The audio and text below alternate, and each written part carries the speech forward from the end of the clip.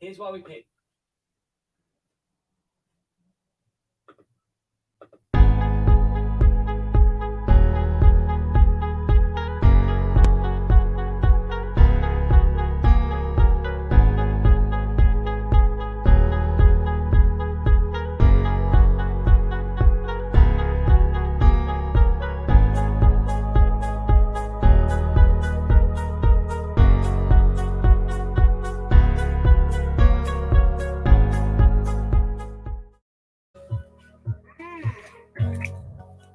Hi, fam.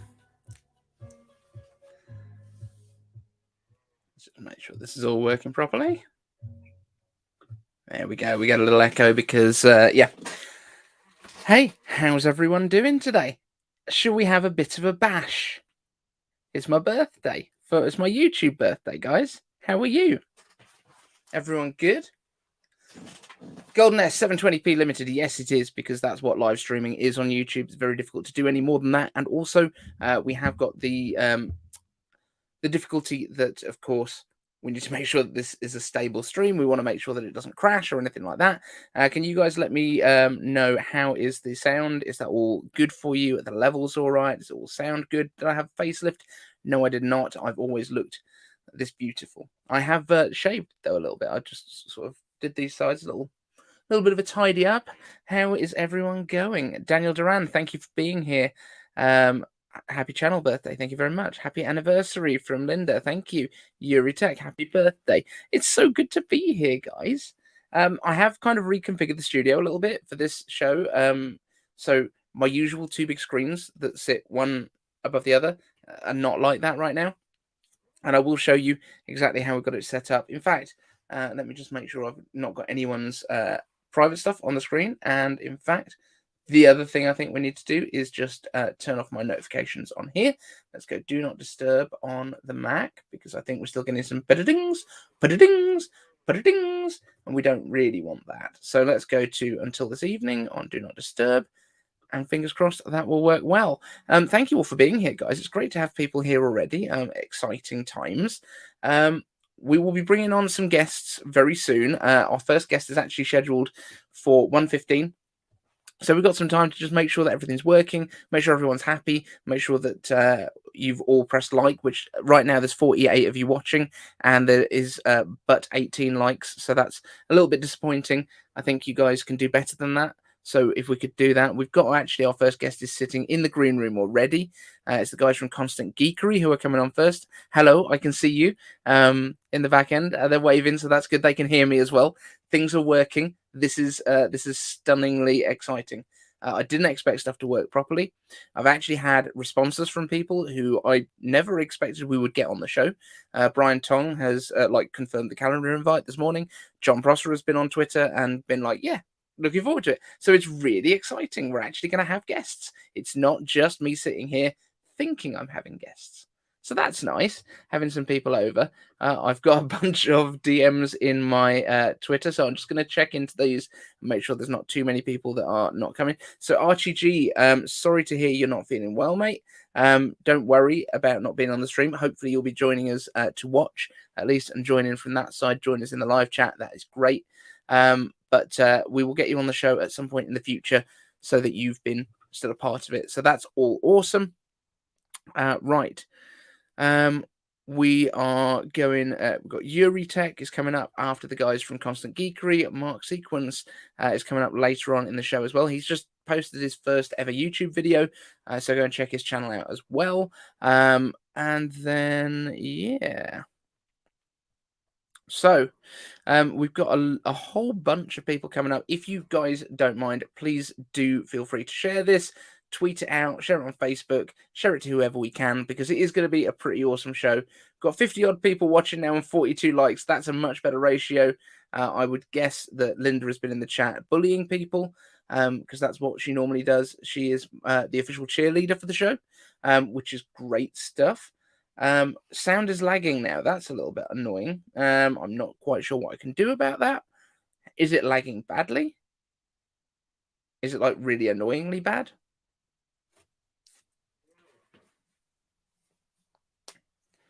Because there is possibly something I can do about it, but we will have to have a look. Why is YouTube trying to sell me premium trials at this point? This is not the time for me to be sold a premium trial. Not lagging for you, not lagging, it's fine. Okay, so maybe it's just a refresher page on you guys' sides. That's all cool. Oh, got a thumbs up from Constant Geekery as well. That's great. So I'm guessing that everyone's quite happy with the levels. Oh, Daniel Duran, $4.99 super chat. Thank you very much. Really appreciate that, mate. Daniel, if you want to come on the show as well later, because we talked like ages ago, like when AirPods Max were going to be coming out, we were talking about getting you on the show to talk about that, because obviously you actually know what you're talking about when it comes to audio stuff. So, oh, my wife's in the chat. Joe Dansay, everyone say hello to my wife. Joe, she's actually paying attention, which is lovely. Evan Rogers, $1.99. Thank you very much for the happy anniversary. That is lovely. And Constant Geekery, I can see they're taking selfies. So I feel like maybe there's going to be something going up on Twitter in a minute. So that's quite cool. I'm really enjoying this already, and we're like 5 minutes in. I know I'm going to be absolutely sweating by the end of this, because my little room is not cold. I'm so glad that we're using an M1 to run this whole thing from, because it would be absolutely sweltering with anything powered by Intel in here. So that being said, we're going to be running some PowerPC stuff later on. That's probably going to be a bit toasty. So I'm going to actually take a quick photo and post it on my Twitter as well, just to show you guys kind of what the setup looks like in here, because it's a bit crazy, and I have rejigged it from what I normally have. So this is coming off the ultra wide, because that's the only way I can fit stuff in with the iPhone 12 Pro Max, and the fact that this room is quite small. So let's do that. And if you guys aren't already following over on Twitter, then this would be a really good time to go and do that. So let's post this up now, because I did post up the chaos of setting up earlier on today, how chaotic my room looked when I was getting everything ready for this. But yeah, let's just post this one up. Oh, I can do the chat in there as well. That's cool. Right, we are streaming. If only I had a link for this. Cool. So that is posted. Right. If you guys want, have we got any questions in the chat? Should we do some of that first? Anyone got any questions you want me to answer before we get our first guest on, which is coming up in about probably about 7 minutes, which would be pretty cool. I want to try and keep to schedule. I'm sure that's not going to happen as we get further through here, but if the guys are happy to come on a little bit early, I'm quite happy to bring them on a little bit early as well, if you want to do that. The guys over in Texas just woken up. Oh, we've got another couple of super chats and an emoji thing, which I don't know what that even does.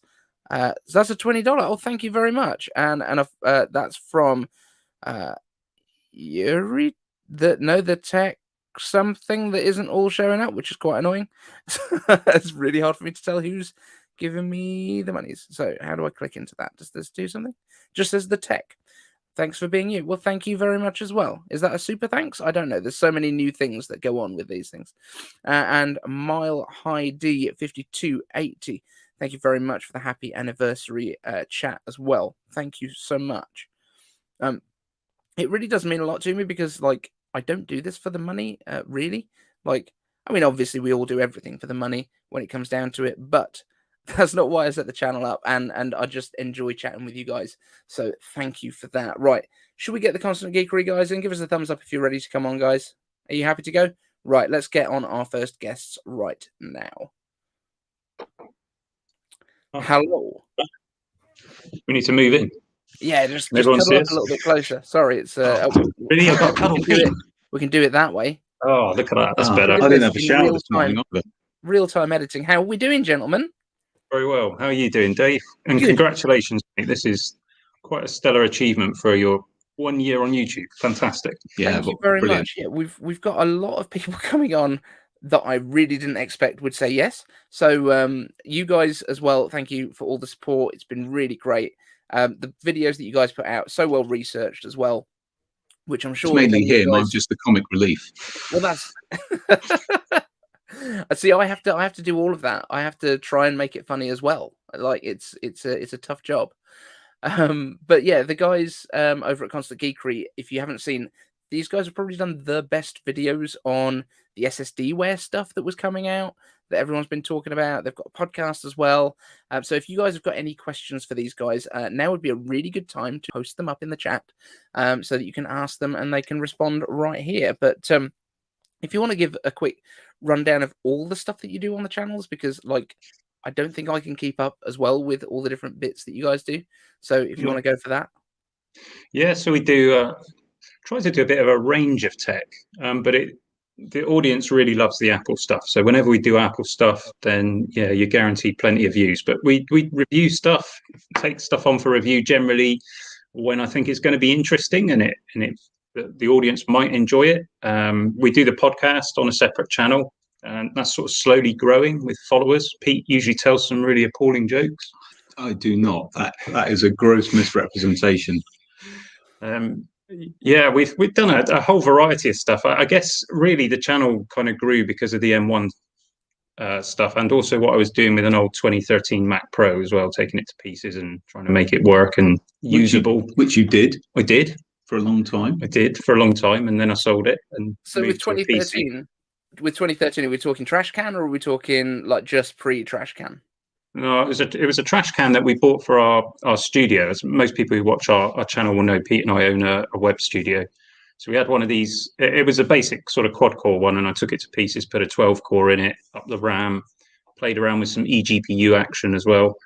And actually it does pretty good in the benchmarks with the eGPU on for video editing and stuff like that. So we made a few videos about that, and people seem to like that, especially the bit where I take it apart. So yeah, well, you can see the fear in my eyes. Yeah, it's a weird looking computer when you take it apart as well, isn't it? That kind of thermal core with it, which actually kind of ties back to a lot of what they were doing with the PowerMac G4 Cube. Although they didn't put a fan in that one either. But yeah, everything was kind of built around that one kind of core center piece, wasn't it? Just a quick thank you to Marcin Kowalczyk for the iCave anniversary gift. Very much appreciated, pal. Thank you. But yeah, we've also got a question just here from Linda Lawson, who is chief cheerleader for the channel, and she's asking for an update on the drive gate. So I'm guessing that means SSD-ware. Yeah, so I did I think what is probably going to be our final video on it, unless things dramatically change. So that's on. Yeah. I think for a lot of people, they didn't see it, and it's fair to say that on our 3 M1 Macs that we're still testing at the moment, we haven't seen those issues. No. So it's very linked to Rosetta. Apple definitely fixed something in 11.4 version of macOS, and it is improved, but there are still things going on. So some people are still having issues, and it seems to be little sort of background apps that are still Intel binaries, so still Intel programs, and they're being translated through Rosetta. And an example of that might be that you have an app that has a web view built into it, and it's using the Intel version of Chrome behind the scenes to embed that. So you're getting the same problem, but you don't realize it's happening. So yeah. And I guess the other main issue that we had was the people using the 8GB M1 model for things that you probably shouldn't use an entry-level Mac for. Even though you can, because it's got the power to do it, it's just not really, it's not intended for that purpose. So just because you can, it's kind of just exasperating that problem, I think it's fair to say. Yeah, and I do take some heat sometimes for suggesting that people shouldn't do this kind of stuff with their Mac, but I'm not talking about your everyday video editing and stuff like that. I'm talking about, I've heard of actual video production studios, professionals who are buying these things and running them to edit, red raw. 8K. Yeah. Just like, really? Yeah. No, I mean, in fairness, my stuff is all shot on iPhone in general. This is one of the very few times that I'm using something else because I've got my old Lumix just hanging out above the monitor here. But in general, using the iPhone for it, obviously everything's kind of set up to work that way. Like that's what Apple really wants you to do, is film on your iPhone, use the H.265, the highly compressed stuff that then the M1 is just set up perfectly for with the hardware stuff that they've built in. So, I mean, it's just an incredible little bit of kit. And the fact that I've got this base Mac Mini, literally the cheapest one you can get, and I'm running this whole thing off of it is absolutely bonkers for 699 quid. You know, it's a ridiculous little piece of kit. But yeah, absolutely love it. Which have you got one of each of the M1s? We've got a couple of MacBook Airs, which are both the same spec. They're the poverty spec. I say poverty spec, and you know what I mean. The entry level models. We ended up with two of them because we ordered one from Apple through our business connection, you know, and it was taking so long to come. We ordered one on Amazon and we tried to cancel the Apple one, and then it turned up the same day. So if your Apple product is taking a long time to turn up, try and cancel it because they'll probably ship it out to you quicker. Top tip there. And then we've got a 16 gig M1 Mac Mini, which is what I do most of my testing on. We're still not ready to roll it out in our web studio yet, but we will buy more when the M1X stuff comes out. So is there much in terms of software support that you're still finding issues with M1? Because I mean, I think Rosetta's worked very well, but obviously it's not as perfect as having it sort of integrated and having it natively running. We've got a developer who's actually trialing an M1 for some of his web tasks to see if he comes up with any kind of blockers, because our sort of DevOps guy has said broadly you can do everything now, but it's only when you actually start getting into projects that you may come across stuff that you don't think of every day, but suddenly you go, that doesn't work as expected. So we're kind of giving it a limited trial in the wild. Yeah, I mean that's cool. Sorry, did you have something else to add there? Well, I was just going to say it's the virtualization that's the holdback for developers. You know, they want to run virtual machines. All of our servers that we're hosting web projects on, they're all Intel or x86 based servers. So doing that on the M1 isn't an optimized workflow at the moment, shall we say? But I'm sure it's coming. I don't think it will be long before we'll be able to switch to Apple Silicon, which is important for us because, you know, we've got a lot of aging computers in our studio because we've been holding off, you know, waiting. There's probably a lot of other studios and creative agencies and individuals who are in a similar boat, just waiting to see what happens next. So yeah, feel that pain. Absolutely. So when is I know you guys don't necessarily do predictions and stuff about what's going to be coming at events, but do you think September, October for M1X? What are you expecting? Definitely 2021 for some of those things. Well done, Pete. Really put his neck on the block there, did he? I'll go for it. I mean, I was totally wrong. I thought it would be WWDC. And I was, like many people, a bit miffed that Apple didn't do that and didn't even mention it at all. Not even one mention of the Apple Silicon transition, which I find quite rude to the developers who've worked so hard on it. I suspect October. That's what I'm thinking, because that would then give you a November launch for the things, and they'll be 1 year on exactly from M1. Yeah, so that's where I'm going to plant your flag. Yeah, absolutely. I think that Apple wanted to do them at WWDC based on the fact that they put M1X and M1X MacBook Pro into the YouTube tags, which is you know, a little bit of a giveaway that they were hoping to be putting it out there. But I think that might be the reason that they didn't mention Apple Silicon at all, was because the whole section couldn't really be separated out once it had been edited and that sort of thing. But yeah, I mean, it's a bit disappointing. But I would definitely, I mean, it's got to be this year, surely. Please, can we have stuff? I think a lot of it comes down to the chip shortage. That's probably what it is. You know, they obviously had the M1 booked in, and then the chip shortage hit, and I think a lot of it's come down to that. Well, I think that's why we got the M1 in the iPad Pro. I think they ditched the idea of the uprated A14. Just stuck the M1 in, and of course then you've got this annoying situation where you can't actually use it properly. And I suspect they've got the same sort of issue with the M1X, because with the new phones coming out, the A15, I mean, iPhone just dwarfs Mac sales. So if you're in charge of the production lines and what they're going to fabricate, then surely they're going to give priority to the A15 chips for the phones. Absolutely. I've got a feeling that the M1s themselves were not a bottleneck. I think those were actually produced on time. From what I understand, it was the other bits that have to go on the boards, the other controllers and power controllers, all that sort of thing.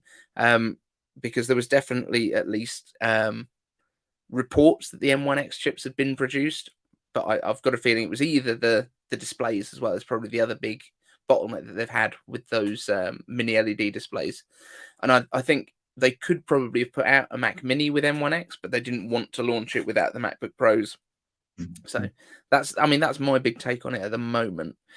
We have got a couple of questions that actually come in for you guys. So I'm just having a quick look in the chat here. So Sharon B has asked, Constant Geekery, what is the hardest part of running a YouTube channel? Time, review products, etc. Working with him. Beat you to it.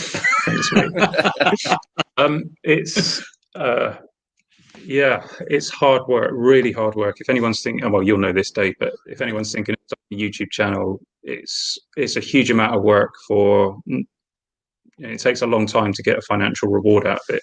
But the hardest thing for me, the emotional energy that it takes. And when you put a video up and, you always get trolls and bad comments. But when you get those kind of things, that negativity, that really knocks you for six. And when you've put your heart and soul into doing something, or especially like on our channel, we do try to always be honest and to not be sensationalist and everything else. You try so hard and try to be fair, and then someone will just come on who hasn't watched the video and they'll leave some comment, Apple fanboy troll.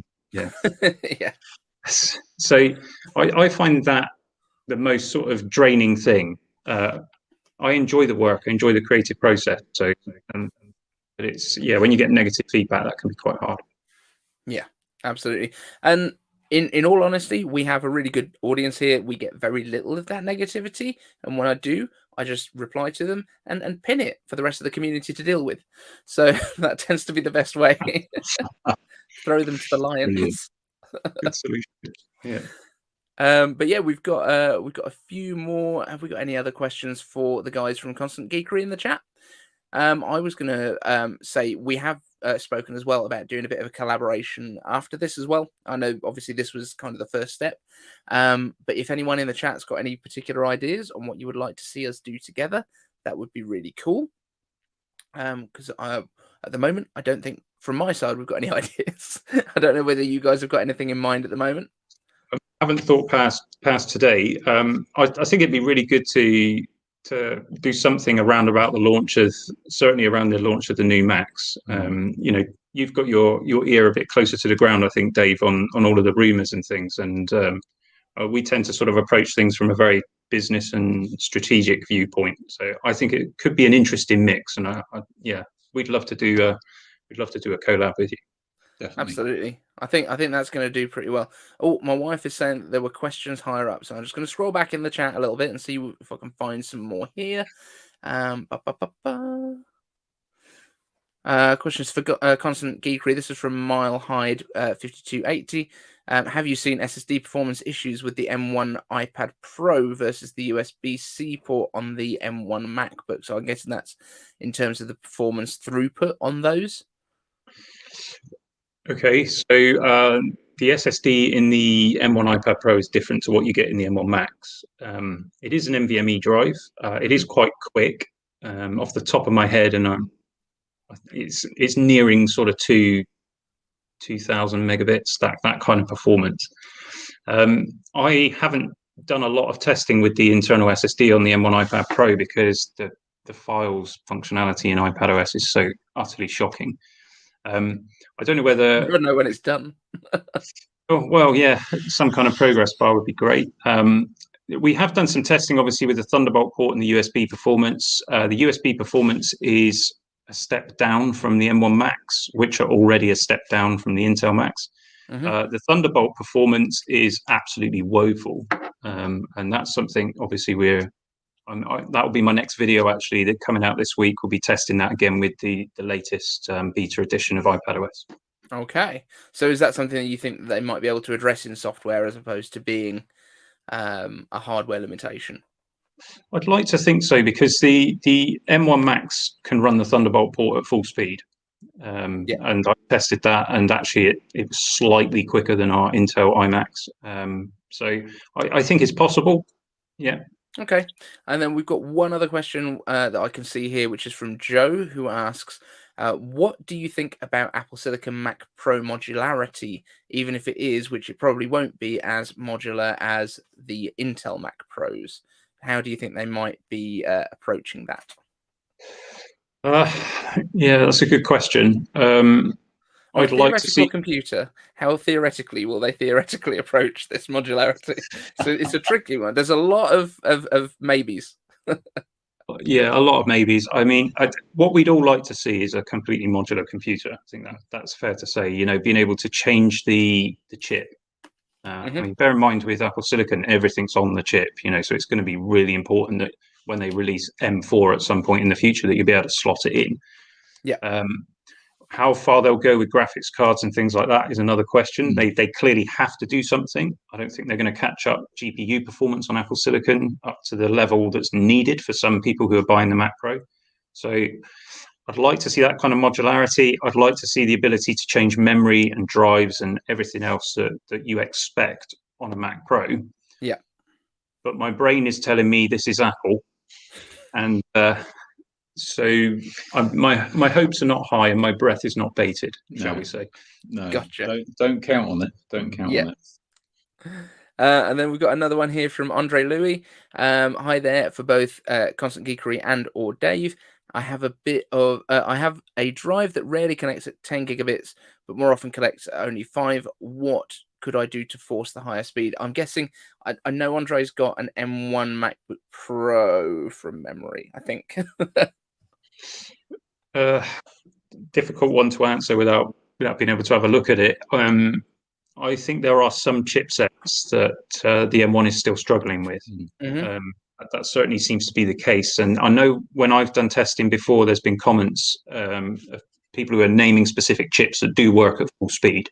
So the USB issue on the M1 Mac, where it slows down to 5 gigabits, is definitely driver related as far as I can see. Saying definitely, as far as I can see, it's driver related. So it may be a case that we just need to wait for macOS to incorporate new drivers for whatever chipset is being used in the drive that you've got.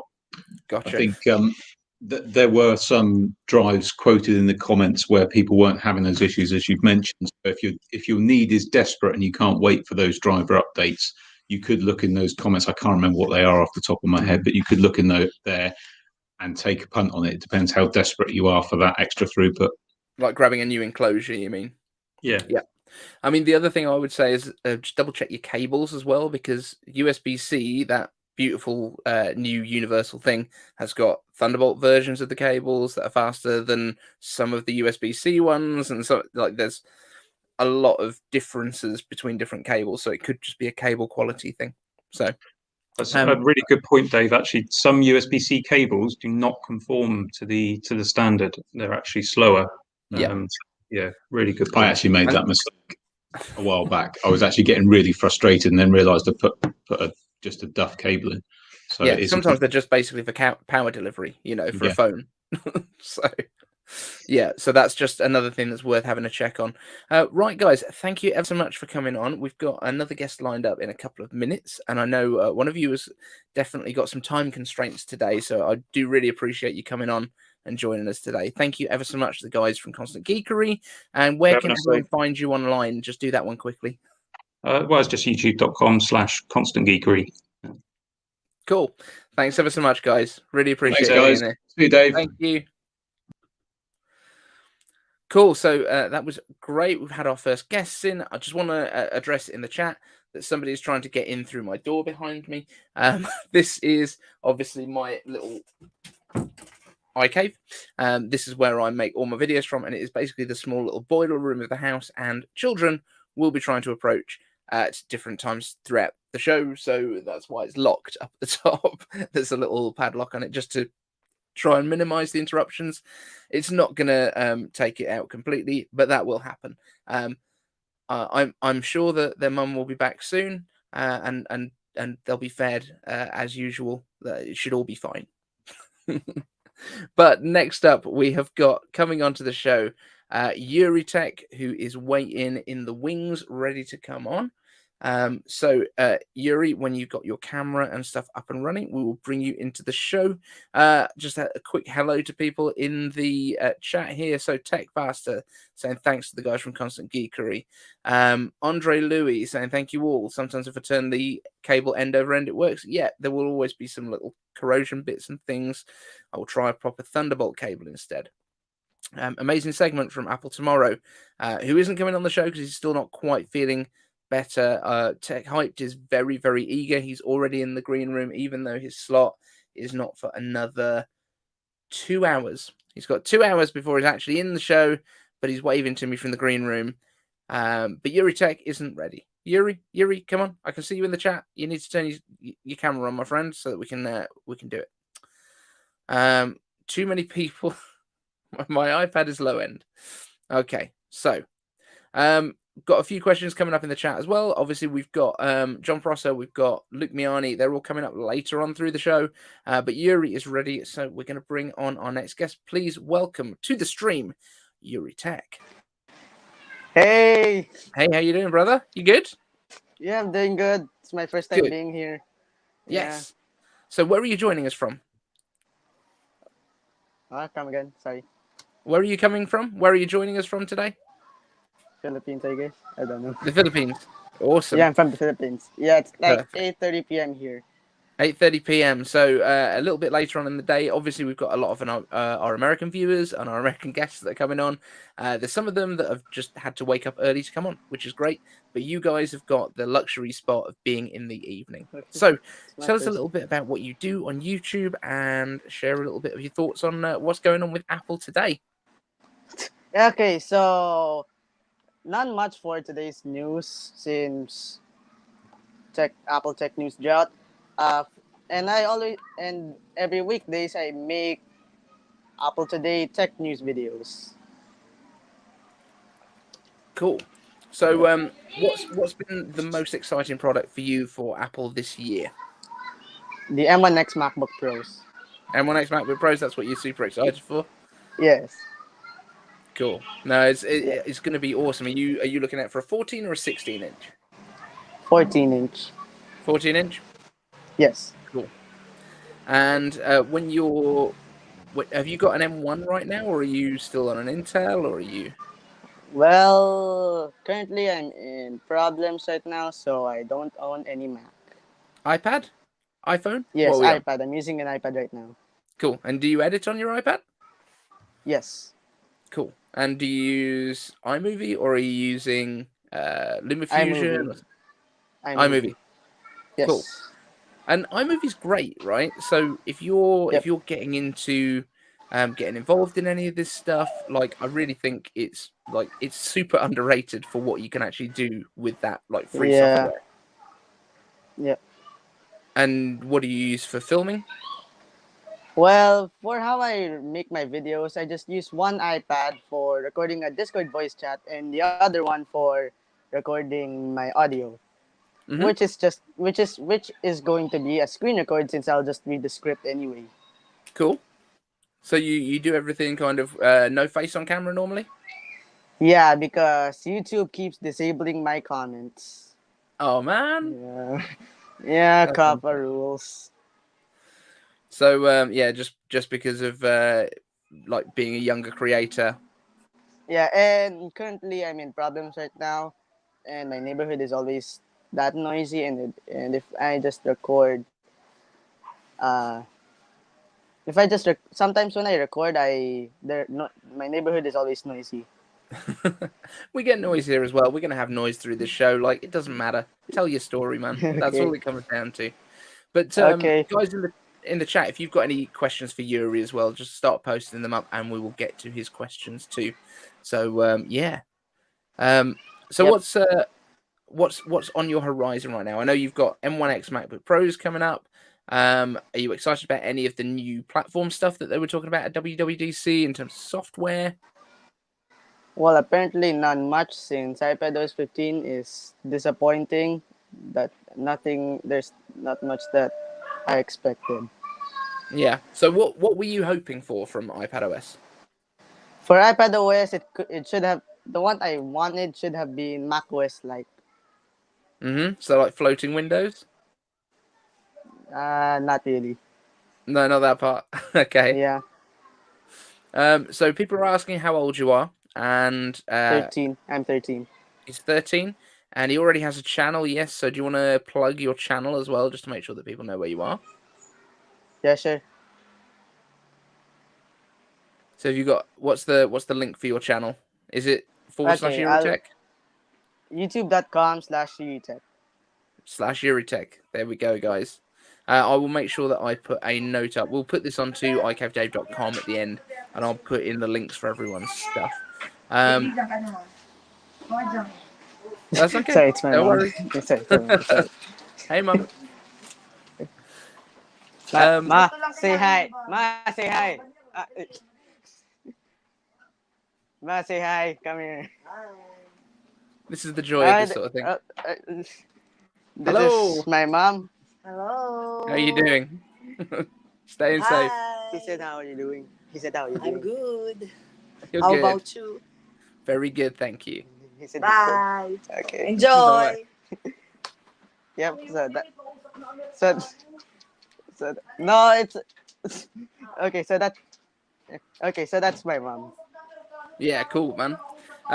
Yeah. And then Marcin in the chat is asking, when did you have an interest in YouTube and Apple News? When did you Around get started? 2017. No. No. Fine. Okay. Hello. This is one of my family. Okay. This is Come on my in. family Hello. member. Bring in the whole Okay. family, even more guests. They just randomly entered the room. That's okay. It's all good, my friend. Yep. But yeah, when was it that you got interested in doing Apple News and getting involved in making YouTube videos? Well, it randomly come in when around 2020. That's last year. Yeah, same as us. Yeah. Cool. Awesome. Yeah. So just kind of having the extra time around with COVID and everything else going on, it was just like, Yeah. let's find something to do. Well, my dream job is like being a big tech YouTuber. Yeah, because as you may know, I'm currently in problems right now, and maybe once I get successful, I could get everything what I need or want, I guess, and help other people. Yeah, 100%. And it's a Yeah. great thing that you can do it. You can do it at home. It doesn't cost you money to do. It's Yep. just something where you can create and share your story. Okay. Awesome. Do we have any more questions in the chat for Yuri? Let's have a quick look. I'll check. Evan Rogers No. is saying, anyone else enjoying drinking or enjoying some herb? Apparently, I only have water. Yeah, I'm on the water as well, my friend. I've got some coffee as well ready, because we'll need coffee. It's a long stream. Yep. Okay. Coffee here, Linda Lawson. So badly want to join right now from Apple tomorrow. Yeah, I know, man. I know. But yeah, we've got so many guests coming up today as well, man. Thanks, Michael Duraj, I guess. Yeah, saying all the best, Yuri. Hope you achieve your dreams. Yep. Legends in the chat waiting for Saran to come on stream. Yeah, he's coming on later on. Yuri, question: how is your site doing? Well, my site is going well, but then I'm just getting like less views than my videos. But what's the website? appletoday.wixsite.com/appletoday. Okay. Yeah, I'll add it in the live chat. Yeah, definitely tweet it out as well, and tag me in the tweet. Okay. Okay. That would be really cool. Oh, we've got some tuna spicy ramen coming up from Rico the MLG Pro later. That will be good. Yuri, what is your favorite Apple tech? I guess that means stuff that exists already. What's your favorite piece of tech from Apple? AirPods Max, Yeah. iPhone 11, the M1 MacBook Air. Then the upcoming Apple Watch Series 7, I guess. Yeah, you hoping for that flat design? Yes. Cool. Yeah, I think that's going to look pretty awesome as well. So I think let's wrap up this little segment. Unless anyone else has got any more questions here, I think we're coming to the end of this one. One from Toad. There's one from Toad. If you had to choose one product, From the Apple Store, which one would you get if you could like pick anything? I guess M1 iPad Pro. M1 iPad Pro. Now what you go Yes, for? 11-inch. Yes. Okay. Not greedy. I like that. Yeah. Cool. All right, Yuri Tech. Thank you so much for joining us, man. You can go You're back to welcome. enjoying the stream, and hopefully you'll hang around for some of the other guests we've got coming up later on. Okay. But yeah, everyone knows where to find you, man. All right. Perfect. Thank you Okay. so much for joining us. Bye. Cheers, Thanks. man. Cool. So this is pretty cool. Right. Let's have a quick look what we've got down here in the chat. Let's have another quick look down here.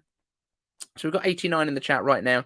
If you guys have got, if you don't mind, if you've got a moment, I would love it if you'd share this stream. I want to get as many people coming on this stream as possible. Let's make it a big event, because this really is the biggest event since that one in March that Apple cancelled on us. So we've got a whole bunch of great guests coming up. We've got Luke Miani coming up later. We've got Brian Tong. We've got Jon Prosser. We've got Tech Harmoon. Let me grab my list so I don't miss anyone out. We've got Saran Bytes. We've got Alex Gear and Tech is actually going to be our next guest. That is at 2 p.m. That's in 20 minutes time. Will be Alex Gear and Tech coming up. So that's going to be pretty awesome. Then we've got Sanchit Garg. We've got Saran Bytes. We've got Tech Harmoon. We've got Tech Hyped. We've got Alt Tech Dad joining us from the States. Brian Tong, half man, half tech. Mark Sequence, Jon Prosser, and Luke Miani. So we've got some really massive names today. Like we've got some crazy stuff going on, and this is for my first birthday as a like daily YouTuber.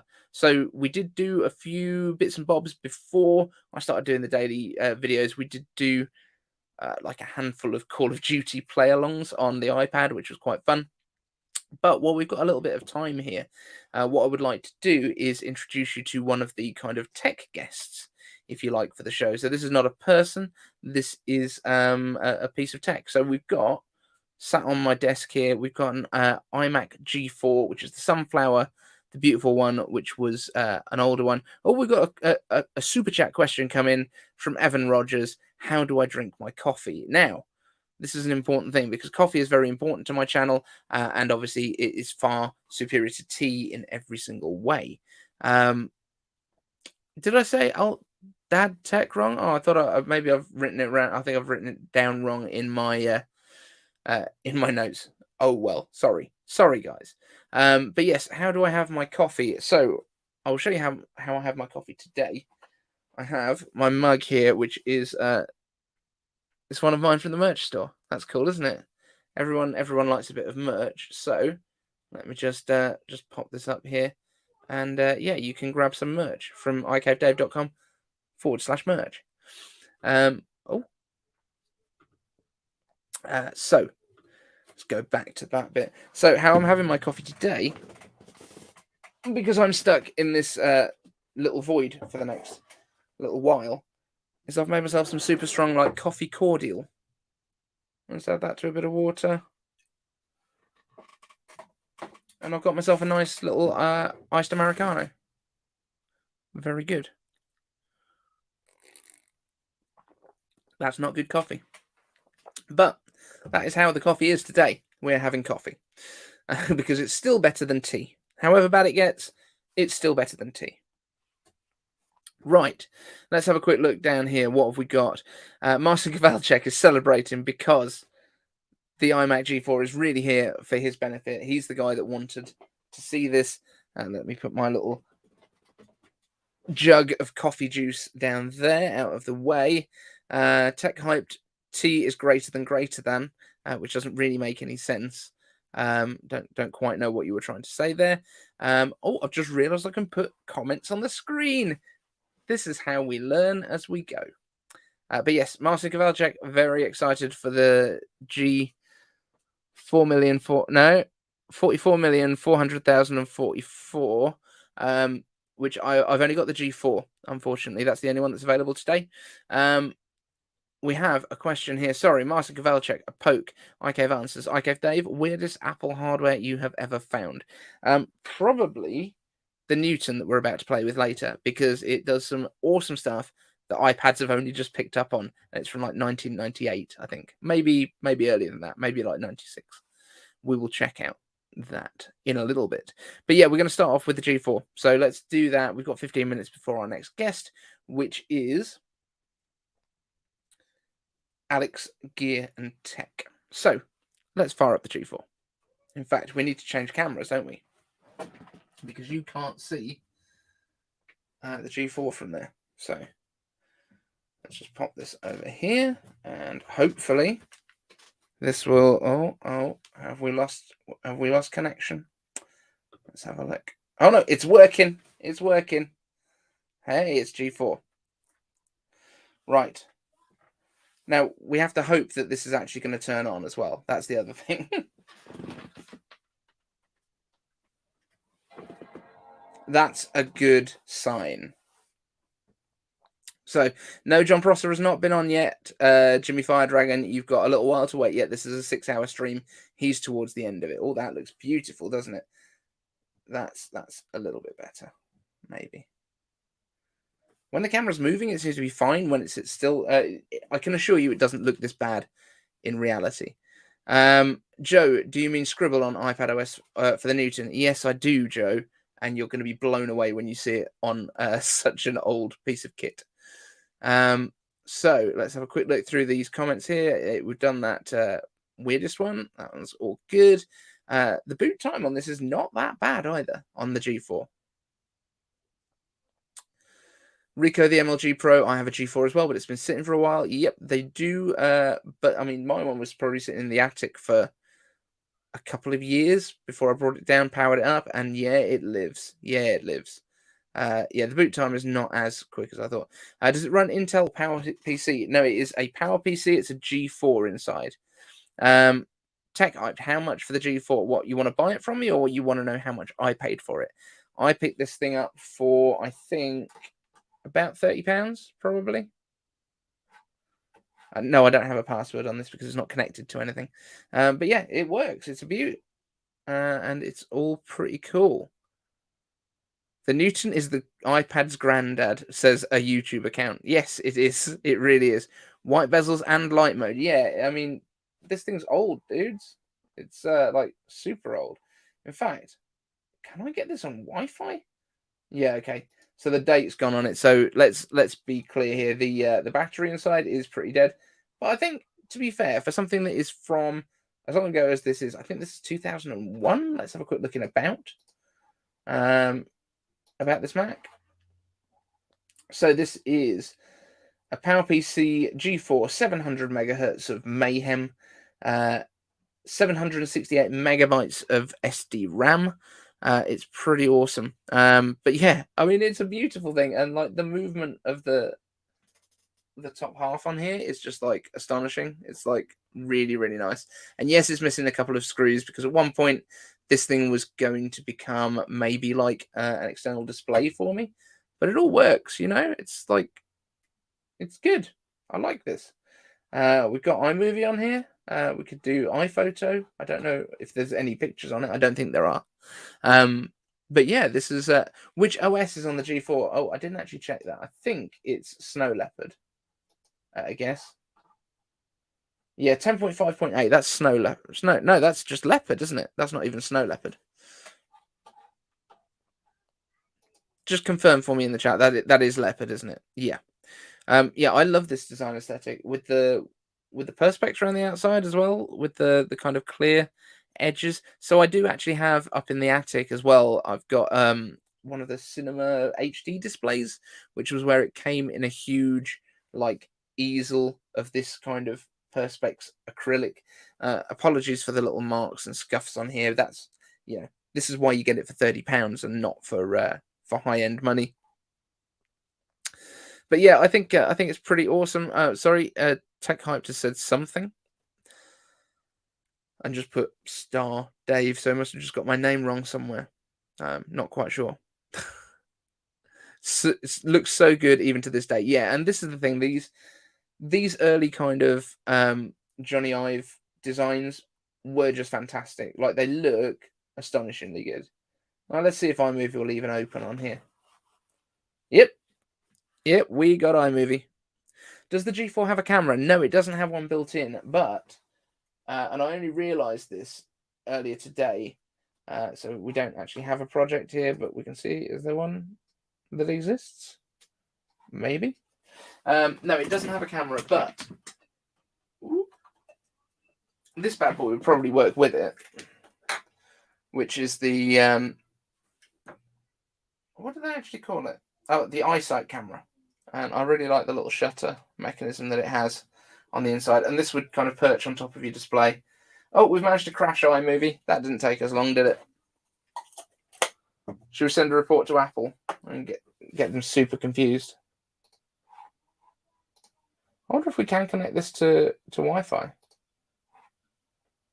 That would be super interesting if we can.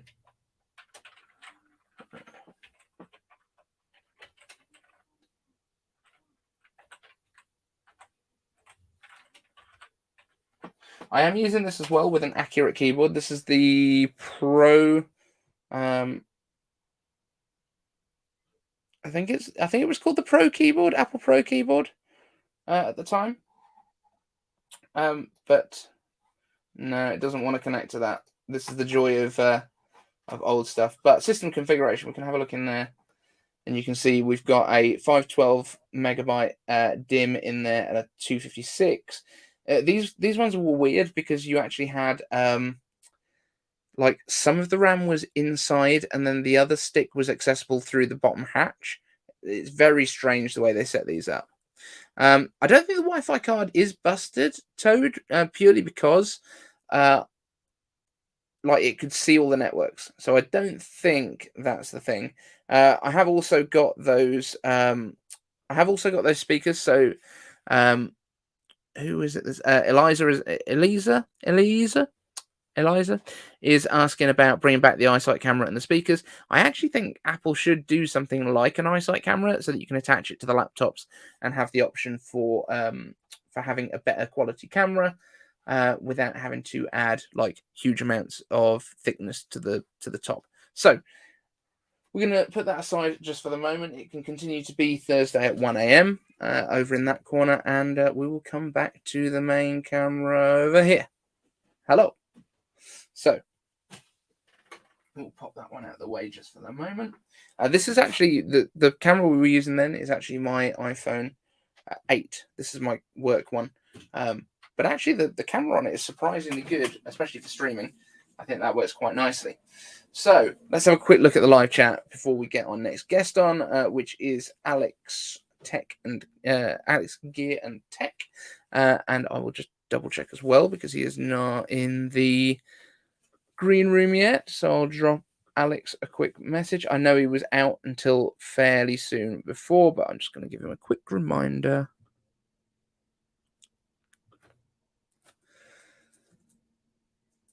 Just double check.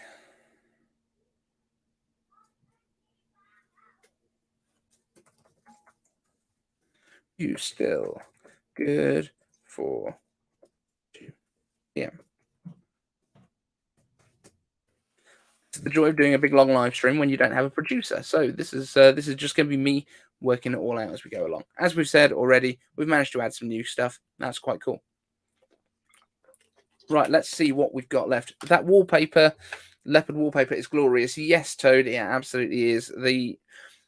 I do think that aesthetic when they used to have the Galaxy designs on the screens was so iconic for Apple.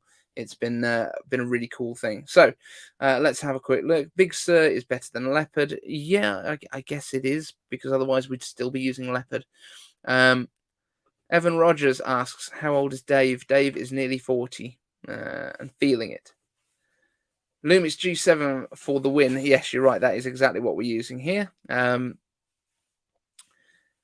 Tech Hyped iPhone 8 camera is still much better than my Mac, which I'll use to attend the live stream. Yes, it is, but it's pretty cool. Marcin, we should try running the iSight and record with G4 anyway at some point today. Forgot to add whoops, David. Right. I don't think we're going to be doing that today, purely because I haven't pulled out all the cables and stuff that would connect it, because it's like firewire and stuff, so it uses antique cables and everything. So that's going to be a little bit difficult to do. But there we go. Tech Hyped, you are cool. Oh, is it actually Tech Hyped's mum that's on? Okay, that makes sense. We're about to see Jai in low quality from Apple tomorrow. Anything is better than a MacBook's camera, Jai. Not really, because the new ones are not as bad as you would think.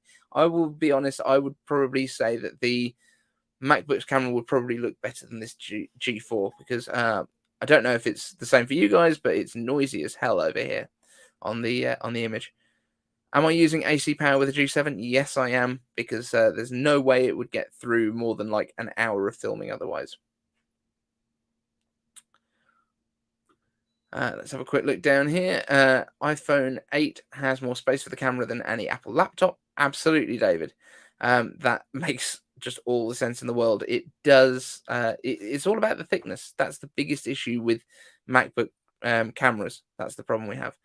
iCaveDave, I have all of the wallpapers and spend a day spinning up the old macOS in VM. Very nice. So let's have a quick look what we've got down here. Okay, Dave, did you say that Everyday Dad will be coming on later? No, it is Alt Tech Dad or Alt Dad Tech. I'm completely confused now because I think I've written it down wrong. But yes, he will be on later on today. But no, not the Everyday Dad, not Gary, I'm afraid. So do I have children? Yes, I do. I have 2 children. Slow Cuba, 40 is still young man. Yeah, but it's not anymore. Evan Rogers, I thought iCaveDave was in his early 30s. You big flirt, you. Yuri Tech thought I was 28. It's not Tech Hype's mum, so he's got other mums that really like him. That's fun. Let's have a quick look down here. David Stevenson, yes, it's noisy. Yeah, sorry about that. I normally use my iPhone, but I thought for this kind of length of thing, it may overheat. So we've got, obviously, a backup camera if we do have any issues anyway in the iPhone 8. Cool. Let's have a look here. Michael Pepper Tech. iCaveDave, do you know why they don't let you use external cameras with FaceTime on MacBooks? They do. You can use external cameras with it. It's just a little bit of a faff, but you can absolutely do it. Maxing Out Tech. Just finished my iPhone concept. That's cool. Tech Hyped. Ted is your favorite. Is your favorite child of mine? Well, it's weird that you have a favorite child of mine, if I'm honest. And what did Ollie do to upset you? Yeah, David Stevenson, I use an external camera for FaceTime. It's a Logitech, so yeah, you absolutely can. Wait till you hit 60. I don't want to wait till I hit 60. I'm just going to keep doing stuff right now. Lit 8, how old are my kids? 7 and 4. Yeah, always have a backup. That is right, Mark Sequence. Yes, so, we've got another question here. Nick Felsted asks, okay, Dave, will new MacBook Pro have separate event or announced at iPhone event? Now, we've talked about this on the show a few times, and I'm pretty sure, or like my money, if I was a betting man, my money would be that it's going to be on the September event, and I have a reason for that. And everyone else seems to think October event, and I understand why they do, because it doesn't really make that much sense to have iPhones and MacBooks at the same event. I understand why people feel like that wouldn't make too much sense. However, here's my reasoning why. Number one, we got the EEC filings for the new devices, and the things that were on there were new iPhones, Apple Watches, and 2 MacBooks. So that's all that was registered. There were no iPads registered, which would normally come out at the same time. There were no nothing else. That's all we had registered in the database, and they would have an extra month before the October event, so they could have just put the MacBooks in there later and put in the iPads if they were going to be coming out. So I think we're going to get iPhones, Apple Watches, probably AirPods, and the 2 MacBooks at the September event. And I also think that Apple is going to want to get as many eyes as they can on the on these new MacBooks And the biggest event that they can do that for is the iPhone launch event. That is just the best time that they can possibly do it. So let me have a quick look in the private chat, because there's a couple of messages here. So that's all cool. That's Yuri saying thank you. You're very welcome, Yuri. And I have had a message back from Alex. He's going to be ready in a couple of minutes. That's okay. So if you've got any more questions, let's fire away with those right now. And let's see what we've got. Tech Hype is still in the lobby, even though he is not on until 8 p.m. his time.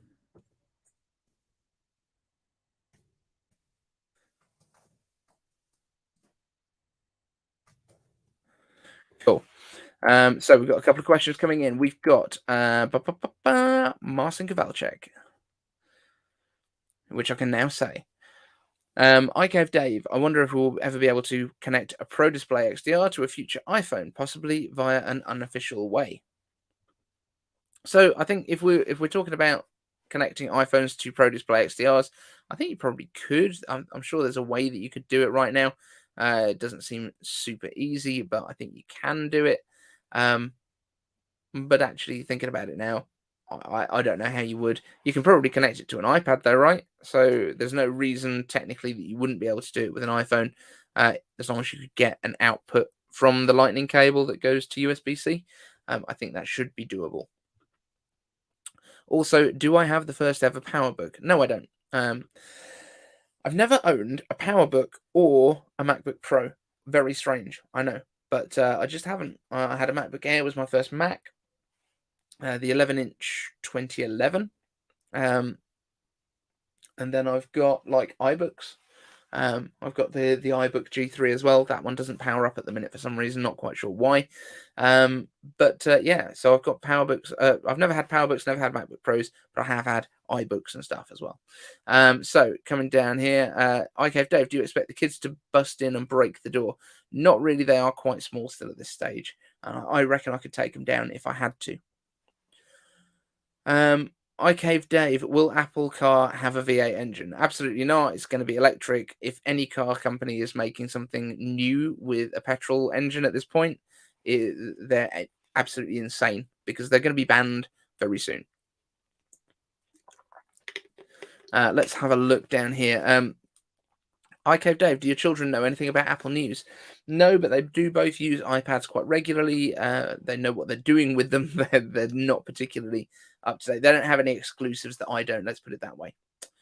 Stephen Huxtable, who have I missed? So, Stephen, first up, we had Constant Geekery coming on about quarter of an hour after we started. Then we've had Yuri Tech, and that's it so far. And you've missed the iMac G4 being powered up for the first time in a while. So, yeah. That's still running though. We can probably go back to that. We'll have an update on what the screensaver visualizers are doing a little bit later.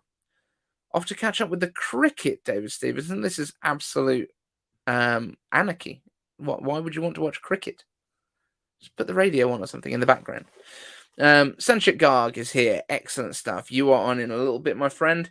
Then we also have Tech Hype Protect Children. Okay. Mile Hyde, iCaveDave, talk about being old. I used to work with Tim Cook about 25 years ago here in Denver. Wow. So is this when he was a Compaq? I'm guessing. I don't know where he worked at different times, but I think it was at IBM and then Compaq at different times. So if you've got any stories, I would be very interested. iCaveDave, talk. No, we've done that one. iCaveDave, won't an Apple Watch with flat sides possibly hurt on people's wrists?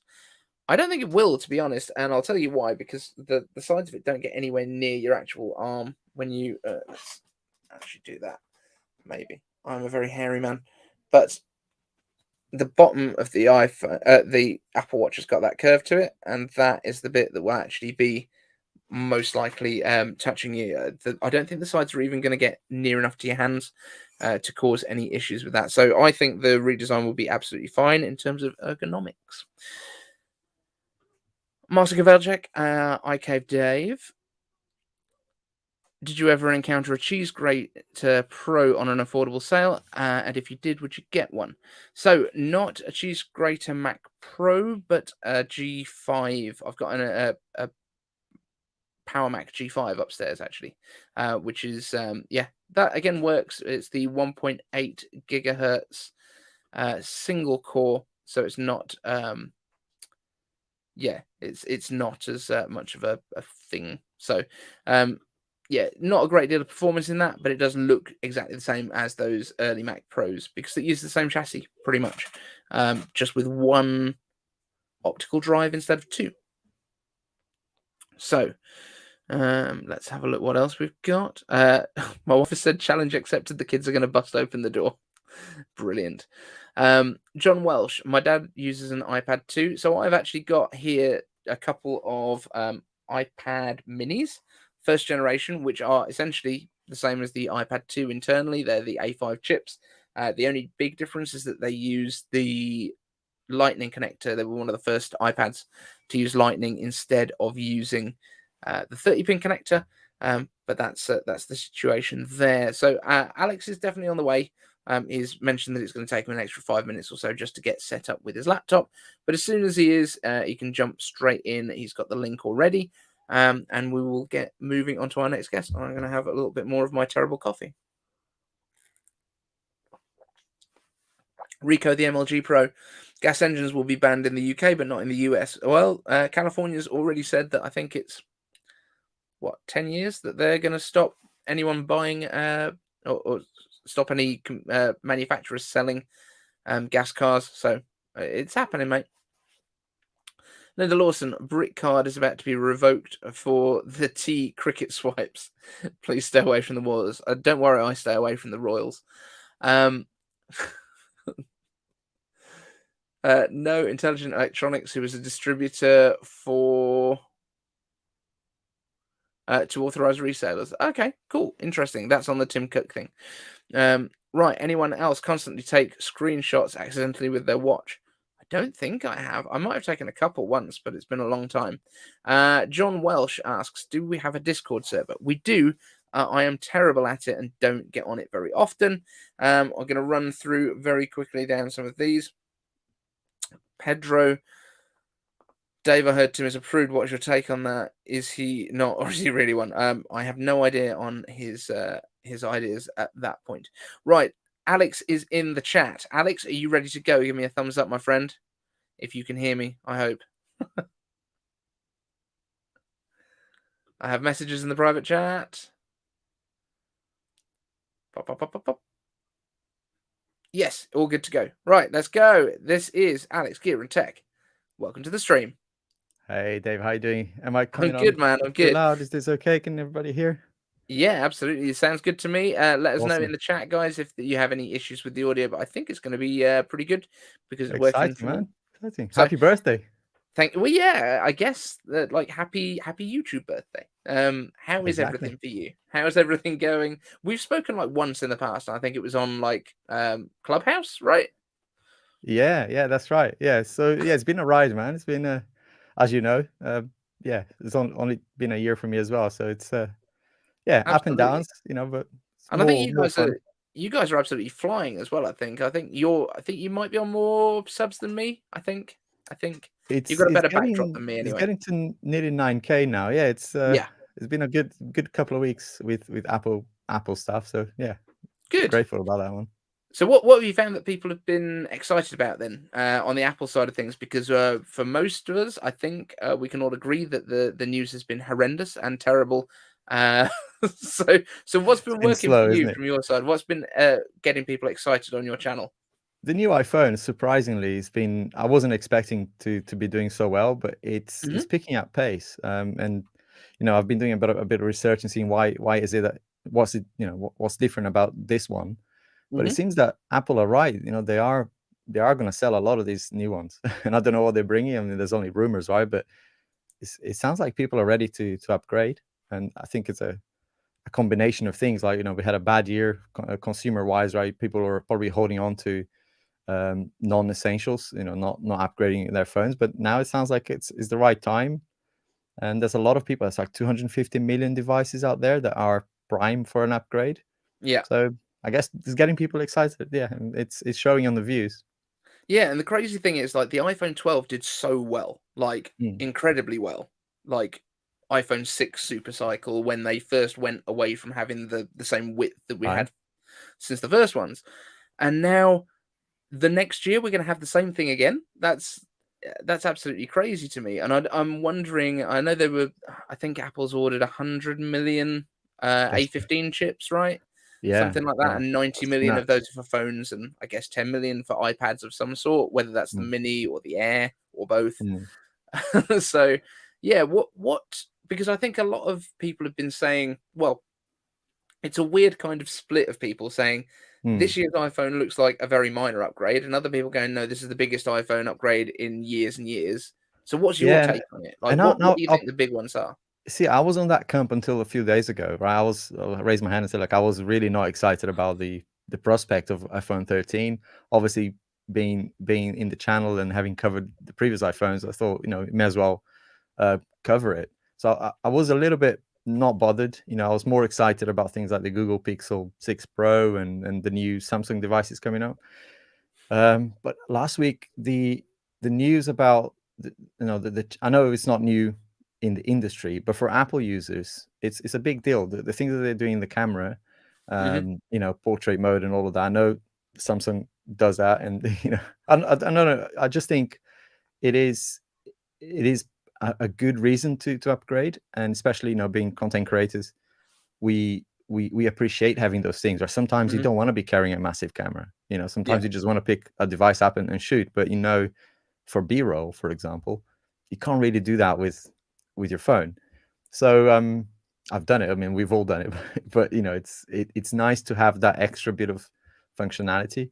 And yeah, I think people really enjoy that. And I was on the camp that I'm going to skip this one and look at things that are a bit more fun, more different to Apple, because I've been using Apple devices for so long. I thought, yeah, try something different, but this last news of the camera upgrades did get me a bit more excited about it. Yeah, and I mean, I was talking about the idea of portrait mode video last year, like around this time last year.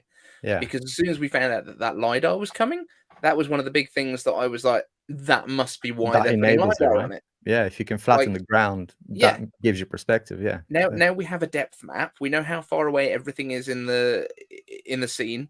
Like, that must be why they're doing it. And some of the leaks that came out as well from Jon Prosser, who obviously we've got on the show later, were saying, and this was when they had, I mean, the big leak was about the ProMotion display coming. When we saw the kind of settings screenshots, there was a thing in there that was talking about portrait mode video. And I was like, oh my God, they've actually just confirmed this one thing that I was the only person talking about.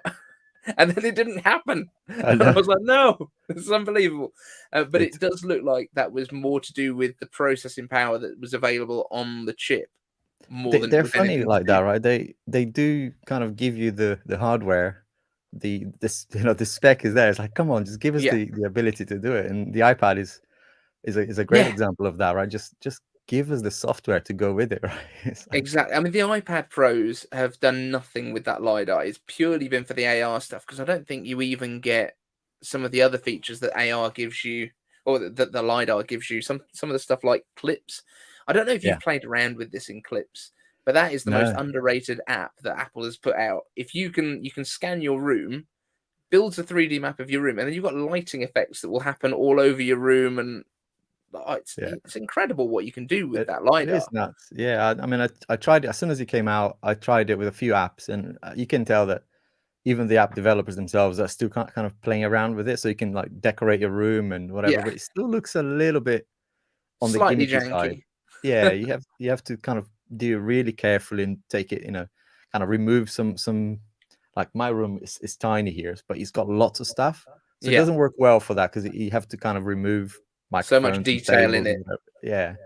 But it's interesting when you go into an empty room, for example, and try to add things and like wallpapers and decorate the room. That's really kind of clever how they do it. Yeah, I think there's some really cool stuff in there. Right, I'm going to have a quick look at the chat and see if we've got any questions that are coming in. If you've got any questions for Alex, Gear and Tech, then please do post them up in there. I just want to highlight this one from who the hell is Linda, Alex? because she is excellent. I think that's an important message for everyone today that we do need to get me to 10K. Definitely. Just want to bring that one up. But yeah, so everyone says your audio is perfect, which is great. I guess I should have looked at those a little bit earlier. But then, like coming down here, what have we got? So this is the first time that Stephen Huxtable has skipped a generation on the iPhones. So he didn't go for the 12. He's waiting for that 13 Pro Max or 12S Pro Max. We need to get your take on that. Is it going to be 13 or 12S? Tell me now. It's got to be 13. It's got to be 13, right? I mean, I think so. Yeah, I don't think even if the marketing gods got hold of it and thought, no, that's a bad for marketing. Just search on YouTube. No one is searching for 12S. No, exactly. But we do know that if anything is wrong with this phone, and there is always a problem with every iPhone of some sort that someone will make up. Oh, unlucky for Apple. iPhone 13 is a disaster. Yeah. We know that's coming. Yeah. Let's predict those headlines right now. So do you think, I mean, this is something that I don't know, and I think obviously the rumors are not covering it because probably a lot of it is obviously kept under wraps, but the Lightning port, is that going away, do you think, or are we sticking with it for now? I don't think it's going away this year.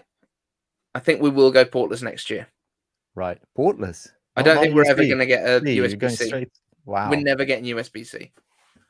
Interesting. Okay. They've been planning portless for years. That's why we had the rumors of AirPower and then MagSafe. Yeah. They don't want to have holes in their stuff, and all of the stuff that's saying if you're gonna charge your phone with a wire, it needs to be this one. I don't think Apple cares because I don't think there's going to be a hole in it at all. Wow. Yeah. That's my thought. I'd like to be surprised. I like for us to like with the iPad, right? When they brought up the M1 chip, I know it's just kind of a rebranding of the whatever it was, A14X.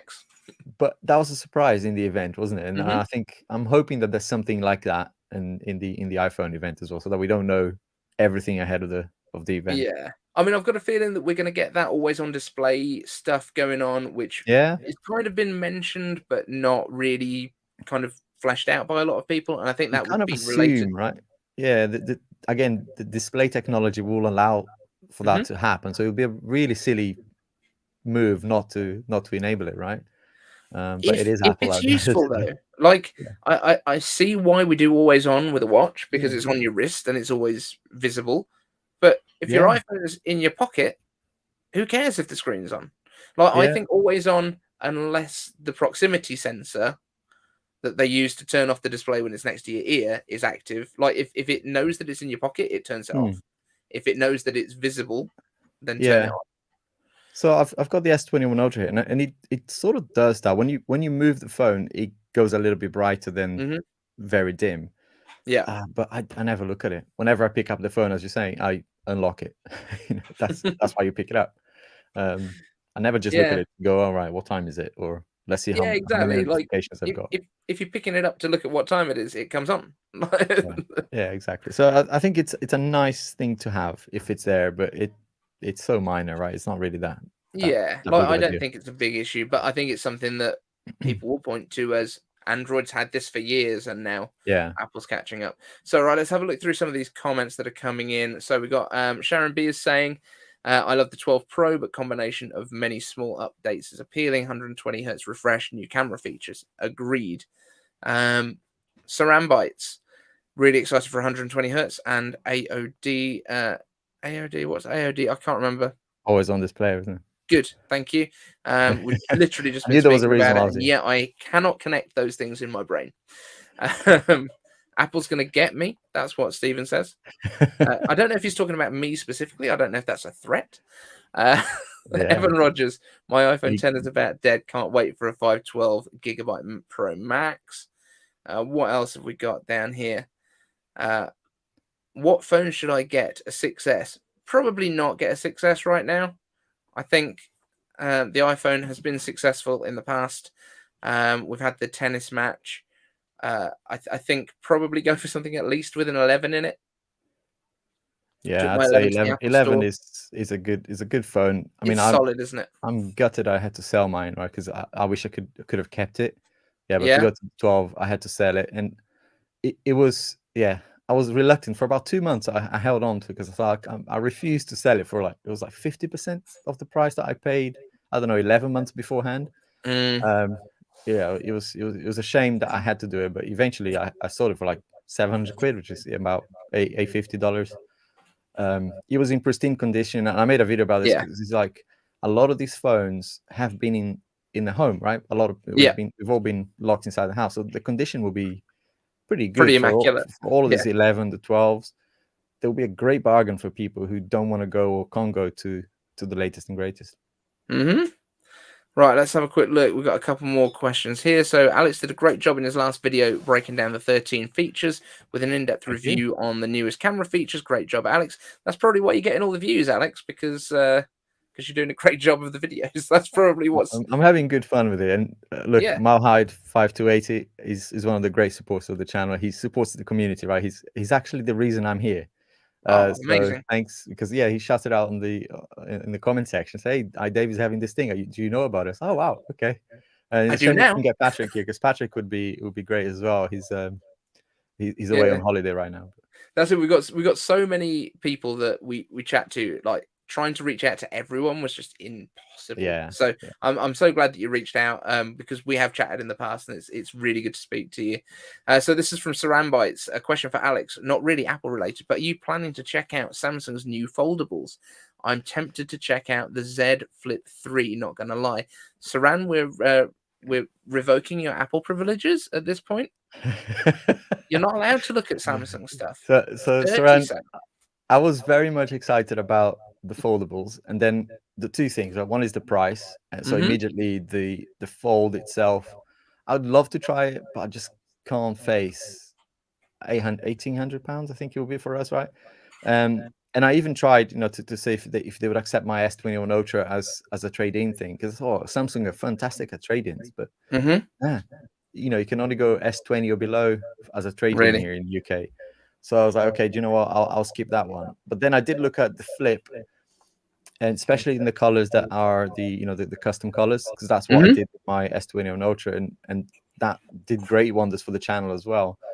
But I don't know, with the news of Apple iPhone 13 and the camera updates, I'm kind of holding on now. I'm going to wait until the event, see what's then, once the dust is settled, and make a decision there. But I think I'll stick with going back to Apple. I think we'll see. Yeah, no, I think I'm really hoping, I'm really hoping that having the LiDAR on the 12 Pro Max, they're going to give us that nice portrait mode video as well. But I'm not confident. I feel like it might be one of those locked out in software things that they sometimes do. That would be a yeah. To make me sad personally. Yeah. I'm gonna say, you got to keep expectations low with Apple. They always have a way of disappointing us. They've been, great last year, but I think, you gotta dampen your expectations a little bit sometimes. But... yeah, it's not fair, is it? But I have a feeling it might happen, which would be very sad for me. So we've got another question here. Phil Rosa Leak, again, one of the big supporters on our channel. iCaveDave, my Galaxy S7's always on display. Will turn its screen off if placed face down or placed somewhere where they think not enough light hits the sensor. Can't see why Apple can't do the same. Yeah, that's what I was thinking as well. But how do you know that it turns itself off when you place it face down and they're not just lying to you? Because you can't see. There's no way you know. That's all I'm saying. I think Galaxy is lying to you. I think Samsung's lying to you. Yeah. They did something similar with the Tab recently, which tells me that they're not always on the right lane. They kind of put a different chip on the Tab and sold it as a more expensive in the US because gotcha. Companies all do silly things. Yeah, sometimes. Some strange stuff goes on, especially with Samsung with their Exynos chips and then Qualcomm chips with the Snapdragons and stuff. That always confuses me, although they are a lot closer together now performance-wise than they used to be. Saran Bytes is saying, at Linda Lawson, this is a reply to her, but we're going to just cut into this conversation. As long as we get an orange iPhone this year, I'll gladly ditch the Z Flip and shell out for the 13. Also, Saran Bytes is our next guest up on the show, so just in case he's forgotten, don't forget to get yourself in the green room soon, because I don't want to miss out on your start point. So awesome. yeah, I mean it's a pretty packed show today. I think we've got 15 or 16 guests. But this is Are you having a break in between, or you just like marathon? Absolutely, just fire through it, all guns blazing, the full way, and a lot of water. No coffee. No, there is coffee here as well. Oh, okay, good. I was going to check. I've got obviously a branded mug from iCaveDave.com/merch. Oh, right. There you go. With the hello on there. Right. Which we did before the iMacs came back out using the hello. So I'm hoping that I don't get sued anytime soon. Yeah. At the time, it was like from 1984. I didn't think Apple would mind. They probably watched you, and I know. Yeah, I think that's probably what happened. You're an influencer. Like, Tim was like, "You know what, y'all? We're gonna use." Dave has done it, guys. How did we miss that one? absolutely missing a trick. And I think we were one of the first channels that were talking about. There was definitely someone before me. We were one of the first channels that kind of noticed that the swirly invite was basically the hello logo, and then Cult of Mac were telling everyone, "Oh no, there's never anything hidden in there." Everyone just reads into it afterwards. We were like, "Yeah, but there is this time." Like it was it was pretty obvious, wasn't it? Eventually, yeah. When you matched it up and just flipped it around, it was very, very similar. Yeah. So we've got a super chat question coming from Evan Rogers, which asks, Alex, what do you want to see with the future Mac Pro? I think he's going to super chat every guest to find out what they think about this Mac Pro. I think that's going to be a cool tactic. Okay, so I've always been in awe of the computing power of the Mac Pro. I've never really got to a point where I thought to myself, I need one. So naturally, I never really showed much of an interest in what goes on there. On the laptop, on the MacBook Pro, I like to see touch screen there, but I know that's probably not going to happen because it will impact iPad sales. But on the Mac Pro, yeah, I'm just not in that target audience, I don't think, to buy it. I mean, I do try to edit videos and add some flair and some stuff, but none of the stuff I do is that special, that needs that much rendering power and all of that processing power. But so I guess I don't really have a firm opinion in it. I'd love to see the crazy design on the external sort of aesthetics of it, because it's always something that when you go to an office, and especially if you kind of wander towards the marketing department, you will see them there. And at the moment where I am, you see them from a mile because they've got those round ones. Those out. Amazing machines. And since the very beginning, those Pros, I had one at work once, but it was kind of the massive square thing with glowing things. Yeah. Amazing hardware, but I just don't really have a strong opinion on what should be there or what shouldn't be there. But maybe you tell me what would you like to see in it? So we did some renders with Render Boy Apple Tomorrow, who is our resident render boy, who was going to be coming on the show today, but he is poorly sick. Bless him. He had some Intel issues with overheating. Yes. But he's feeling a bit better now. But we did some renders based on when Jon Prosser was mentioning about it being basically like a taller Mac Mini. And then somebody else did some that were very, very similar. Cube thing. Sorry? Like a cube. Yeah, kind of like G4 Cube, which is one of my favorite Macs. I've got one over there. It's just a stunning thing. And one of the things that I really wanted to do when the M1 Macs were coming out, the Mac Minis, was make like a Perspex cube that could live in on my desktop. As like a little stand for it, and if you had any hubs, they'd all sit inside. But that was my thought, was basically they might go back to having that kind of central thermal core again, and basically blow air through it, but you have like cartridges that fit into the back. So rather than being like cards where you take the side off and you attach everything in, it's just like a plug and play cartridge, and you can pull out even the board that has your M1 chips on it, or your M series chips. Yeah. Now that you mentioned that, that's something that I'd like them not to take away, right? That ability to open the case and yourself, right, as a pro, put things in and out. I think that's part of the trademark of the Mac Pro, right? To remove, be able to open it. My big concern though is like, what are you going to be able to change when everything's built into the SoC? True.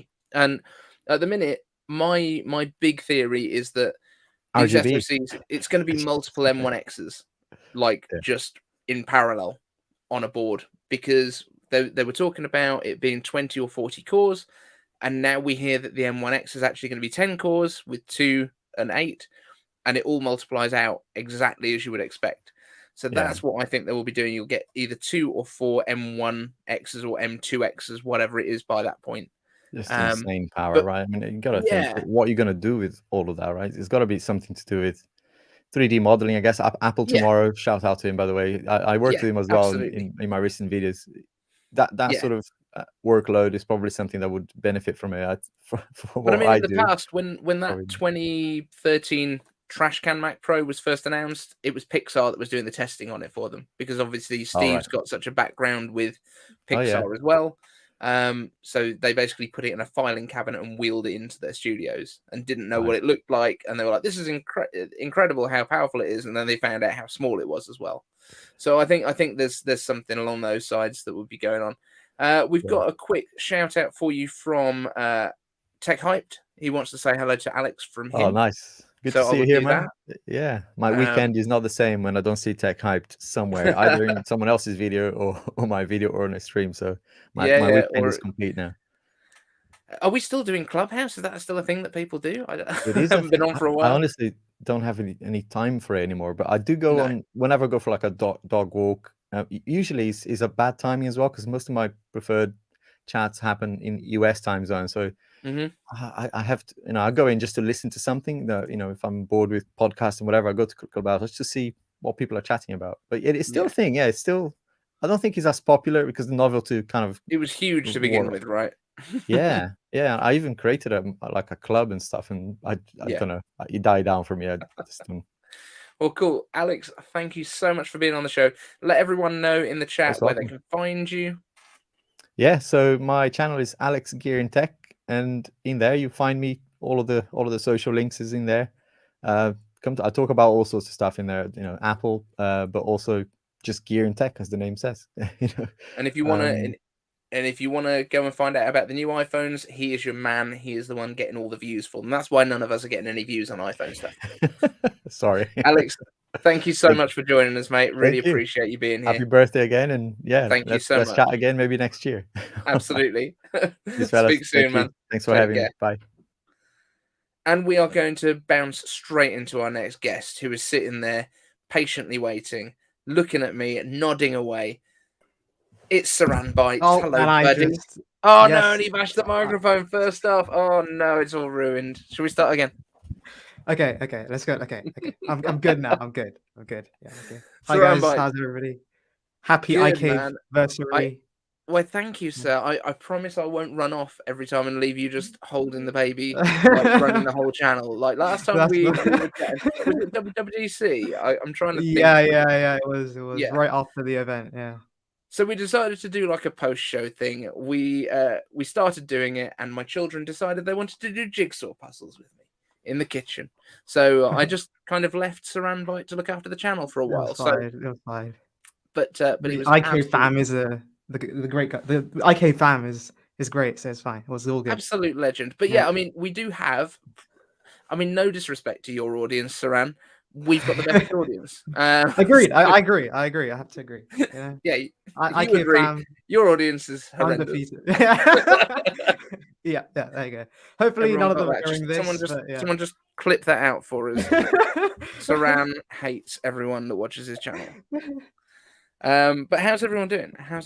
Right, let's jump straight. What's your excitement right now? Give me on a scale of 1 to 10, Saran, your excitement level. And I understand I've just influenced you by putting my hand right up here for M1X.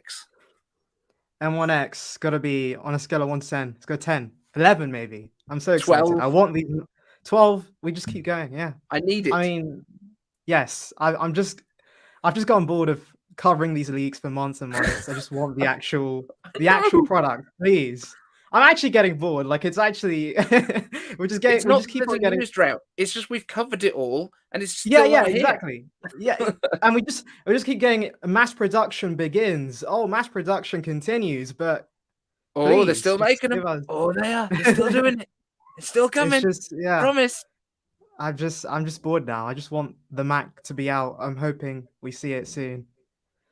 Oh, it's been hard, man. It's been so hard. Tech Hyped is crying because he is not able to use his external mic and camera with his Mac. Help him. This is the MacBook Air webcam. For those saying it was trash, look at it. It's not that bad. It's decent. It's fine. It's a lot less noisy than this. And this is an actual camera. So so I'm just going to leave this up to celebrate Tech Hype not understanding how a camera works. I can assure you, Jai, that you can use external things with because look, there's one. This is plugged into an M1 Mac Mini. Yeah, M1 MacBook Air. Yeah. M1 MacBook Air. So Saran, can you just give him a quick tutorial? So there's something called a Thunderbolt port on the side, and you just plug it in, and then the Mac automatically registers that there's an external mic. It just does it like magic, and then you just fit it around. You just change, just check the settings, and then boom, you're ready to go. So you have to plug it in. Yes, that's the top tip. That's the hope that helps, Tech Hyped. I hope that helps. Yeah. We've got another question from Evan Rogers. This is coming through as a super chat again because he needs to super chat everyone. I like it a lot because he's paying me to ask you a question. Saran, what would disappoint most on the iPhone 13? It doesn't fold. I'm kidding. That's true. The iPhone Jerry 6, Rig Everything hasn't had his hands on it yet. Seriously, I guess Touch ID. I really want Touch ID. Like I was hoping would see that. I think it would have made sense that we would see Touch ID this year, but apparently not. So yeah, that's kind of disappointing. Also, orange. I want an orange iPhone, and there's been leaks about a bronze color coming. I'm not a fan of that. I want the orange. So I'm hoping that. I'm not about bronze. Yes, bronze just reminds me of rose gold. I wasn't a big fan of it. So yeah, I want the orange. We have a question from Alex Gear and Tech. He is just paid to ask this again. People paying to ask you questions, paying me to ask you questions, which I'm very pleased about. Thanks again for having me, Dave. Little prezi for you. Question for you and Saran, though. How the heck do you guys manage to upload so often? Mad respect, bro. Right, I want to know your techniques, actually. Mainly, you upload at like 4 a.m. normally, I think. Yeah, it's not good. I don't know. I'm very productive at night and like later in the day. I guess it's because, my house during the day is quite hectic. Like especially right now with the Premier League's back, my brothers are watching football 24/7, being noisy, and it just disturbs me. So I usually start making videos at night. Like I record like at 10, and then start editing, and then editing will take a few hours, and then upload at 4. That's how the schedule. Just get it out as fast as possible. Yeah. See, I'm in two minds because obviously I've been doing like 12 UTC, 1 p.m. UK time. Yeah. Since the year dot, except for the first couple of months, I completely messed up the time zone difference between UTC and British summertime, and I was actually putting it out at 11 a.m. First video, I watched your first video reaction that you uploaded yesterday. Yeah, I saw that. Yeah. It's like 11 a.m. in the UK, 12 UTC. I was like, yeah, it's not. That's not right at all. So yeah, it should have been 1 p.m. So I was 2 hours out. But regardless, like I've been doing it at that time every day because I wanted it to become like an event that people come to, and we always premiere the videos. And whenever I can, I'm like there at the premiere because I really like to have that chat with people. In terms of like my process, very similar to yours. Like it's quiet at night, so my kids, even though they're 4 and 7, don't go to sleep until like 10:30 at night. Quite often, it's like between 9 and 10:30 typically that they crash out on a couch somewhere. They don't do go into bed and then falling asleep there. I have to cart them up the stairs, and obviously they have medications and stuff because of the situation that we're in, which I think has probably disturbed their sleep as well. So it's not necessarily their fault, but I'm still going to blame it on them. And as a result, like I don't really tend to record until about midnight, and then I will try and like crash for a few hours, and then they wake up at about 6. So I then get up and edit when they wake up. I see. Yeah, and then I go to work in the daytimes. So like 9 o'clock, I'm typically out the house and on off to work. So A little bit tricky, but yeah, it's just a case of like it's the routine now, and that's what I do. Yeah, you just get used to it. Like it's fine now. Like it Yeah. was a hassle at the beginning, I guess, but Yeah, now it's fine. and It's because I always ask for the iCave answers thing, there's always some content. you always have, like, that's exactly, like for me, especially for the last few months, the tech drought has been very hard. Like just horrific. finding stories to cover.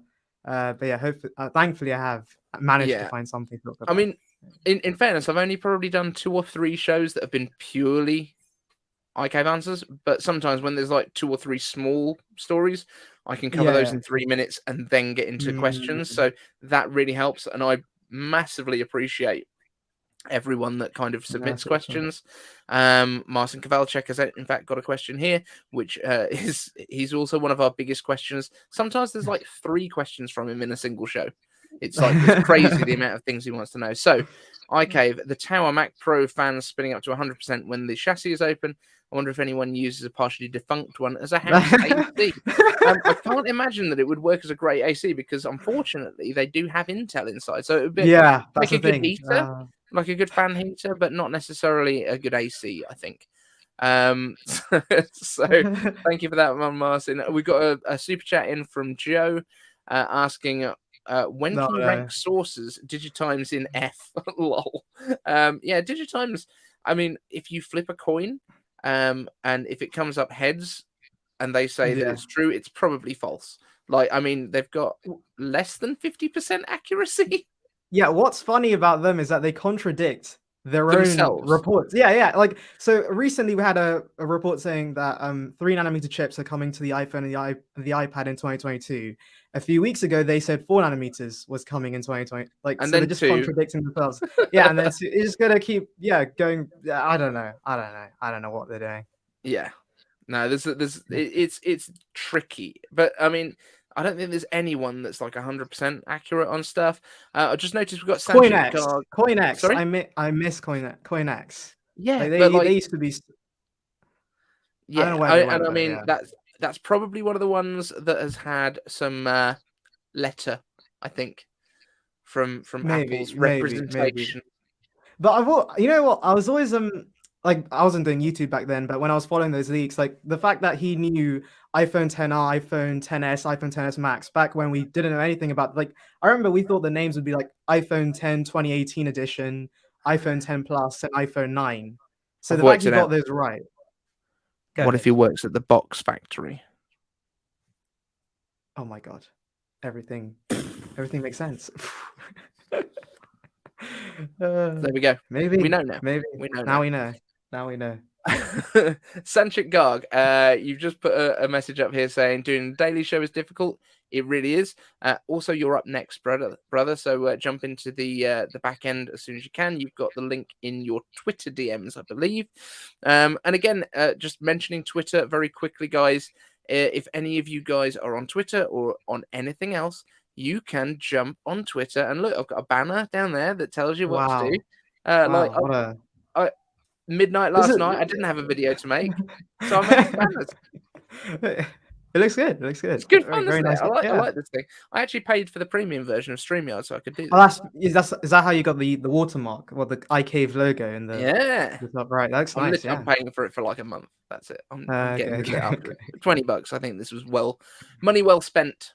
Money well spent. Yeah. Let's have a quick look at the questions. Has anyone got questions here for what's your name again? Saran Bytes. It says it at the bottom. That's helpful. Yes. Also, has there been any more controversy about your facial hair? Because I remember this was a huge... See, I have... my mom still hates my beard. But I'm just going to keep growing it out. And yeah, I'm just saying myself... I'm not shaving it again after what happened last time. That's no, absolutely right. You look about 6. Marcin Kowalczyk said, thank you for the recognition, and I am a researcher after all. That's my job to know stuff. Cool. Right, what else have we got down here in the chat? Tech Harmoon, is he in the chat now? Is it? We've got a hello to Tech Harmoon. I know he's coming on the show in a little bit. I didn't know if he was in the chat. I haven't spotted any messages from him, but they do move quite fast. Linda Lawson loves your beard, so that's good to know. Good to hear. Good to hear. Yes. We've established that Linda is not your mum. We know that much. Yeah, I'm pretty sure. This much is true. Evan Rogers asks, iCaveDave, Saran Byte, what is the most exciting part, best exciting part of the new iPhone? What are you excited for the most about them? I see Tekka Moon. Yeah, brother. Probably always on display and 120 hertz on the Pros. You're excited about the always on display? Yes, because I was using it. Yeah, because I was using it all the time on my Galaxy S7. I remember back in the day, I loved using it. So yeah, I would love to have that back on the iPhone. Using it for what? Basically, when you have your phone on the wireless charging stand and you're working, you can just look over and see, just see like how many notifications you've got, the time, the day, any other information you want. It's nice to have. Okay, I get it with the notification thing. That makes sense. Yeah. For like what time it is and stuff, I've got this. Yeah, see, I don't use an Apple Watch, so yeah, I would rather. I prefer. Okay, now I've been. So you want folding phones from Samsung and you don't have an Apple Watch? Are you a fraud? Am I? I don't know. I used an Apple Watch for a month or so. I just found it completely useless. Like I just had no use for it. It was. Yeah, I just didn't really. I don't know. I don't understand the whole point of having you just have your phone. Just use the phone if you want to see notifications. That doesn't do my rings, does it? That doesn't look after my rings. See, I'm not huge. I've just accepted that I'm a fat guy, and I don't do any exercise. So specimen of mankind that I am today. Fair enough. What? Don't laugh at that. How okay. This one's from Apple Park, by the way. I think. Oh, that's nice. Wow. I mean, it was from eBay for me, but it was. I think it's originally. Okay. It's one of the cool ones. But yeah. So we've gone through as both being unfit humans. That's fine. Right. Yuri Tech asks, Saran Byte answers. Oh, you've got your own hashtag. That's cool. Okay. Wow. Thank you. Talk about Samsung. Best video you made. Why don't we talk about just talk about I don't know what Samsung? my question is. Yuri, you had every chance to do well here, mate. But I'm not quite sure. Talk about Samsung. Samsung. I'm interested in the foldables. I can't lie. I like the flip. The flip looks quite good. They're giving me 600 quid for my iPhone 12 to trade in, so I can get the flip for like 350, I think, which is tempting. I don't know. You're still gonna hate yourself if you do it. But sure. And best video. To be honest, I don't know. They're not like. You see, I'm not like other YouTubers who spend hours and hours doing really nice B-roll for their videos and really putting the passion into it. I'm just making news article videos. It's nothing really that special. So yeah, I don't know. I don't have any best videos, to be honest. Right. So what we're looking at time was it's 1:45. Who is next up? Let me just have a quick look on my thing. Sanchit Garg is next. However, he's not appeared in my green room. So Sanchit, if you are ready to go, you need to jump in. No, Tech Hyped, that's still not you. He just pops up every couple of minutes. Just to wave at me in about 3 frames per second for some reason. I'm not sure. Tech Hyped is running out of frames per second. Sad times. So Saran is a secret Samsung spy. This is a devastating accusation. I mean, especially after your comments about the Apple Watch. So I think that's probably Maybe I am. Maybe. I don't know. This is the next one that I was trying to click on, but it moved out of the way. Saran Byte, love your video content. Tried to recruit you for the show today, but I guess iCaveDave beat me to it. Glad you're here. Yeah, you were one of the first guys I reached out to be fair, because we chat quite a bit, don't we? Yeah. Well, we kind of did, and then, you started looking at Samsung stuff. Yeah. What have we got here? Sharon B says the watch means my phone is not glued to my hand at all times. You see, I've got phone addiction, so I'm just constantly just embracing it now. Yeah, just why not? 10 hours of screen on time every day. Fun times. There's death threats coming in about the death flip. It's getting heavy. It's getting heavy inside.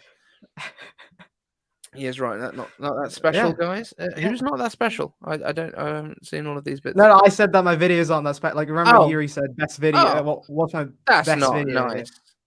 That's Mark, fine. you're gonna have to explain these words. You're gonna have to explain these words when you're on, because he's on later.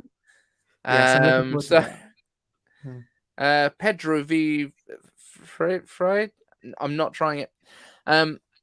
Dave, I use my iPhone as a fitness device. Apple Watch still way behind what I could use from a fitness watch. Where is the camera for FaceTime? If you put a camera for FaceTime on an Apple Watch, it's going to be looking up your nose, man. That's not good. I remember the original, the Galaxy Watch. Yeah, the Galaxy Watch had one. It was terrible. Don't put a camera on a watch. They want it to be like a spy movie or something. Like, that's when you have a camera in your watch. But like, I don't want to walk around talking to someone like this. I think that's gonna exactly. That's just it's stupid. Yeah, I agree. I agree with that. I understand why people think. Whoa! Siri is just okay. I wasn't talking. It's because I raised my wrist, didn't I? It's like being in a spy movie. Siri talking. Samsung spy is spying on Apple rumors. Tell Sammy. Who's Sammy? Samsung. Sammy? Sammy. People call Samsung Sammy. Oh, okay. Cool. Didn't know that one. Master Kavalchek, iCaveDave. Never use iPhone in bed. Also, it lies next to the computer tied to iMessage. I'm not sure what that collection of words means. You're normally very eloquent, Martin, but I'm confused here.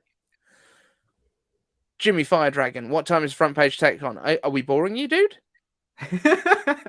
I mean, it's a 6-hour live stream, man. You got a little while to wait. I can understand why people hype. Let's say in the last couple of hours, because we've also got Brian Tong coming up. We've also got Luke Miani coming up. Yes. We've also got. It's a pretty stacked show. I've got to be honest with you. But yeah, we're stacking some of the ones that have got the most subscribers at the end. Oh, my display's just turned itself off. That's upsetting. That's the beauty of using a TV as your main monitor, and it only tells you in the bottom corner that. Okay. But on the plus side, the Mac is still running. It's just the display's gone off, which is not helpful. It doesn't seem to want to come back on either, which is even less helpful. So we're going to do this blind just for a little while. Do you want me? Wait, can you see the comment? Can you see the comments in the stream? I can't see anything, my friend. I have just completely I will do 40-inch 4K TV screen in front of me.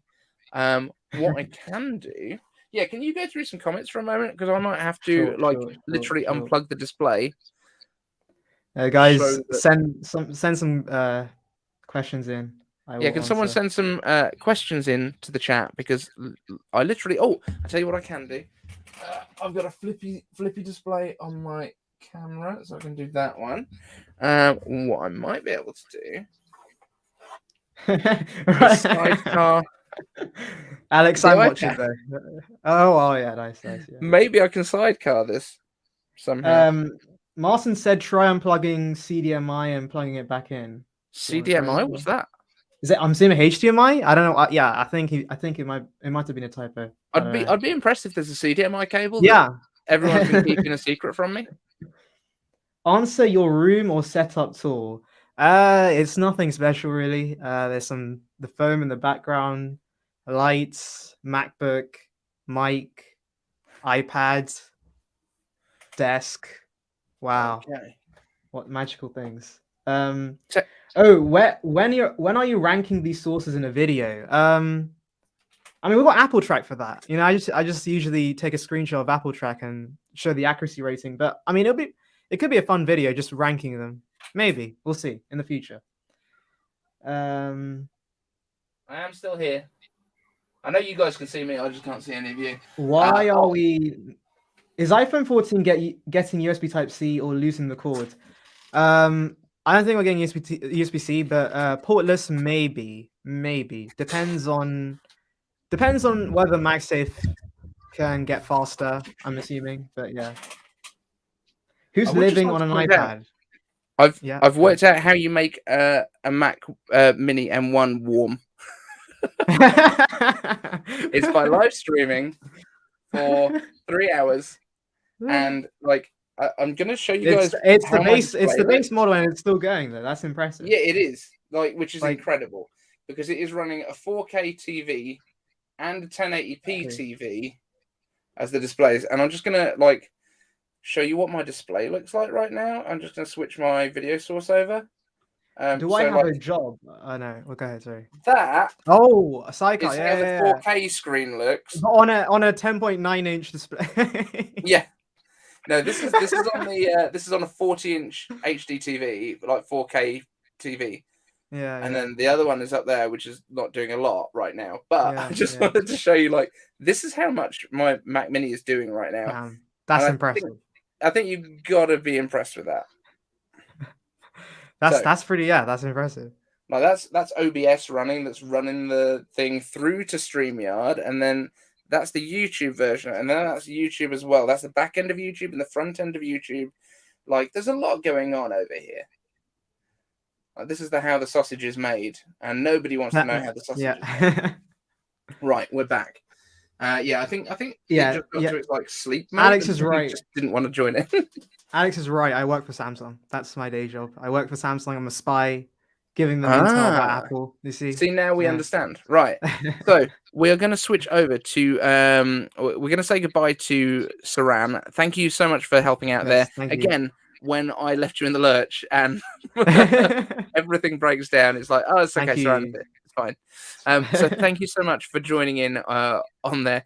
Oh, Marcin Kowalczyk, you can always target display the G4 for an emergency. Yeah, I feel like that's going to be unlikely to work.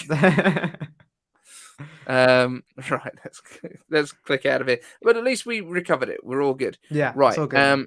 Sanchez going to come on next, and then we've also got Tech Moon coming up, and then we've got Half Man Half Tech, who is early. But we will. In fact, should we get Sanchez and Half Man Half Tech together? Would that be cool? Should we get everyone on together? We might do that. Saran, thank you so much. I think everyone knows where you are. Just at Saran Byte on most things. Just at Saran Byte, the same at. Just done. Thank you so much, my friend. Thank you. Cheers, buddy. Okay. Goodbye. Goodbye. Sanchez and Half Man Half Tech. Let's get you both on together, and we'll have a good chat. Okay? Are we ready to go? Give me a nod, guys. Yep. Let's go. Sanchez and Half Man Half Tech. Let's Hello, Dave. We'll have a good chat. Okay? Are we ready to go? Are we all good? Are we all good? Yep. Excellent stuff. We're running a little bit behind now, so I'm just going to mention to Tech Moon. Are you good to just hold on for another 15 minutes, and then we'll get you on next? That would be awesome. Yeah, we are running a little bit behind the timings that I'd got written down because, as you just noticed, my system just died, which was good fun. But how are you guys? Sanchez, introduce yourself to anyone that might not know your stuff in the chat. All right, so I'm Sanchit. I make tech videos on YouTube, like pretty much everybody out here. So you can find me at Sanchit Garg absolutely everywhere, and not just Apple content. I do all sorts of content, so might want to check it out. Very nice, and your mic sounds awesome.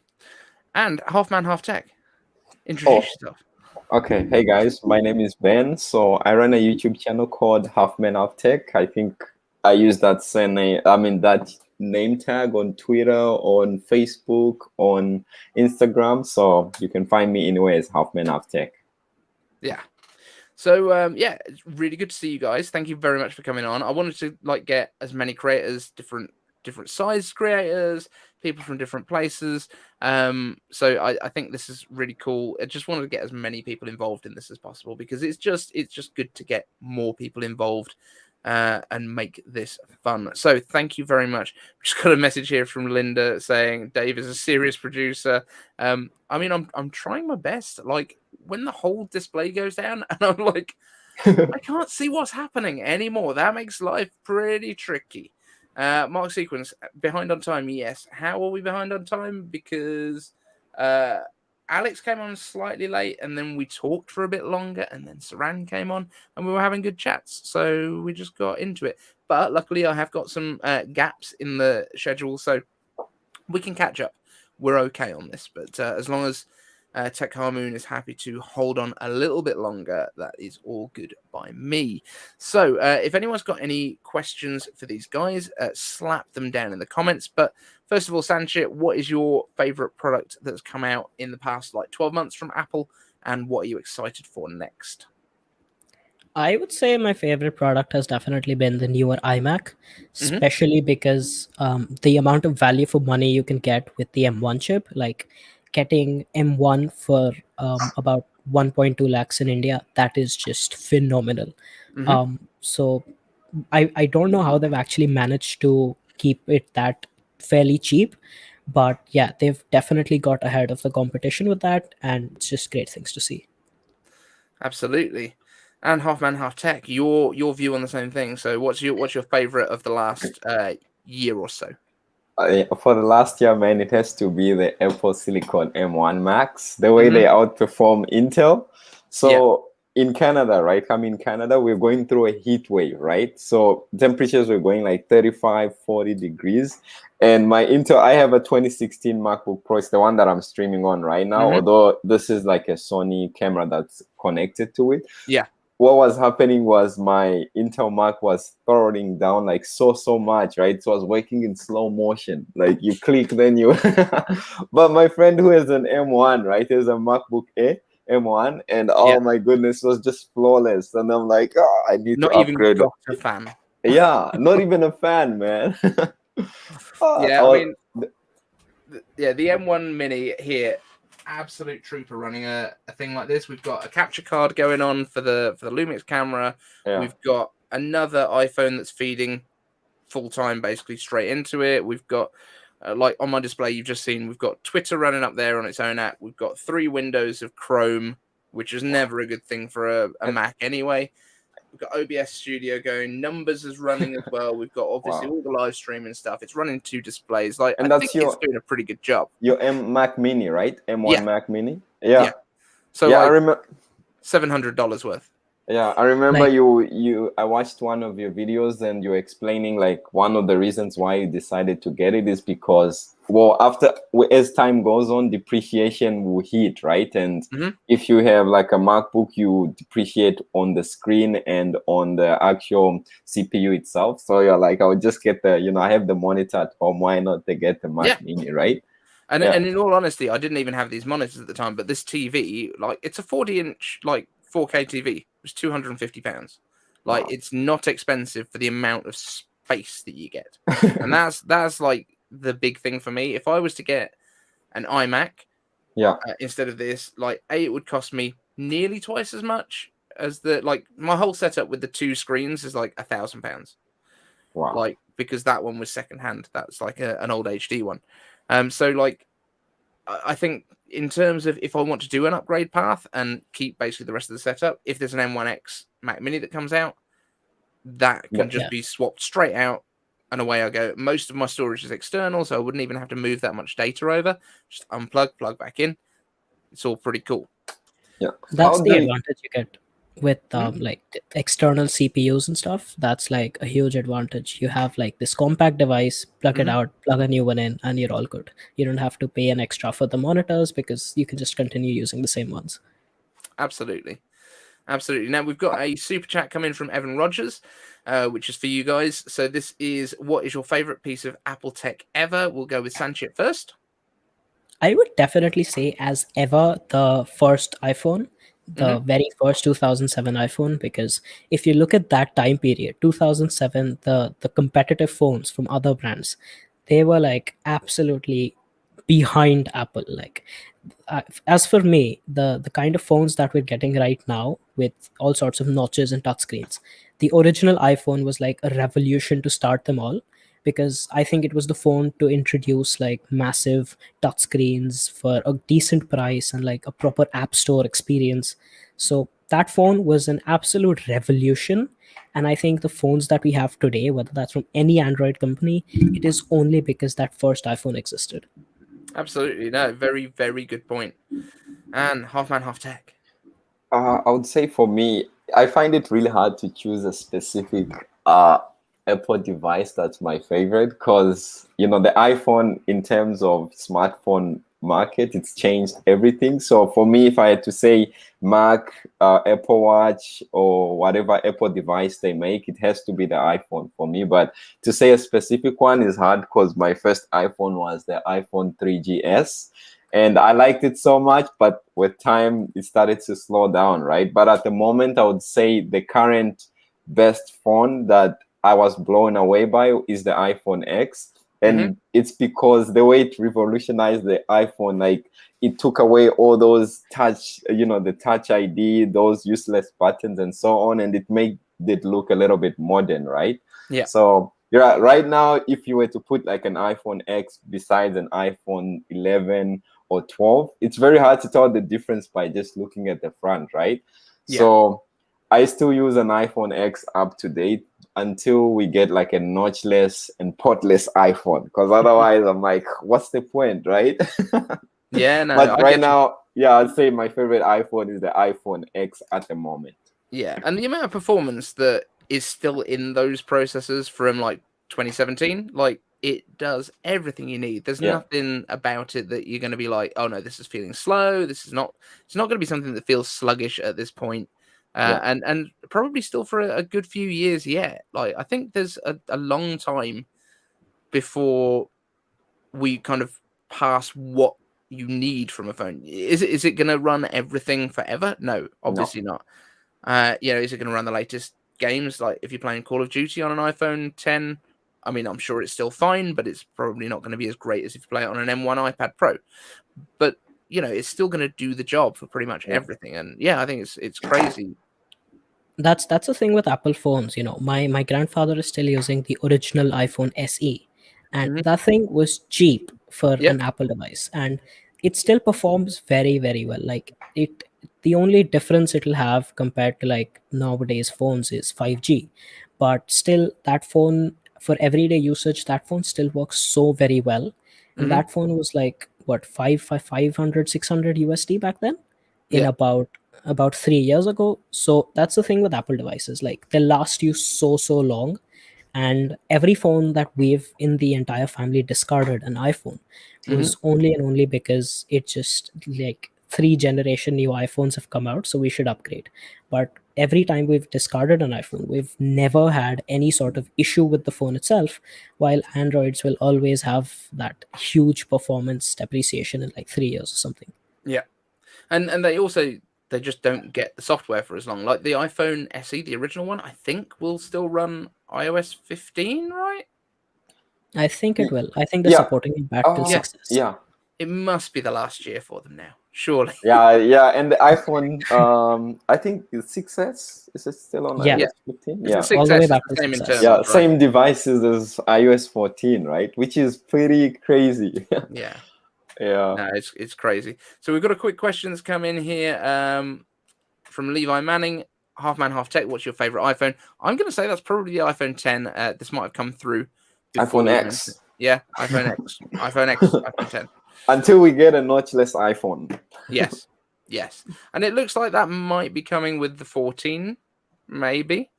From the recent rumors that we've been seeing, it looks like they might be going through the display at that point, but who knows? We will see. Then what else have we got here? iCaveDave, the straight edges are best for the iPhone 4S style-esque. That would be... Definitely. Straight edges are definitely so much better. Yeah. Got both of them. When it makes it easier to make a thumbnail, you just put it on a desk and just... Yeah, absolutely. It stands up all on its own. And you can do that with the 12s as well. It's really nice. Yeah. It just feels better in the hand. I think so. I'm a big fan of it.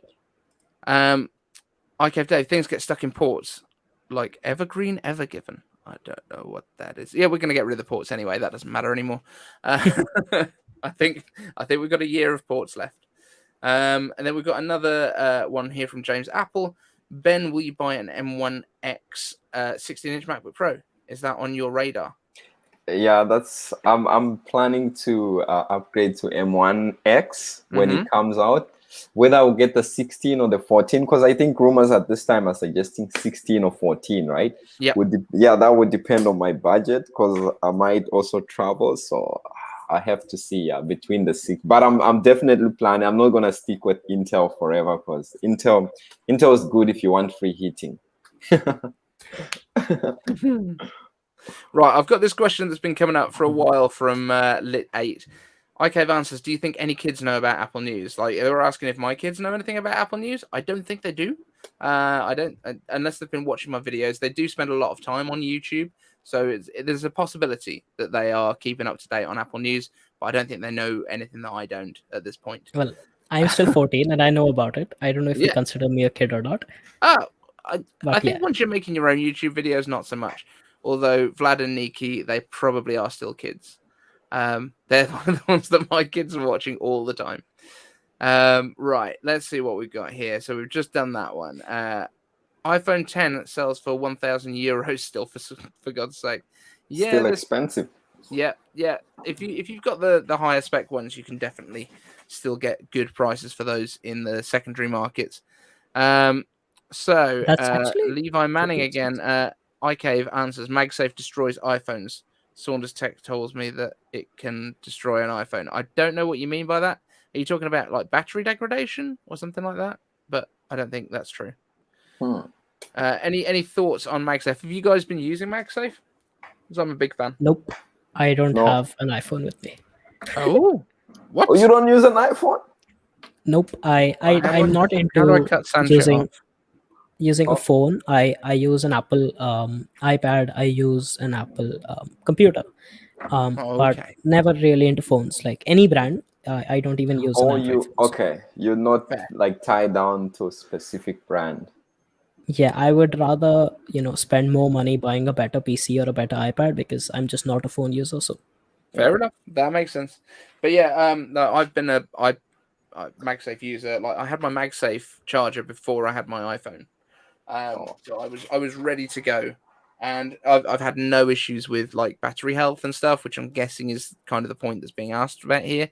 The battery health on my iPhone 12 Pro Max is still like 99%, and it's been almost exclusively wirelessly charged. So I don't think it's an issue. But I think the biggest issue for battery health these days is actually charging too fast. Yeah. More than I anything do else. feel like the battery pack that came for $99, I think that was a bit unnecessary for Yeah. the price. But except that, MagSafe is actually pretty good because it gives you a decent, it gives you a very good magnetically connectable wireless charger, and you don't have to worry about the right placement and stuff like that. So pretty good. I will like a price slash in the future, but yeah, they're heading towards the right direction. Right, I'm just messaging the next guy to make sure that we are good to go, which on is schedule. check Yeah, out the one. otherwise, yeah, I wanted to say you're doing a great job, man. I remember when you thank used you. to be called Living on iPad. I used to like that name, man. I don't know why you changed. Living Because I on wasn't iPad. talking about iPad anymore. Oh, okay, Because- that makes sense though. But so yeah, super, when the channel first started, right? Yeah. Living on iPad it started off as a blog, actually, like a WordPress blog, Yeah. and it was me basically trying to do everything on iPad. I was using a 5th generation, so it was like the A9, I think, okay. inside, and that was last summer during the COVID stuff. So I started off doing that, started making a couple of videos, and it was only like me playing Call of Duty mobile and stuff on the iPad because I think it's much better than doing it on the phone. And basically just found that it was great. And then WWDC came out, and obviously they went Apple Silicon. It's basically what's in an iPad, but gonna be for Macs. So I was just like, you know what? We need to change it a little bit. I was already doing iCave answers because I started calling this the iCave, and then it was Mac Daddy, who's one of the viewers, that went, "You should just call it iCaveDave," and I was like, "Yeah, we definitely should." Yeah, and it definitely sounds better. So that was the story behind it, really. And we changed it basically as I got to monetization, which was in November, end of October, last year. So that's when we hit 1,000 subs and 4,000 hours, basically on the same day, like within a week of each other. Yeah, those bits happen. So I think we kind of grew in a fairly sustainable way. It wasn't like we didn't like smash through all the subscribers and have like 1,000 view hours. So, yeah, I mean, a little bit inside baseball on the old YouTube, how things work behind the scenes, but that's kind of how it was. And we're now 7.7K last time I checked. Haven't checked actually today if we've picked anything up during the stream, but I don't think it'll be anything substantial at this point. But yeah, so that's where we are. Yeah. But thank you guys so much for your time. Can you run through where people can find you guys online? We'll just double check there's nothing else in the chat that people are asking you guys. I just see Saran saying I prefer iCave over living on iPad. Yeah, I think so. Definitely. I think it just covers more of what we do. Yeah. iCaveDave, David Sangwell. Yeah, it was like, Like- David didn't sang well, and then I was like, no, just chop it down. So I can wanted you to put my sing? name in there to consistency and stuff, but yeah. But yeah, where can everyone find you guys online? All right, so I'm currently on 3 platforms, of course, YouTube being the main. I'm Sanchit Garg on YouTube. On Twitter, I'm Sanchit Garg _ and on Instagram, I'm Sanchit Garg __. So yeah, you can find me on those 3. Happy days. For me on YouTube, Halfman Half Tech. That's my channel name, and on Twitter at Halfman Half Tech. That's it. Amazing. Yeah. Thank you so much. Thank you very much. I really Thanks appreciate for you having guys me, man. taking the time. Yeah, keep doing the great work, man. Thank you so much. Thank you. Yeah. Honestly, Yeah. making a daily show is just so hard, and just keep it Yeah, up. like Yeah. the consistency is amazing. Like him and Saran, like I have Yeah. to watch them every day, and I don't know how they do it. I have no idea how they do it. Yeah, same here. I see 9 to 5 Mark say something. I'm like, I wonder what iCave or Saran will say about Aw. this. Then, Yeah. 4 hours later, I'm still at work. I see, the new M1X 16-inch. I'm like, what? This... Like I guess I you have used to time go to, like- advantage, actually. Yeah, right? A little bit. Yeah. But then, like, I get the stuff through like late at night, and then I'm making it, and then it kind of sits there for a little bit, which is what Saran always gets his out quicker because he's he puts them out at like 4 a.m. Whereas I've kind of established this like 12 UTC thing because I want to try and make it a thing every day at the time so that people come together, watch it together, and then go about their day. So yeah, it's a little bit of a different tactic, but Saran manages then to get the kind of early like traction on stuff. Okay. There's actually a thing I wanted to ask. Like, how we are like 8 hours behind in the UK? So let's say a new product is being released, like, let's say October 25th or something like that. Yeah. But technically, you get on October 25th, 8 hours before we get, like, on that same day. Physically getting it in our hands. Yeah, so that means you can physically get them like 8 hours in advance, right? Yes, we can, and we did quite well actually because we had the M1 MacBook Air arrive on the launch day because that's what my wife uses for her master's degree that she's doing at the moment. So that arrived on the first day, and I think there was like 3 live streams that were already going on when ours arrived. Australia, I think, gets everything first. I think they're very much the ones that get the biggest jump on everyone else. They're the eastmost, So that tends to be the best place if you are moving to somewhere specifically to get to get early product. That's great. But but thank you so much, guys. I really, really appreciate you being here. Thank you so much. Thanks for having me, Dave. All right, let's move. We'll keep watching in the background. Thank you so much. Yep. Right. Speak soon, guys. Right, so I am now looking for Tech Harmoon. He's still in the chat, technically. I think he might have wandered off for, maybe he's gone for a wee or something. Maybe he's gone to the toilet. But when you get back, brother, just jump into the stream. That would be awesome. Let me have a quick look what else we've got on the running order coming up. After that, we've got Tech Hyped, if he's finally worked out how to attach a microphone. That will be coming up at 3:30 time here. So he's going to be a little bit later than that, but that's fine.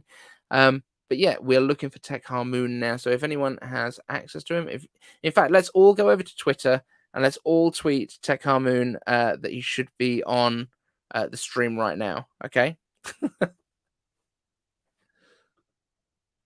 But guys, how are you enjoying the stream so far? Who is your favorite guest been? Who have you enjoyed listening to the most?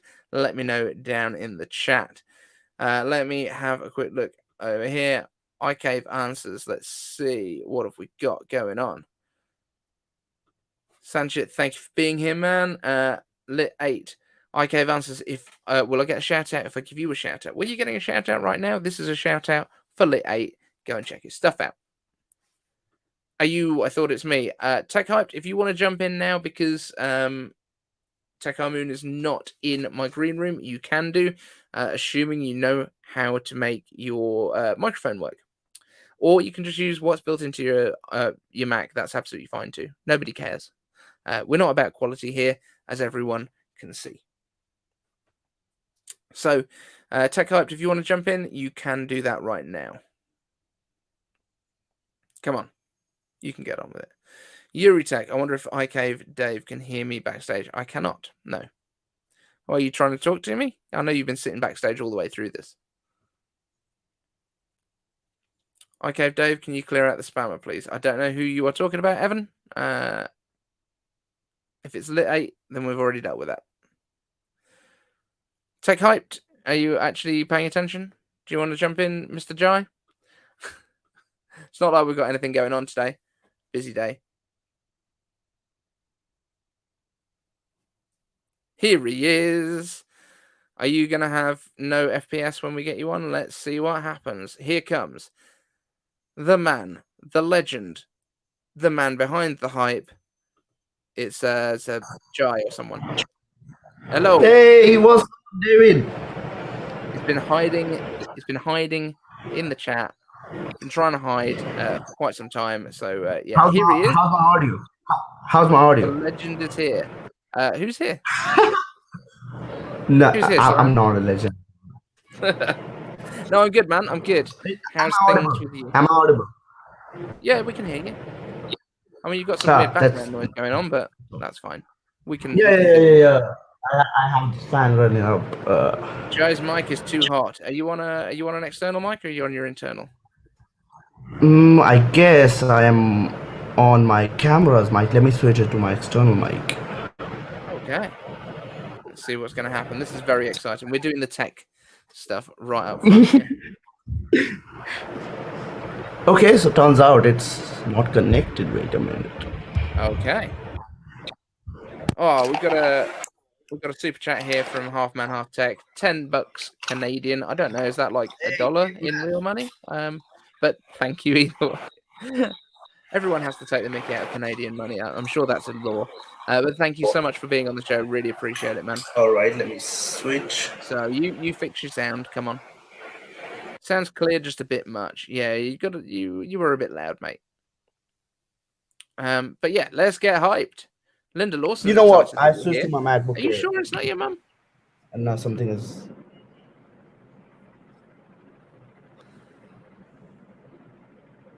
So sitting where Yuri? Yuri's in the green room thing, still on the back end of the show. But no, we can't hear him. Oh, now I can hear an echo of me. That's exciting. Put some headphones on, dude. Nah, you know what? I switched to my Mac because macOS 12. I think it's just a macOS 12 thing. I'm just not able to connect my external mic. Hey, mine's on macOS 12. It works fine. No, I tried restarting, but after that it did work for a second, okay. But now it's not working. Use the mic you're on now. That mic is perfect. The sound is better. It's my Music Dog says the sound is better. He knows what we're talking about. Northern Star, the Northern Dog Star says happy birthday, iCaveDave. Mark Sequence backstage, but it's not yet. I did actually call you before the stream. It was before the stream, I guess. And okay. I wanted, yeah. Like I just wanted to talk to you about this iCave anniversary and thing, and the time slot for Jan. Jan is coming up, and I just wanted to talk to you about his time slot and all that thing. Okay. Yeah. So didn't have one, but he can DM me if he wants to join in. More than happy to have Renders by Ian on the show. Absolutely, exactly. especially when Renderboy Apple Tomorrow has let us down because he's got a cough. Yeah, I have no idea why he's not here. Like he did send a message that I really want to be in the stream now, but come on, it's too late.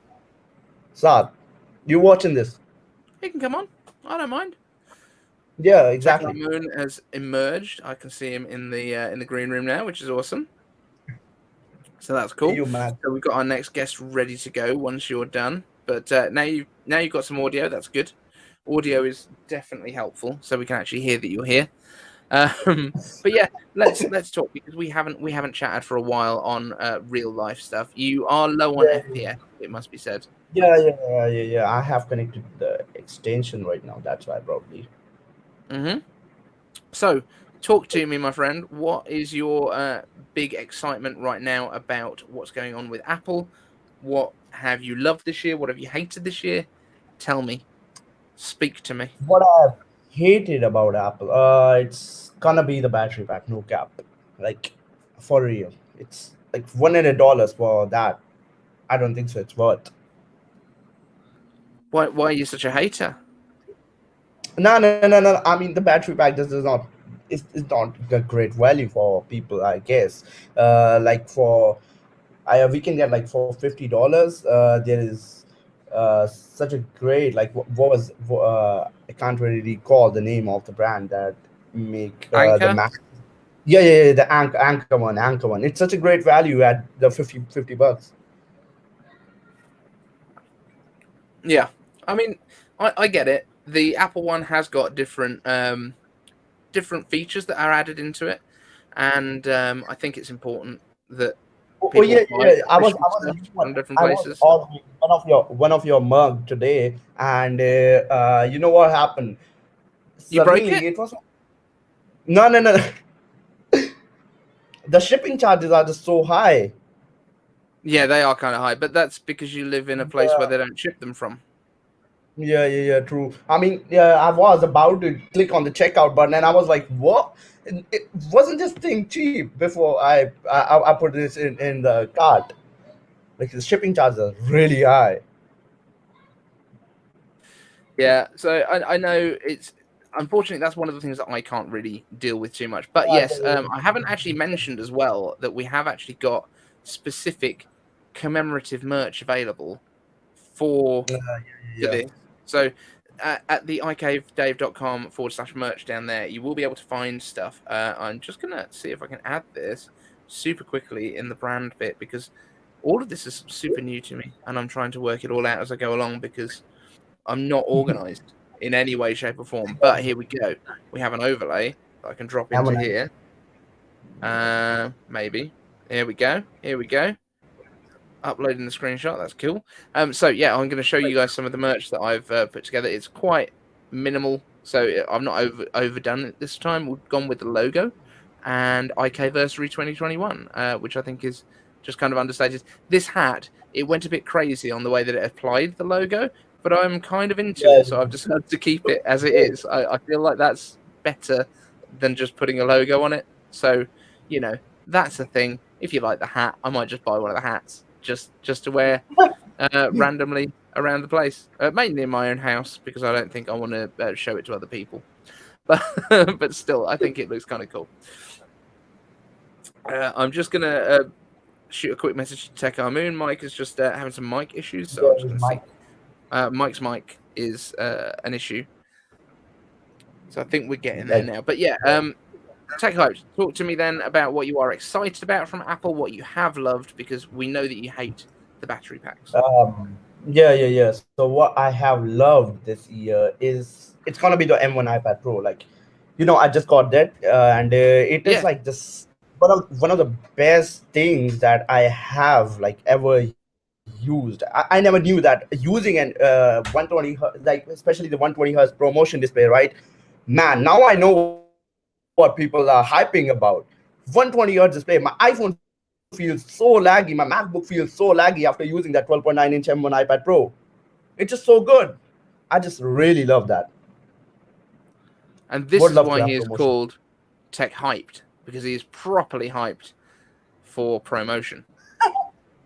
Yo, exactly. Like, at the M1 iPad Pro is just amazing for 120 Hz. Like, I just really love that 120 Hz. So this is still one of those features, right? ProMotion is one of the features that I could not care any less about. And I know I'm the only Apple tech person that doesn't care. But I'm sure that once I get it, I'll be like, oh my God, this is the best thing ever. But I just know that right now, like, I'm like, it's fine. It's absolutely fine. But yeah, I think Sanchit Garg is saying I want at least 90 hertz. Not if not 120. I can't click on the right thing because everything's moving so fast. 90 hertz on the standard iPhone and 120 for the Pro would be slick. Hey, yo, but why bother? So Evan Rogers is criticizing my hat, man. No, I'm not having this. This hat is fire, man. This hat right here, that's a fire hat. Hey, stop plugging your thing, bro. Stop it. Talk to me. I'm here. Talk to me. I'm making the best use of this time in that I'm not, paying much attention to you. Trying to sell some stuff. This is the second time you're doing it in the last 10 minutes. I know. I've basically waited for you to come on just so that I can sell some stuff. So just so that everyone knows, myself, Tech Hyped, and Apple Tomorrow have a Twitter chat on Twitter, because that's where you have Twitter chats. And honestly, it is basically me just being mean to them. That's all that really happens in that chat, and it's one of my favorite things to do with my day. I mean, it does. What does this mean? iCaveDave, this hat is Watchdog style. Let's talk some more about my merch. You're fat. If the shipping wasn't an issue, which piece would you buy? Please, come on, stop. If the shipping wasn't, which piece would you buy first? Because I think that's what everyone in the chat is wanting to know. Probably the whole stop. Yeah, one of everything. Do you want me to put the picture up again so you can see? No, please, no. All right, so gonna be the mug and a tea. Oh, wait, this is exciting. iCaveDave, just so everyone knows you are not alone, I also don't care about promotion for a daily driver iPhone. You're right, man. Huge promotion. I was like same as you. I do not care. I never cared about promotion until I used iPad Pro. It's just such an amazing thing. It's for real. Yeah, it's just me hyping up. Right? I think Mark Sequence has actually just worked out why you're such low frame rate, because if you're doing a game that doesn't move very much, the game doesn't have a problem with frame rates, but you are like you're dancing, you're doing a dance for us, which is a lot of fun for everyone involved. I think your camera's just trying to keep up with you. That's probably the thing. So, have you got anything else that you want to actually tell us about, or should we move on? Yeah, move on. Okay, so we'll move on to I've just got next up an advert for some merch from the iCaveDave.com/merch. Come on, my friend. David, please. Which bit would you like? Let's just put up the banner. There you go. This is when the stream just disintegrates into my amusement rather than anything else. Yeah. But yeah, so have you got anything you would like to plug? Would you like to tell everyone how to find you on the internet and stuff? Yeah, for sure. Like, it's Tech Hyped over on Twitter, TECHYPED, a single H, right? Yeah, you forgot to put the other H in. I don't really use my Instagram that much, so if I recall, it's my username is TECHYPED, same as my Twitter. Mm-hmm. And over on YouTube, it's TECH space HYPED, Tech Hyped. Hey, yo, Sad is calling me, fam. Oh, my. Yo, what's up, Sad? Oh, he's calling in from there. Hey, it's Render Boy Tech. No, Tech Hyped. No, you're one of them. Apple Tomorrow. We've run out of FPS. So Sad finally managed to join stream. As soon as he calls, we run out of frames per second. Cool. Thank you for being here, Tech Hype. We will talk to you in a bit. No. Wait. FPS. Yo, is it like something? You're using all your bandwidth on your iPhone. Wait a minute. Sad calling me again and again. Right, Yo, I'm going to you know move what? on to Tech Our Moon because that was the next thing. What, have you got something else to say? Yo, it's too loud because the sound is coming from my Mac, and I am using my mic. Okay, right. Frames per second, we've run out. Thank you, mate. Talk to you later. Yo, so that's it? No way. Yes, that's your thing. You're not staying on for the full 6 hours. Not with that audio. No. Yo, that was really short. I do like your toy car wallpaper that you've got though. That's nice in your bedroom. Well, this is my brother's room. You know, I'm in Bangalore right now. I'm not at my studio. There you go. Thanks for being here, man. I'll speak to you soon. Right, let's move on. Oh dear. Oh, so right, let's move on. It's time for Tech Our Moon. He's been trying to sort out his microphone for a while. Let's bring him in. Can we hear you? Can you hear me? I have no idea if you can hear me or not. Yes. Yes. There's no crazy background noise. You've got frames per second. You've got I mean, you look like you're in promotion now compared to. Oh no, now he's gone slow mo. Oh no. Oh no. Okay, we slowed down. Yes, that's it. That's it. We can tell that you're alive. That's great. Awesome. So that was a lot of fun. Maybe we'll get tech hyped on again later. Probably won't. How are you doing? How are you? I'm all right. I'm good.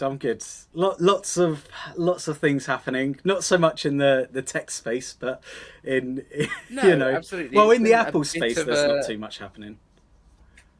No, exactly, and it's been hard because actually there's not been a lot of tech news in general. It's not even just been Apple stuff. Like I know Jon Prosser has had to resort to talking about Google again, which bless him. Someone has to speak about Google sometimes, but nobody wants to watch it. But I mean, how's things with you? Because you've completely changed, haven't you? You've gone from doing your own videos primarily to doing videos for other people. Tell people what you're up to, man.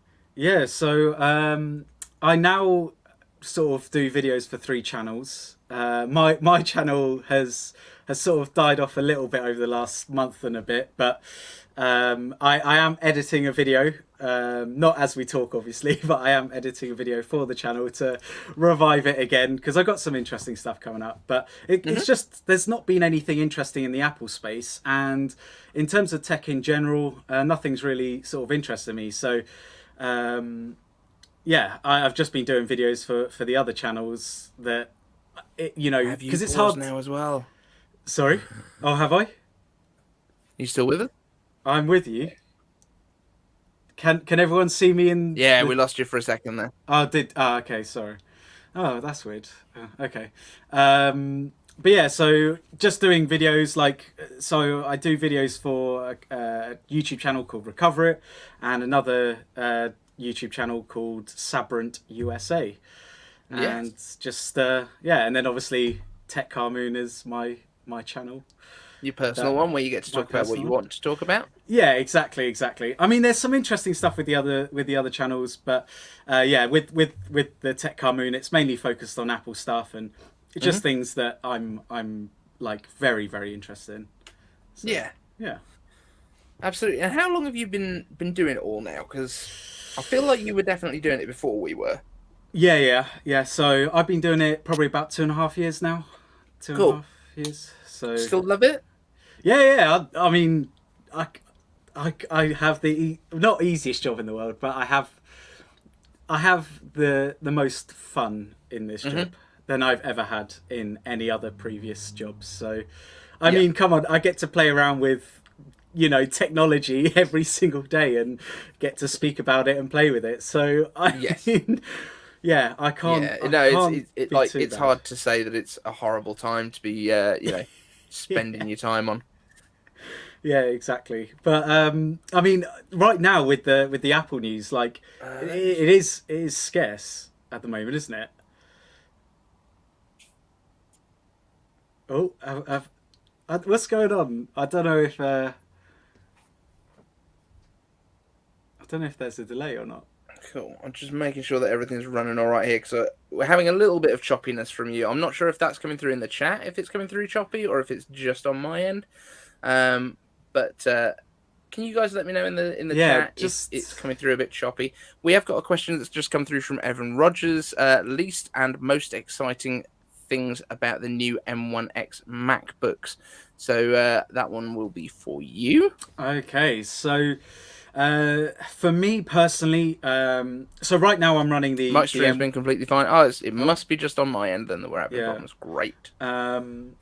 So yeah, for me, I'm most excited for the faster processor and the better graphics unit. So I do a lot of 4K 10-bit video editing, and I have actually 3 cameras that record in 4K, and I do a multicam. So I'm using the M1 MacBook Air at the moment, and using 8 gigabytes as well. So I edit about 3 videos every single week. So for those who say you can't edit 4K video professionally on a base M1 MacBook Air is BS, because I've been doing it for the last 9 months.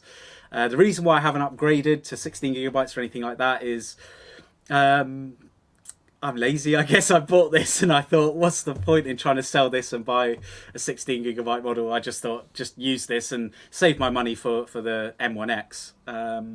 I don't know whether I'd go for the 14-inch or 16-inch, but yeah, having 4 ports is definitely something that I need, because right now I've got like 2 dongles that are daisy chained at the moment, and trying to, you know, connect everything up. I have about 10 peripherals that I connect to my Mac, so yeah, it gets pretty nuts. And the least thing that I'm excited about, I don't know. I'm always excited for pretty much most Apple products. Yeah, I don't think there's anything bad that's going to come out with the M1X. You know, people will probably complain about price or something, but I think, you know, like with the M1 MacBook Air or whatever Pro, the price is the price, and now it's actually good value for money. So, yeah. Cool. Right. Yeah, I was having some problems this end. I think I've managed to get things sorted out here, because you were super duper choppy, but I could hear that you were still going, so I was like, I'm going to make use of this opportunity and close some stuff and just make sure that I've got as little as possible running, because I think, yeah, I was getting some choppiness at this side, but I'm glad that it's not ruining it for anyone else. Just seen my wife has messaged me to say, is the washing machine too loud? I hadn't heard it, so I think we're probably okay. I haven't heard it either. So let me just... Nah, that's all good. That's all good. And I've got Activity Monitor open, and you know what? I'm only using half the memory on this thing, even though we're running everything, and the CPU is about 50% as well. It's not been particularly high. So I don't know quite what was going on. It might have been some bandwidth stuff on the internet this side. It might be all the kids have just started streaming something new. But it looks like we are safe. So let's just jump back into the chat here. I've closed a couple of Chrome tabs. So that will probably help me out a little bit on this side. But yeah. So I was going to say, and let's have a quick look what we've got here. Master Kavalchek has said, iCaveDave, I think on always on display, it's way overhyped. Phones sit in pockets most of the time. Anyway, even mine has a flip-on cover.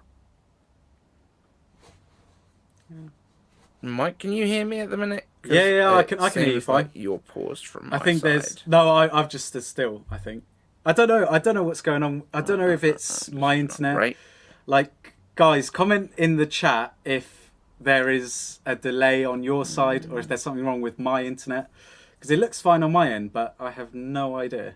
I think it's lagging within StreamYard for me, so okay. That might be the only issue. I'm just gonna boot Yuri, who's still sitting in here. Let's just do that, and hopefully that might lighten things up a little bit as well. But sorry, this is the first time we've actually had any real tech issues, other than my entire monitor deciding to power down for a little while. That wasn't helpful, but the stream was still running quite happily. So everything's running fine for everyone on the other side. I just can't hear Mike, which has been a little bit of an issue, but it looks like it's picked up again now. So that's good. Sorry, guys. Apologies for the Yeah, absolutely. It's not like I need to be able to see anything. But yeah, like, what's your deal, Dave? I don't know. I'm just struggling to see stuff at the minute, but it seems like it's working for everyone else, so that's absolutely fine. Slow Cuba. This is an at Linda Lawson. Oh, we're getting in the middle of a conversation here, but that's sad. Probably didn't need that one. Yeah, we've gone to the point where I'm losing my mind now with streaming for this long. I'll have a look as well. We're only about halfway through. Okay. Terrifying.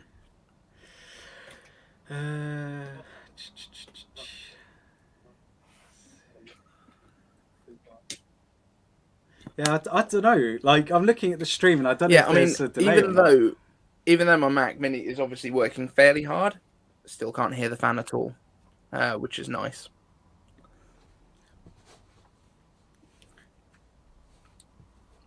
I have no idea. I'm still struggling to hear you. I'm gonna do. Is the mic volume okay? I don't know if maybe it's something to do with that. Let's just try tweaking a couple of things on here and see if I can get. No one wants to see my face. I'm honestly, guys, I cannot hear anything going on at the minute, which I apologise for. But I'm just gonna see if there's anything that I can do here to. I don't know if I should take over. No, I'm joking.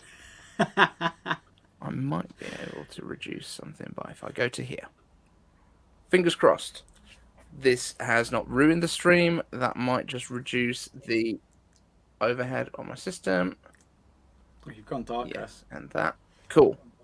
Yeah, I've got a little bit darker. I think that's because I've moved it from OBS, which I had a little bit of correction on it, but I can actually see you moving now. So I think so if I move my head like this, yeah, you're moving. Yeah, and there's no delay. Awesome, because I could absolutely.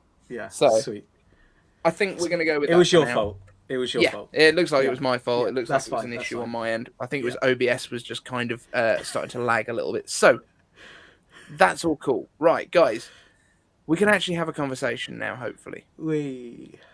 So let's see what we've got. Anyone got any questions for Tech Our Moon down in the chat here? We've got James Apple has put in a super chat. What about mini LED display with MacBook Pro's 14 and 16-inch models, Mike, since the iPad Pro blooming issue? I mean, the blooming issue, in my opinion, isn't really an issue. You know, looking at what the tech is like, it's like complaining that LCDs don't have deep blacks. It's like, and then calling that an issue. It's like, it's the technology behind. It's the technology behind mini LED. Like, of course, it's going to have some blooming because the technology is like that, right? So I wouldn't call it an issue. I mean, for video editing and stuff like that, I don't see it stopping me whatsoever.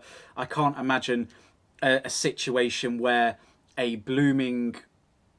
I just can't imagine that affecting video editors too much. Like, anyone semi-professional, I don't think will be affected by it. I mean, considering that the Pro Display XDR again has fewer LEDs in the rear, and the reason why they don't call that many LEDs because there's only like 576 LEDs, so you can't notice it as much.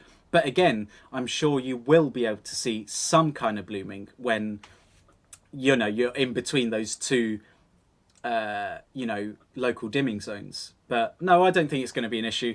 I'm just waiting, like everyone else, to upgrade this laptop. So yeah, and I've already sold two MacBook Pros. So I had an old 16-inch MacBook Pro that's gone. And I've also sold my 13-inch as well. I traded that in with Apple, actually, and I got like a little gift card. So I have the money waiting there. Just need to wait for Apple to crack on and, give us these laptops. Because I know Apple are going to be making a mint when these laptops come out, for sure. Okay. How are you doing, Dave? What's going on? I'm having a little bit of an issue again still on my side. So I am going to do something dramatic and see if I can borrow my wife's MacBook Air, just so that I've got a backup in here. Go for it. Just give me 2 minutes, guys. Okay, I'll have a look at the comments then. Thanks. Because all right, so let's see where was James's comment. Okay, so your fan's probably broke. Haha, funny. Andre, one of the kids maybe pressed mute. Yeah, probably he did. Or they did. Only 75 people watching this. Yeah, probably about 10 now since Dave has left and I'm in charge. Try reconnecting and disconnecting. Yep, IT crowd style. That always works. Take a 10-minute tech break. Yep, definitely. Mark, yeah, let's do it. Spare us. And then Linda. Oh, that's in the middle of a conversation. OBS and Macs do not work together. That is very true. That's why you should never use OBS on a Mac. Let's have. I'm trying to blast through these comments as much as I can. Okay. Thank you. Saran Bytes says agreed. Blooming doesn't seem to be a massive issue. Yeah, definitely not. It's just again YouTube content. It's easy to do.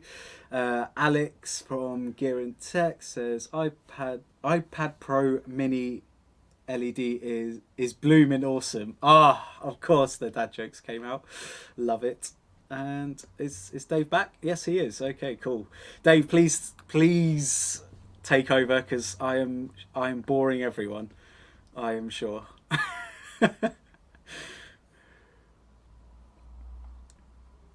No, okay, he's just clocked out now. All right, guys. So this is iCaveversary. I am here. Stream. Oh, he is there. All right, awesome. Just seeing what I can actually do to get this issue sorted because I just can't hear what you're saying at all at the minute. Even though it's working for everyone else, I can't hear you. Okay. So Saran says, how much do you think the next M2 MacBook Air will be? Will they retain the $999 price point? No, they won't. Just because of inflation, I think they're due for a price increase. I don't think it's going to be by much. I think it'll be like $10.99, and then potentially may drop it later. But just knowing what Apple are like, they will increase pricing. I mean, you only have to look at the iPhone 12, and the iPhone 11. I mean, that went up by £99 or whatever, or £100, and realistically, there is no difference. Like, I'm actually weirdly enough rocking an iPhone 11, and yeah, and I gave my iPhone 12 to my sister. So yeah, there's literally no issues with that. Anyway. Yeah. Well, I recommended the iPhone 12 to my sister because I didn't think there was any point in getting an iPhone. Oh, hello. Hello. Hey. As a Okay. backup. Would you pay the $99 price point at Saran? No. Right. Can you hear me now? I need to be louder, apparently. Okay. I can mess around with the mic here. Right, let's have a quick look over here. Can you guys hear me? Yeah, I can hear you. Excellent. Right, let's just... But now it looks like I'm the host. Yeah, I know. Not sure. I don't know how I can fix that at the moment, but...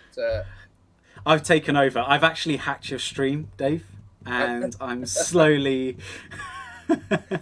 Just taking out. Can I just drag them? No, you can't drag them. So yeah, this is basically what I've done. Is I've just grabbed my iPad and jumped in on here and added myself. So I'm now the producer from my Mac, which kind of works fine. But at least I can hear what you're saying, so that helps. A little bit of a delay, but hey, a little bit quiet now. I don't know what I can do about that, guys. But Yuri says it's a Tech Car Moon anniversary. So Tech Car Moon anniversary, yeah, absolutely, 100%. That's how it's going. I'm just wondering. I don't think I can even restart it on here while we're chatting. So I feel like it might be a Google Chrome issue as much as I'd like to else. thank all the 70 people for joining my stream now. We'll kick Dave off soon. He's a guest on my show now. Absolutely. You are running this show. But like, it's running fine on here, and yet you're like way behind on my Mac. Oh dear. Yeah, so, I mean, when I look at the stream, it's like 10 minutes. It's like not 10 minutes, 10 seconds behind. But when I look at StreamYard, it works perfectly. Yeah, it seems to be running great on here. So I'm not quite sure what I'm going to do about this. No, this is not necessary. Oh, Yuri Tech is just spotted in the background as well. Yes. So there is a Macintosh there. We've got an old school boy. So, yeah, also, I need to find a way. I'm just going to do a boom, boom. Oh. Yeah, all right, Mark. Fair enough. It was a lot more professional, wasn't it, when Tech Hype was on? iPad is really good. Video quality is better. Yeah. So what are you using now? The M1 MacBook Air, or? Sorry? What are you using now for video? Air. iPad Air. Ah, okay. That's yeah. Before we were using a Lumix camera, like a proper camera on top. Oh. And it's much worse than actually just using a phone, which is unfortunate. Yeah. But yeah, the iPad video is actually better quality, which is a little bit disappointing than a real camera. Yeah. Chrome is a hog and hammer in there. Now, my issue is I really kind of want to restart Chrome because I think that will probably fix everything. Go for it. But will that destroy the stream? Anyone know? I never stream, so I have no idea. Yeah, I'm kind of new to this on StreamYard as well.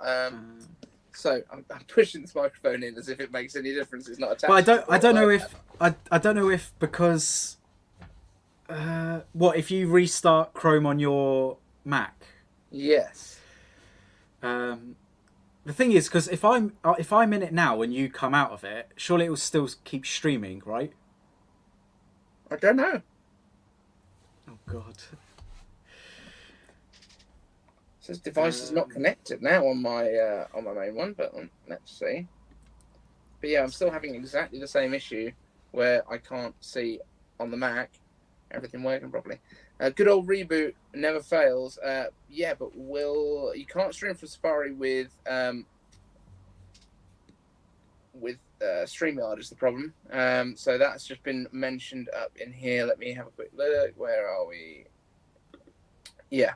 See, I would love to stream from Safari, but StreamYard doesn't support Safari. Is the problem there? If I something K, it will keep streaming. Right. Should we try it? If the worst comes to the worst, come back to the channel, everyone that's watching right now, and hopefully it will be better. If not, I'll try and host it from here. But we'll work it out. Right. See you later, Chrome. Are we still streaming? We are. Are we still streaming? We are still streaming. This is crazy. Right. Now I can restart. In fact, let's restart the Mac entirely. And give it the best possible chance. Boom. Right. Restart. That was terrifying when I had to do that. The host computer was not there. So, StreamYard seems to be like crazy good at this kind of thing.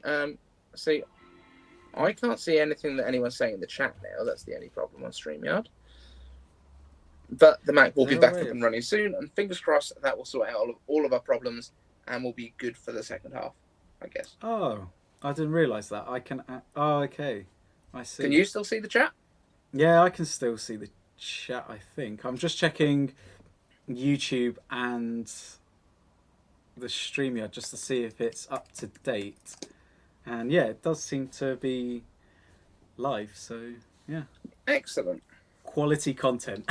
Yeah, absolutely. This is the best of content. It's look, what me and Dave are doing right now is troubleshooting, so that when the real guests come on, you know, he ain't messing around. You know. Yeah.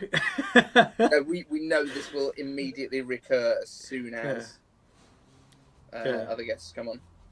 Right. Let's go into Chrome. Let's go back into StreamYard. Oh, I got a call from the BBC. They want us to host their live shows now.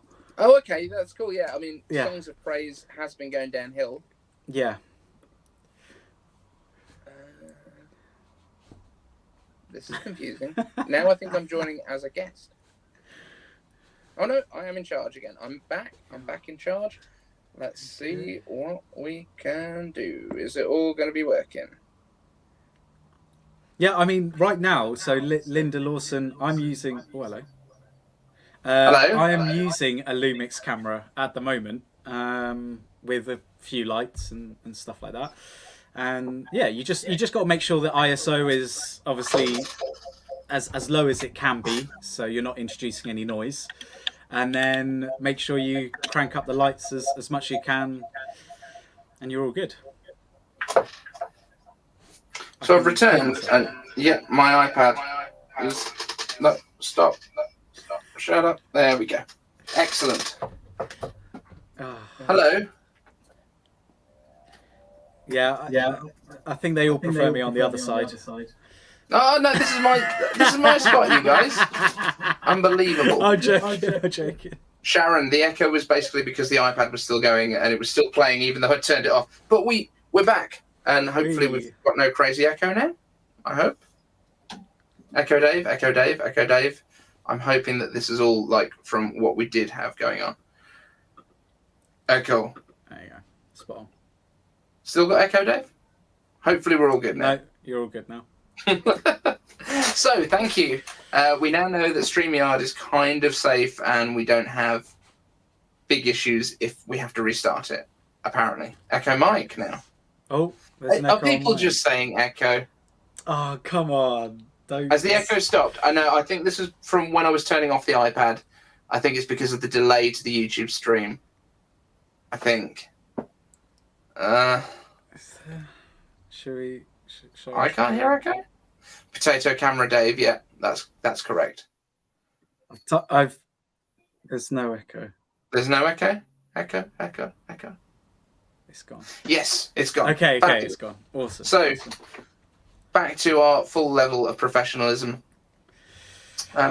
Mike, what do you think about the recent earthquake?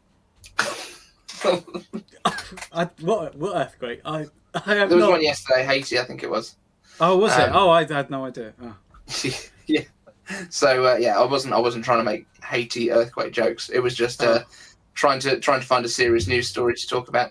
But yeah, M1X. I guess we didn't actually do the real full on stuff about what we were talking about. Oh, new report from 9to5Mac. What? Oh, is that? On a Sunday? Let's find out what's going on from 9to5Mac. 9to5Mac. Let's have a look. 925. This is how it all works. Quo, MacBook shipment growth powered by mini LED screen upgrade. Oh, and second story on 9to5Mac. Apple committed to donating money to Haiti after earthquake, Tim Cook tweets. So it was a relevant Apple story, just so that everyone's aware. Okay. Yeah, I haven't checked them. Ever since I think the COVID situation, where I used to check the news so much, I think now I've almost just avoided the news now. Yeah, I don't. I don't know if you guys know Philip DeFranco. I mean, he's probably the only person I keep track of. But no, that's actually shocking. 300 people, damn. Yeah, it's been kind of crazy over there. But we do have a super chat in from Evan Rogers. We are back on track with this stream. Finally, things are working again. It's good. So Evan Rogers asks, Mike, what is your favourite Apple product? My favourite Apple product? Oh, damn. My favourite Apple product would probably have to be the. I would have to say it's it's an obvious answer, but it's going to be the M1 MacBook Air. I think it's the best value. I think it's the best value Apple product that Apple has in their complete lineup. Like, I don't think any of their phones are really good value for money, in my opinion. People are going to hate me for saying that, but I have yet to be excited over an iPhone since the iPhone 6S or whatever, 6, since they changed the form factor. I mean, the iPhone X was kind of exciting, but I mean, it was pretty much the same anyway. But yeah, the M1 is, and like Apple Watch, like I do love my Apple Watch, but again, I would say it's too expensive for most people to get into. Yeah, Saran Byte hates the Apple Watch. We found out. Oh, does he? Well, he's getting an unsubscribe from me then. No, I'm joking. I'm joking. And he's getting I'm joking, bro. I'm joking. The phone, and I don't know. I thought he was into Apple. Yeah, I don't know what he really talks about on his channel anymore now. I mean, he could do Samsung if he wants. He could do Samsung. Oh no, they're selling what, 6 phones a year now, something like that. I mean, I saw the news recently. Nobody wants to buy them anymore. Yeah, I mean, it has been declining almost every single year. So yeah, it's not doing well, is it? But let me have a quick look. I'm joking, bro. I'm joking. we've got some time. Thank you so much for helping out, by the way, when that stream just went to absolute crap for me, because I just honestly could not hear what was happening. I was like, and I'm like, I know you're still talking, so I've got time to maybe fix some stuff. But here we go. Right, Marcin Kowalczyk also asks, iCaveDave, iPhone 13 camera layout, love or hate? So this is that diagonal camera layout on it. Yeah. What do you think first? Honestly, I don't mind it. It's something that we're gonna. If you hate it, you're gonna end up getting on with it or liking it in literally a year's time. I think whatever Apple does, even if they decided to put the camera in the bottom left-hand corner, right? People are going to hate on it and then somehow end up going, why hasn't everyone else done this? So that's my opinion on camera layouts. I honestly don't. It doesn't matter. I don't. Why do people care? You're looking at the front of the screen, not the back of it. So as long as the cameras work, stop moaning about it, really. I mean, the reason for it is because you can get 2 bigger lenses in if you put them in the opposite corners of the square. You know, so if we can put bigger sensors in, functionally, I understand. Yeah, absolutely. I don't care. I couldn't care less about how it looks on the back. Yeah. Everyone said that the iPhone 11 was ugly when they put the square on it. Everyone said that the iPhone 12 was ugly in the cameras, and as soon as they exist, nobody cares. So I think we're probably safe on that one. Yes, and Frank has just asked if you have to have an English accent to have a YouTube channel, which I think you don't have to, but it's just better. It is, yeah. I mean, I think we need to represent ourselves across the pond, and I think there's plenty of US channels. So let's encourage the British to absolutely invade the US. Sorry. Yeah, and we've done that before, and apparently they didn't want us there anymore. I watched this thing Hamilton, and they were talking about it, how they threw the tea in the sea or something, and apparently we weren't that popular around the time of Hamilton, at least. iCaveDave, God save the Queen. Stiff upper lip. We all have to salute when we hear that. Oh, of course. You know, that's what we're all very monarchist here, as you can imagine. Yeah, I mean, she's in my DMs all the time. I know she's always. I'm trying to get her to just leave me alone for a bit, if I'm honest. Yeah, because she wanted to be on this stream, but I think we said we just got better guests on. We just got better guests, so yeah. And to be honest, She's still using an iPhone SE, so yeah, I heard that as well. it's not worthwhile. No. So yeah, the Queen is not involved in the stream directly. However, I've just realised I didn't relock the studio. We could be invaded by children at any point. Oh dear. I mean, there's 2 children on stream anyway. Huh? I said there's 2 children on stream anyway. It'd probably be an improvement, wouldn't it? Let me just do that. Oh dear. So I'm guessing I'm the most disappointing guest so far. No, you've done a lot more than, well, I mean, me for the last 40 minutes. Oh dear. iCaveDave.com/merch. You've got to push the sales. I'm over here. Yeah. We've swapped again. That's the problem. Yeah, exactly. I was pointing. Get the children in. No, I'm not bringing the children on the stream. One of them rarely wears many clothes. That's not what we need on the stream. There's a lot of new stuff that's going on with Apple's detection stuff, which we do not need to be having issues with on the stream. Oh, yeah. British accents are A1 and may need to go to Rosetta Stone so I can get that accent. I think you can get it on Duolingo now on the iPhone. Yeah. I actually did some voiceover work for that app. Did you? Very nice. No, yeah. For the British accent one, yeah. Good.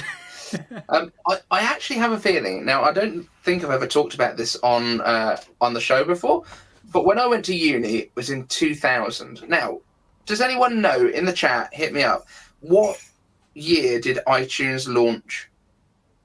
Like with the iTunes Store and the samples, because I'm sure that one of the guys in my halls of residence was getting boxes and boxes and boxes of CDs delivered by Apple, because he mentioned at the time that he was having to go through these tracks, digitize them, and like create 30-second samples of each song that was representative of the song.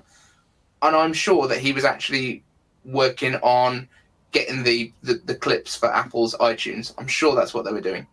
Jeez. I have no idea. Let's and I was at uni in 2000. Mark Sequence 2014. I think the Apple iTunes Store might have been around before then. That's a hunch. 2001, yeah, January 2000. Oh no, that's Inception. Why does it say Inception? Oh, Inception. I'm guessing is 2001. I have no idea. Wikidata. What are you on about? iTunes Store. Let's have a look. 2003. Yeah. Like 2003. So, yeah, opened on April 28th, 2003. Yeah. So that might make sense because they were selling iPods. But its inception was in apparently January 2001. So maybe your boy was doing some background work for, because I'll tell you why. Because when I was at uni, we were at Staffordshire Uni, and we had one of the fastest internet connections like in the country at the time.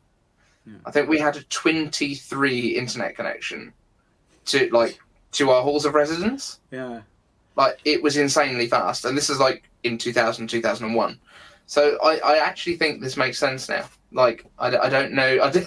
It didn't make sense at the time, but it all makes sense now. Yeah. Saran Bytes 2001, right? Yeah, that's when it was all being kind of put together. And so, yeah, that's I think so. Linda Lawson is not sure about this mic. Is this my mic that we're on now? Is that I know. Good. I muted this microphone. That makes sense because I turned that one off when I was going on to the other one. So let me just see. Can I fix some of this stuff here? I think I probably can.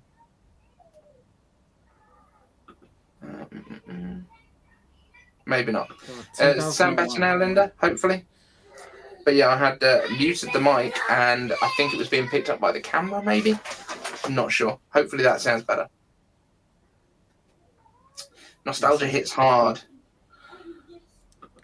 Placement issue. There's still too much room. Is that sounding better now? Hopefully. Settings. Let me just double check. Audio. I think, yeah, we were using the microphone from camera. That should be a lot better now. Yeah, that sounds good.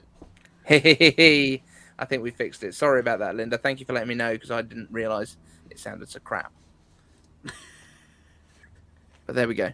We're back. We're back on full quality now. Hopefully the mic placement hasn't changed. Hollowness, you can hear. Space and air. Mark, surely you can't hear space. I thought that was well known. You can't hear anything in space.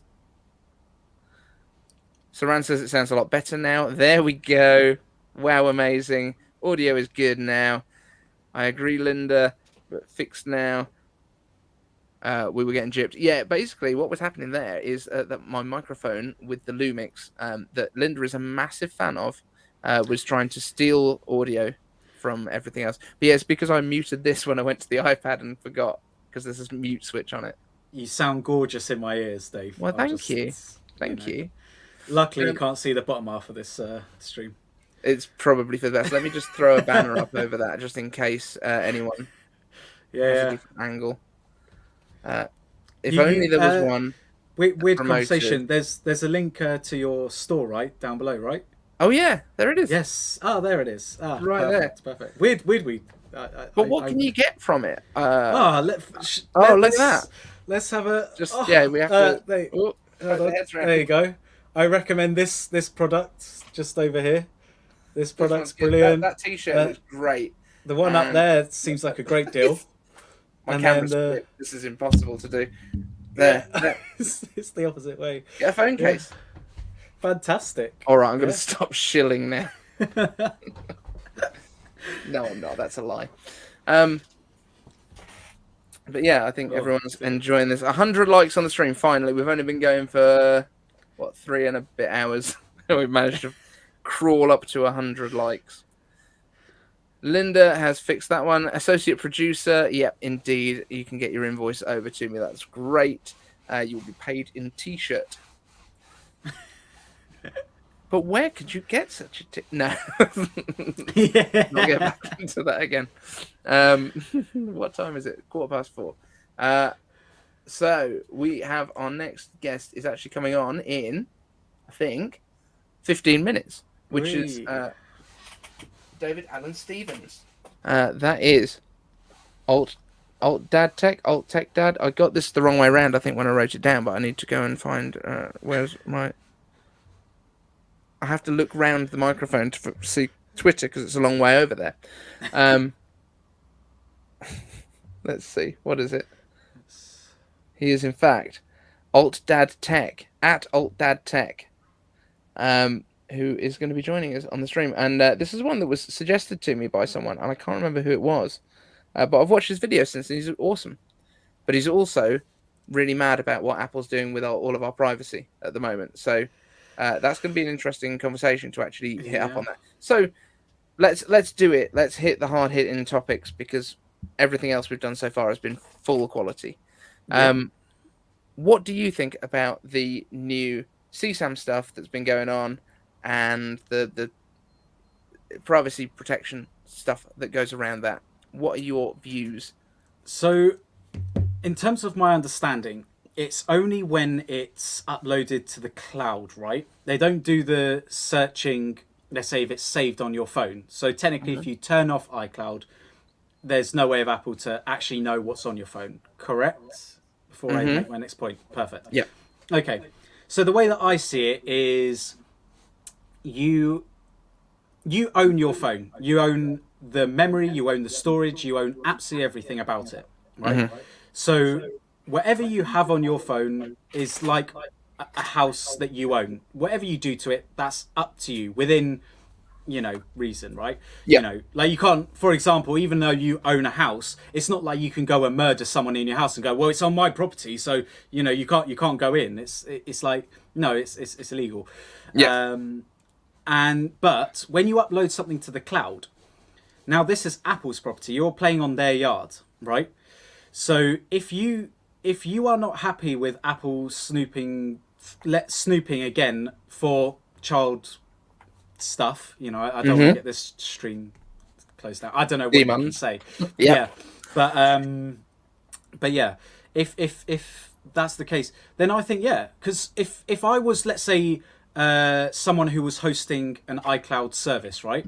And I had the money and the opportunity to protect, the young, right? From, this kind of abuse, right? I would do it. You know what? Why not? I would have to be very careful how I approached it, but I think the way that Apple are approaching it is the best case scenario anyway. So at the end of the day, it's like when you lease a property, right? You're leasing a part of Apple's iCloud storage, right? You don't own that bit of storage. That's what. But you're keeping your things there. You're keeping your things there, right? But if you're keeping illegal things there, right? Apple could be in trouble. Apple could be exactly the same way that if you store a dead body, Dave, in my house, right? I'm good, or a bag, and it contains a dead body. Don't tell them about. No. They don't know about the first one. I'm saying about the second one. Okay. But yeah, if I want to see what's in your bag before you go, Mikey, can you look after that for me, right? Because I just want to have a little peek just to make sure. Look, it's nothing illegal. It's not like a bag of drugs or anything. Okay, cool. Yep. I'll store it there just in case anyone checks up. That's fine. If you don't want to have Apple go through your stuff and you happen to have this kind of stuff on your phone anyway, then create your own cloud storage. Try and do it yourself. Own the front and back end, and plenty of people do it. Plenty of people create their own servers and upload their stuff onto their cloud. Okay, do that. But you cannot have a go at Apple for telling you that this is something that's going to happen on their iCloud servers, because at the end of the day, it's theirs. You are just borrowing it. You're borrowing that space. Yeah, that's as simple as that. Some space. And the way that they're doing the checking as well, they don't know what's in any of your images. Exactly. They only know if some of your images happen to match this database of other images that are not provided by a government. They have to be provided by multiple non-government organizations that are there for the protection. So, like, it seems like it's as good as it can be. So let's see what goes on with that. But yeah, I just wanted to see what your thoughts on it were, because obviously I haven't mentioned it yet on the stream, but I think it is something that we need to talk about. And I know John and John and Sam on the Genius Bar as well have talked about it and their thoughts on it. And it's more about, I don't think anyone's concerned about what's happening with it right now, but more about what later it could lead to. But that's ridiculous. Yeah. I think that's ridiculous. You can't go, well, we're not going to do this right now in case something else was to happen. That's like saying, well, I'm not going to drive my car because I might get hit by a bus. It's like... In 3 years. Yeah, exactly. It's just like, look, we'll cross that bridge when it comes to it. If it comes to it, like with every policy, typically, right? If someone is against it, there is going to be huge opposition against it, right? The whole, I think people use the slippery slope argument or whatever, and I just think like fallacy, whatever. Yeah, I think it's just a joke because, and especially because of the way they've implemented the system, the fact that it has to be matched against existing images means that you can't then put a database of existing images of drugs into your system, because that doesn't work the same way. It's not like there's certain images of drugs that are being passed around between a certain community of people, and that is indicative that you use drugs. It's a very different kind of thing, Yeah. So that's I think why it's not as much of an issue. But in terms of the AI stuff that they're doing, all the AI stuff that they're doing is purely the on-device stuff to stop images coming in or going out from children's accounts, and that's purely opt-in, right? Exactly. Which, that, again, I don't think anyone's got an issue with that segment of it. So there we go. Also, I'm sorry, but if you're using things like Facebook or whatever, they are doing way more with what you're sending and checking. Like, if you're worried about what Apple are doing with this specific thing, I'm sorry, but you don't think Facebook have got deals with, people say about China and stuff, like with China, like, look, I don't even know they have Facebook actually in China, but let's just say, right, they do.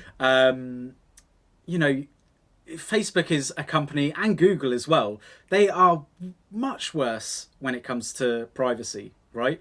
And you're trusting them every search that you do on Google. You're trusting them with even our Google accounts. Do you know what I mean? Our Gmails and stuff like that. Yeah. Like, at the end of the day, this is, if they're going to snoop on my data, like, and it's not even snooping.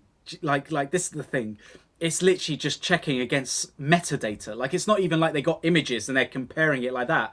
They're looking at the metadata between them and stuff like this and comparing it. So then it's not really a problem. But yeah. Cool, man. Yeah. Well, anyway, I think we're gonna wrap this little one up. I know we've got our next guest coming on in allegedly in 8 minutes.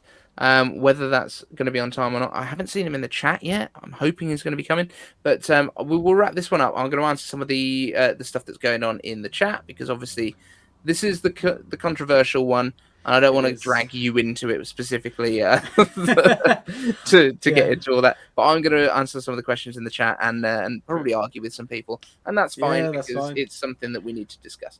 But thank you so much for holding it down while my entire system collapsed like a flan in a cupboard.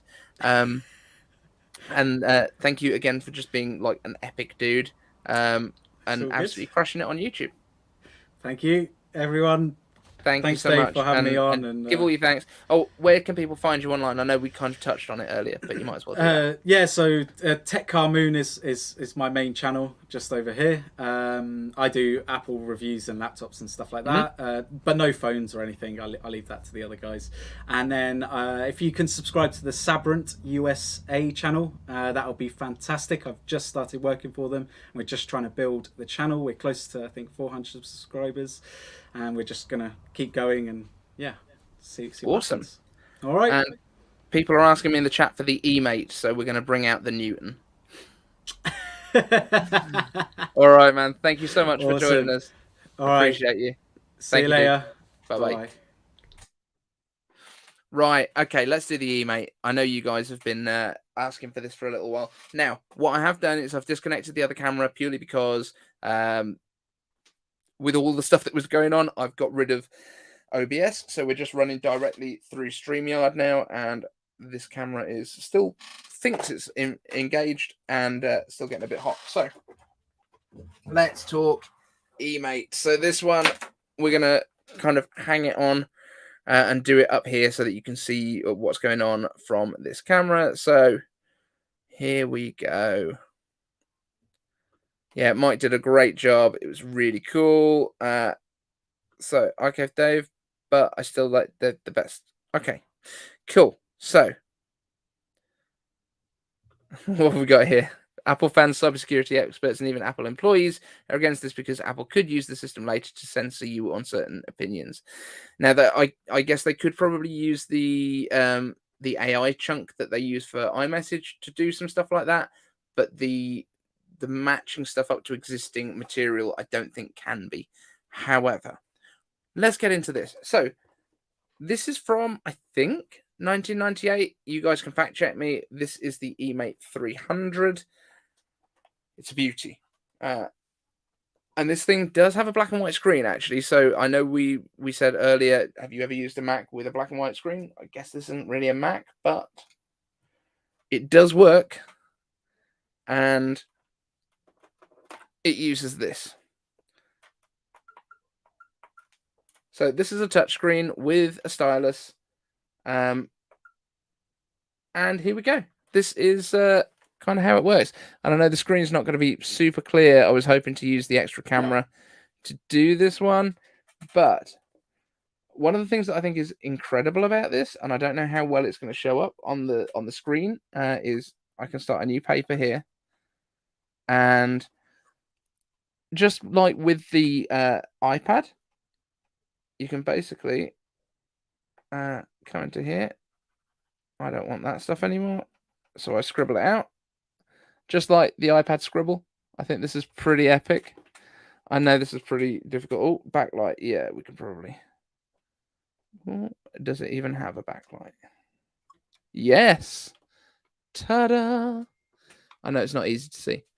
But this is going to be David's paper. And yeah, it does exactly the same handwriting recognition that we've just got on the iPad. And I actually think they've based all of the iPad's kind of gesture stuff on it, because if I want to get rid of paper, you scribble it out and away it goes, but with a funky animation. So I think this thing's pretty awesome. And I can close that, and I can go to the folder down here. I don't think I've got any. This is where you basically file stuff away. So that's basically save. So we can close that. You can do some saving. You can do extras, which I think is... So this is like your desktop. You've got time zones, you've got clocks, styles. One thing that you can do with those documents as well is, again, very much like when we were talking about the iPad scribble stuff. I can go to drawing here, and if I draw a circle, for example, yeah, we'll go with that. That's fine. If I draw a circle and close it up, it will actually turn it into a regular circle, I think.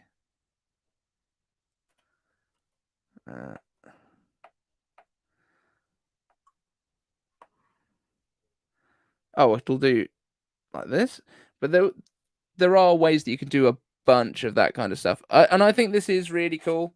And it does have some little sound effects and stuff. Yeah, Scribble is a year old, and yet this, I think, on 20-ish years old, probably a little bit more. It does a lot of cool stuff. One of the other things that I think is really interesting on this is it has a tripod mount on the bottom, which is strange. But I think it's pretty awesome. Switch the pen mode, Charlie Nancro. I think we probably need to do a live stream purely on this. It might handle the audio. That was the sound of it falling down. But yes, I think this is a really cool little bit of kit, to be completely honest, and I think it's very much underrated. Right, I'm just going to drop a quick message to our next guest.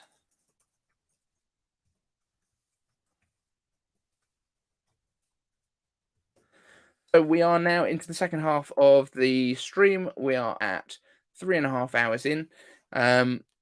We have got, coming up in half an hour, one of our big three guests.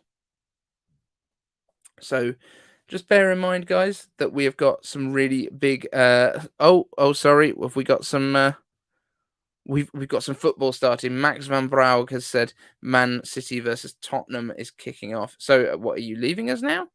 You're leaving us at the wrong time. But yeah, guys, I think the I think the Newton thing was really fun, and thank you for the help. Yes, it has Scribble. I think that's just epic. It's a really cool little bit of kit, and I was so pleased. That one, by the way, I bought probably a year and a half ago, maybe 2 years ago. Put up down in the comments what you think I paid for it, unless you already know, because I might have mentioned it.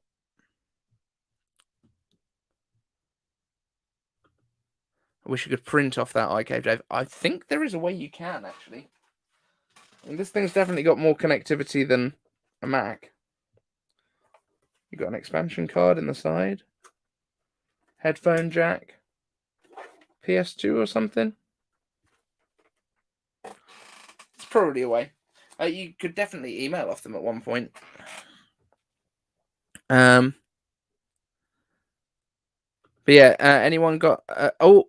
Evan Rogers, I think you might have heard in the past how much I paid for it. Yeah, £15 on Facebook Marketplace. And I just had to go and find a place that go and pick it up. It was like 10 miles away. I was so pleased. So yeah, that's the Newton. We can do some more stuff with that. Right, Martin, I know you were asking about the G4 with the screensavers and stuff. Again, we're going to do a full video on this because, again, had to turn that off because I thought it was the fan in the Mac Mini was going, but this was just the old G4 fan was still going.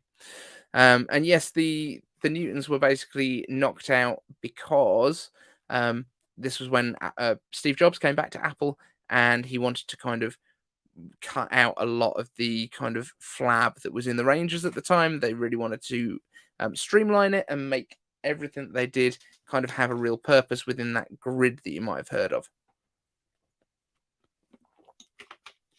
James Apple, you are in the chat right now.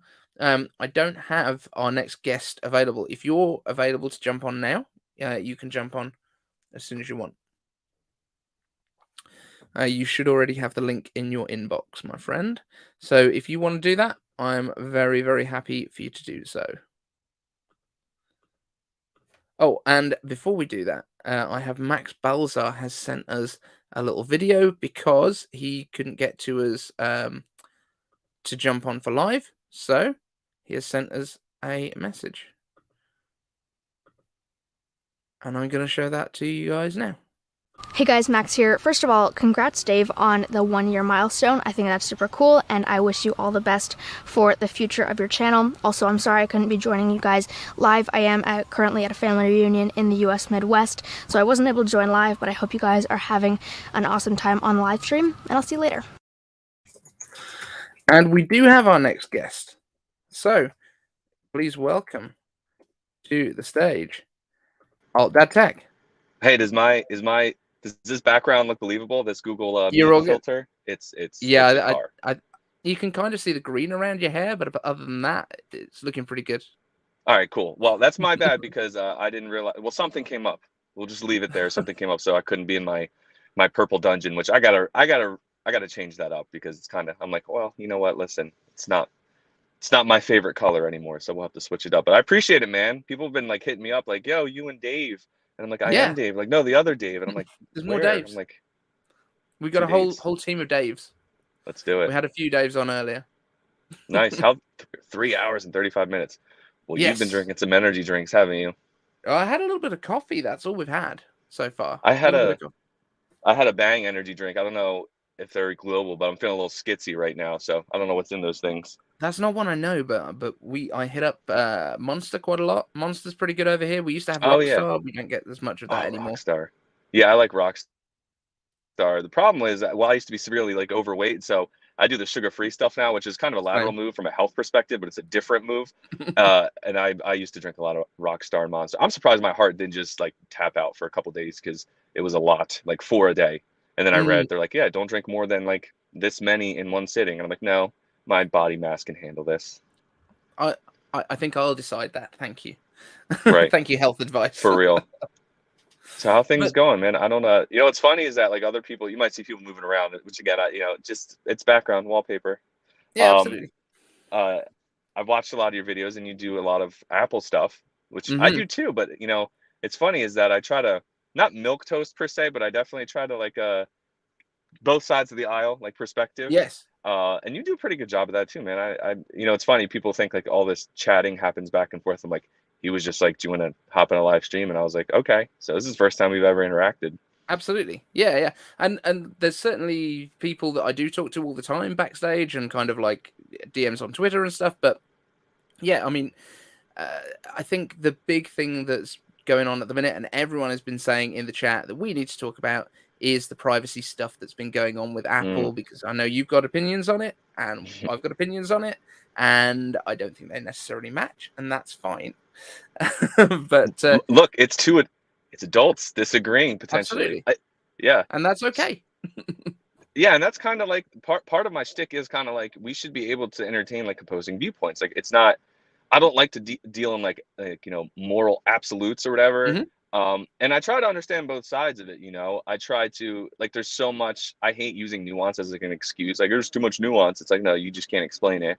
But there really is in this situation. So I'm curious, I guess, I don't know if you've seen my videos because listen, it'd be tough for most people. I'm pretty loquacious. If like, what is your opinion on everything, I guess, high level overview? So the messages stuff for kids, 100% on board. Yeah, because it's opt-in. The big one that I think is the controversial one is the scanning of the images on your device. Right. But I think if you're going to do that, which I see the reason that Apple needs to, I think they have chosen the right way to do it, in that it is purely a hash. And basically, I know Jon Prosser and a few others were talking about, oh, is this going to take up a lot of processing time and all that kind of stuff? But basically what they're doing is making a hash from all of the images that you've got and doing a Command F, like a find against another database. They're just matching those encrypted numbers up. That's kind of the way that I see it. And if it happens to match on more than X number, which we don't know what X is, then it gets reported. But it will only ever match, and they're saying that it's a 1 in a trillion chance of a false positive per year. If it does match, then it gets reviewed by a human before it goes to anything else. And I think that's about as safe as you can make that system. Yeah, and I agree. I think it's one of those things where it's like there's not like you're going to tick off one group of people or the other, right? Like if you do the on iCloud scanning, which a lot of other people do, right? Like Dropbox, Google Photos, I would imagine, like they do it after, my understanding is after it's uploaded on their servers, then they're like, okay, well, we got to make sure we're not hosting this stuff for obvious reasons. I think even Apple admitted, right? Like the way they rolled out, oh, we're doing the photos and the messages. Even Craig was like, it's probably not the greatest idea in hindsight. But for me, it's like, I guess I'll have to wait and see. But the scary part is like other countries, right? It's very easy I joke, America's one big Karen, right? It's very easy for me to have kind of that myopic viewpoint of like, North America's the only country there. But we do tend to set certain precedents, good or bad, when it comes to certain things. Like the EU is setting certain precedents about regulations and all that stuff. So I'm curious to see where that goes. But for me, it was like, I would watch Rene Ritchie's video and other people's commentary. And I'm like, I think the one big thing that a lot of people may not know is like technically, and this is where it gets kind of harsh, they don't legally have to do this, right? That's full stop. They don't legally have to scan your device to find this stuff, right? Yeah. People, I heard a lot of people that were kind of misrepresenting that. I'm not saying you were. In fact, that you explained it probably the best so far, to be honest with you. It's this idea that they have to do something. I'm like, I get what you're saying. Morally, they may feel like they need to, but I had a few questions. It was like, well, like why all of a sudden? Maybe. And I know some people they're pointing to these reports where it shows that like Facebook caught so many images, all these other companies on their servers, but still they're finding these images and reporting it. And so Apple felt compelled to. And so I was like, well, like why all of a sudden? Maybe we'll never know. But to me, it was like the more pernicious potentially effect it could have, right? Like in Russia, the gay pride watch faces, well, Apple removes them because they obviously have their own viewpoints on that. You have China, iCloud mainland, where Apple, their own website, effectively says we will comply with Chinese regulations, and effectively, I think most people know this. Like China can pretty much go into those iCloud databases if they want. According to Apple's website, that's what it looked like to me. We comply with it's some other company within China, and there's other instances of like private relay, other features that aren't they're not rolled out in other countries for obvious reasons, right? And so part of me is like, I understand like the moral obligation of like wanting to do this, but I have to play that devil's advocate of like, well, if these countries are able to stop Apple from a rainbow watch face, right, built into the OS, I'm like, what's going to stop them from saying we consider X, Y, and Z illegal, and to do business in this country, you need to also look for this. Now, maybe I'm way off and that's not possible, but I think it's still something like should be brought up, because if it is, I feel like that should be something that should be disclosed. And so like I've seen the conversations that Craig Federighi's had, and you kind of get a little mansplained about like, hey, this is how it works. But I was kind of expanding beyond that. I was like, well, like what's the reason behind this? Because here in the US, listen, people in the US, politicians and big private companies, they're all kind of in bed together, unfortunately.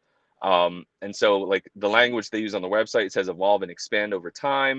And I was like, well, what does that mean? And so I was like, let me bring up not necessarily a contrarian point of view, but it is a tough point of view, because people will immediately just go, you don't care about the kids. And I'm like, okay, again, I can go back in the US to the Patriot Act, where they said if we can stop one act of, something bad, this is great. And now like it's the whole, they look at every single thing ever. And so it's not a direct comparison, but the model of, hey, we have the infrastructure to do this.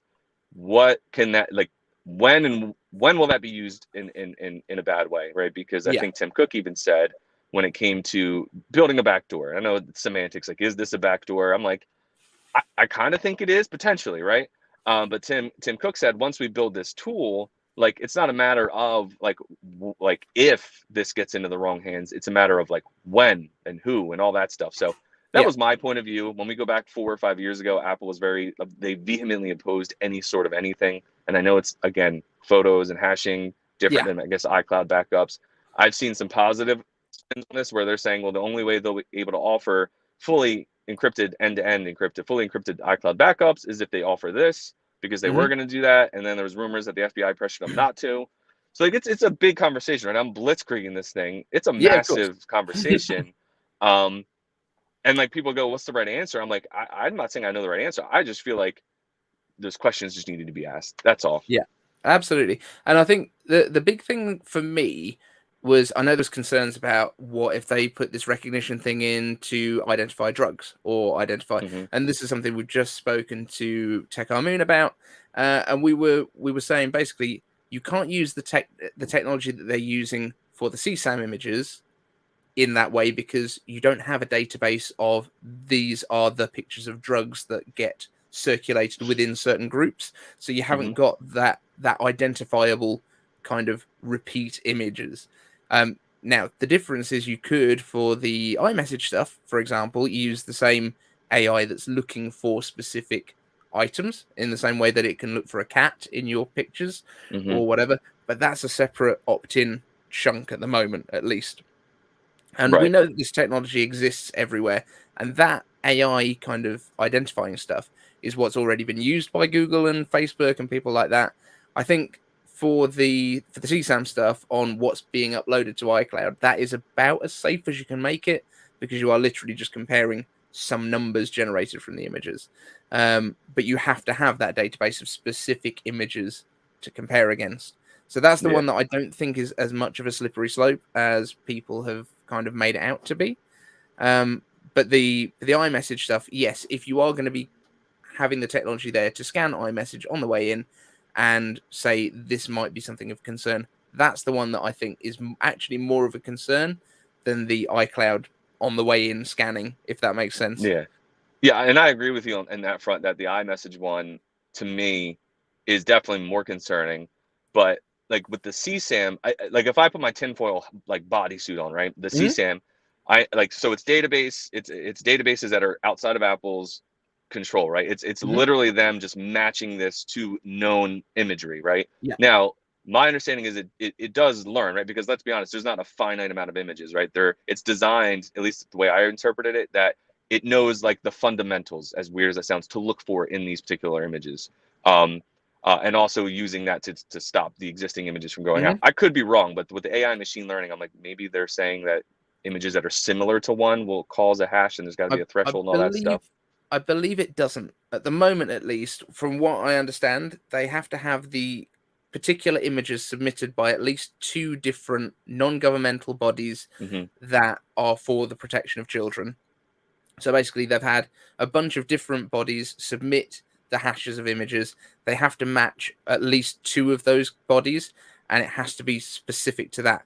Now, it will still identify them if the image is cropped, or if it's been flipped, or if it's been color corrected or something like that. Right. But it won't match. It's not learning what is in the images in order to then match it to similar images. It's purely something that matches the exact same stuff in there.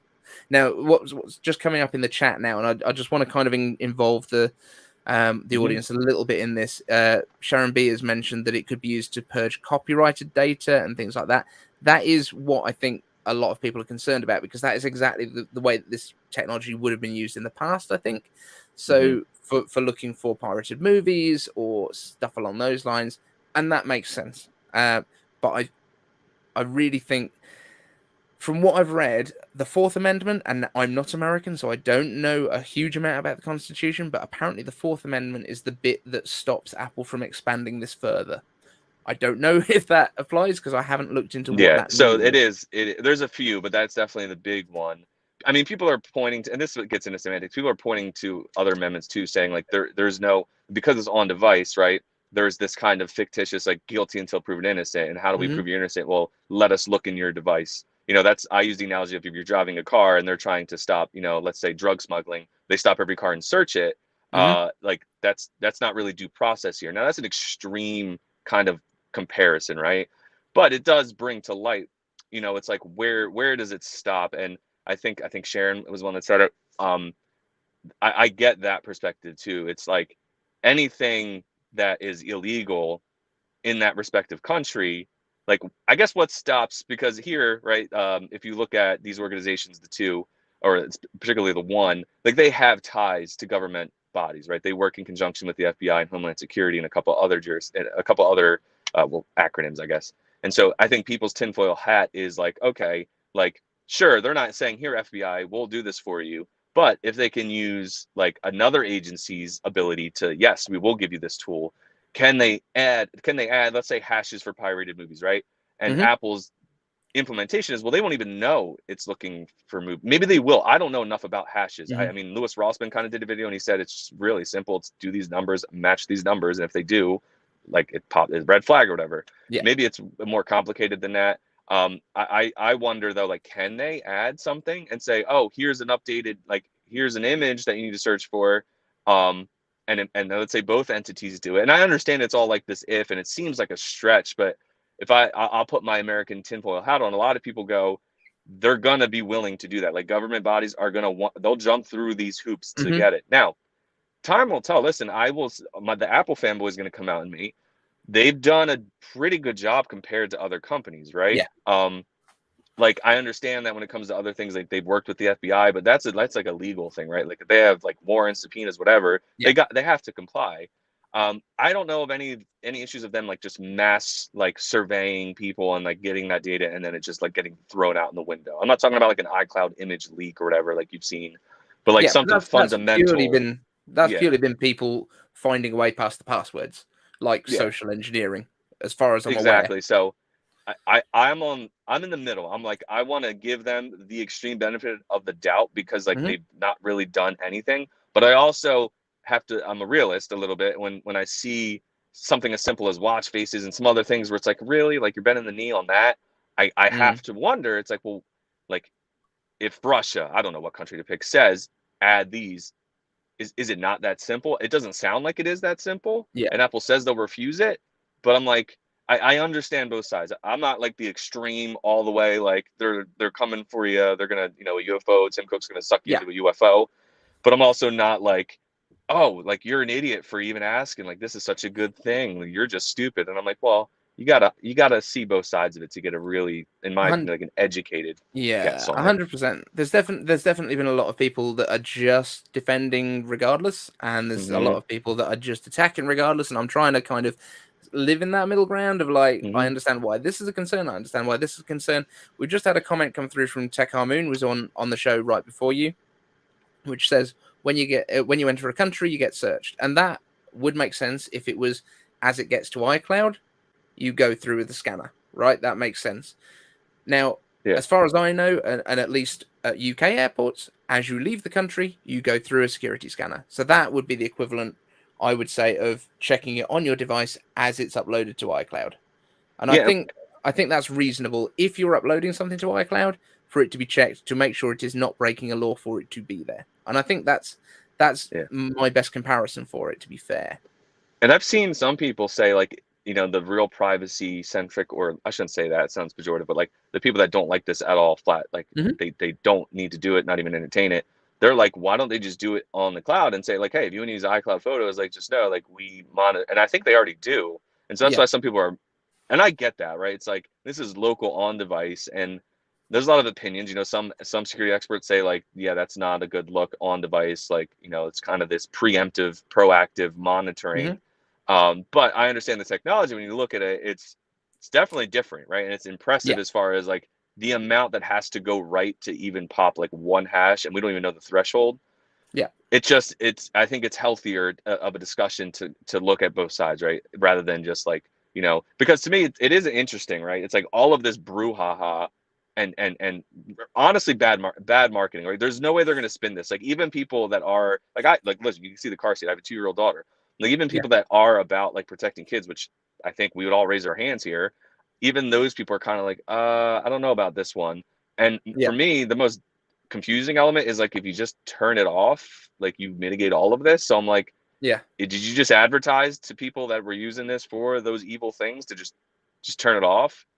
And then it's like, well, is it off? Because if it's on the device, you know what I mean? So should it be a part of a setup process saying, hey, I opt in? Should it be a part of like another app that you can just delete if you don't want it? But then it looks weird on you. Like, why are you deleting those apps? Like, there's no way they could have like cut this and pleased everyone. So I think they did a better job than just saying, hey, we're just, when you agree to terms, we're scanning everything.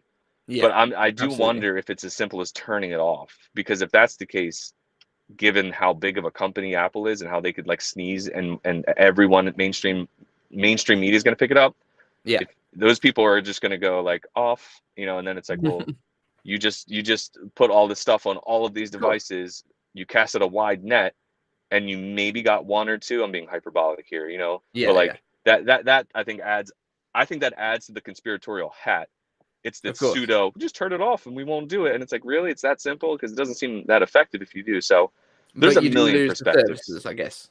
Right. You do lose the services, and people get annoyed at that. I'm like, well, listen, you can't have your cake and eat it too, I guess.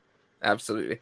Right. Before we end up just spending our entire time talking about this one thing, which I definitely wanted to get your take on it, because I know it's been a massive thing recently and you had some opinions. So Evan Rogers has asked tips for introducing tech to children. So it's kind of related, but not like just talking about that. So go for your life, my friend.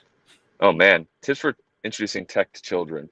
You know, having a 2-year-old, it's crazy. I mean, even as adults, it's something that tech enables so much. Like if you have an iPad, you're connected to literally anything, everywhere, ever, which is great, but it's also like can be very scary. And so, I mean, I know some people go like, you know, like time management and this and that.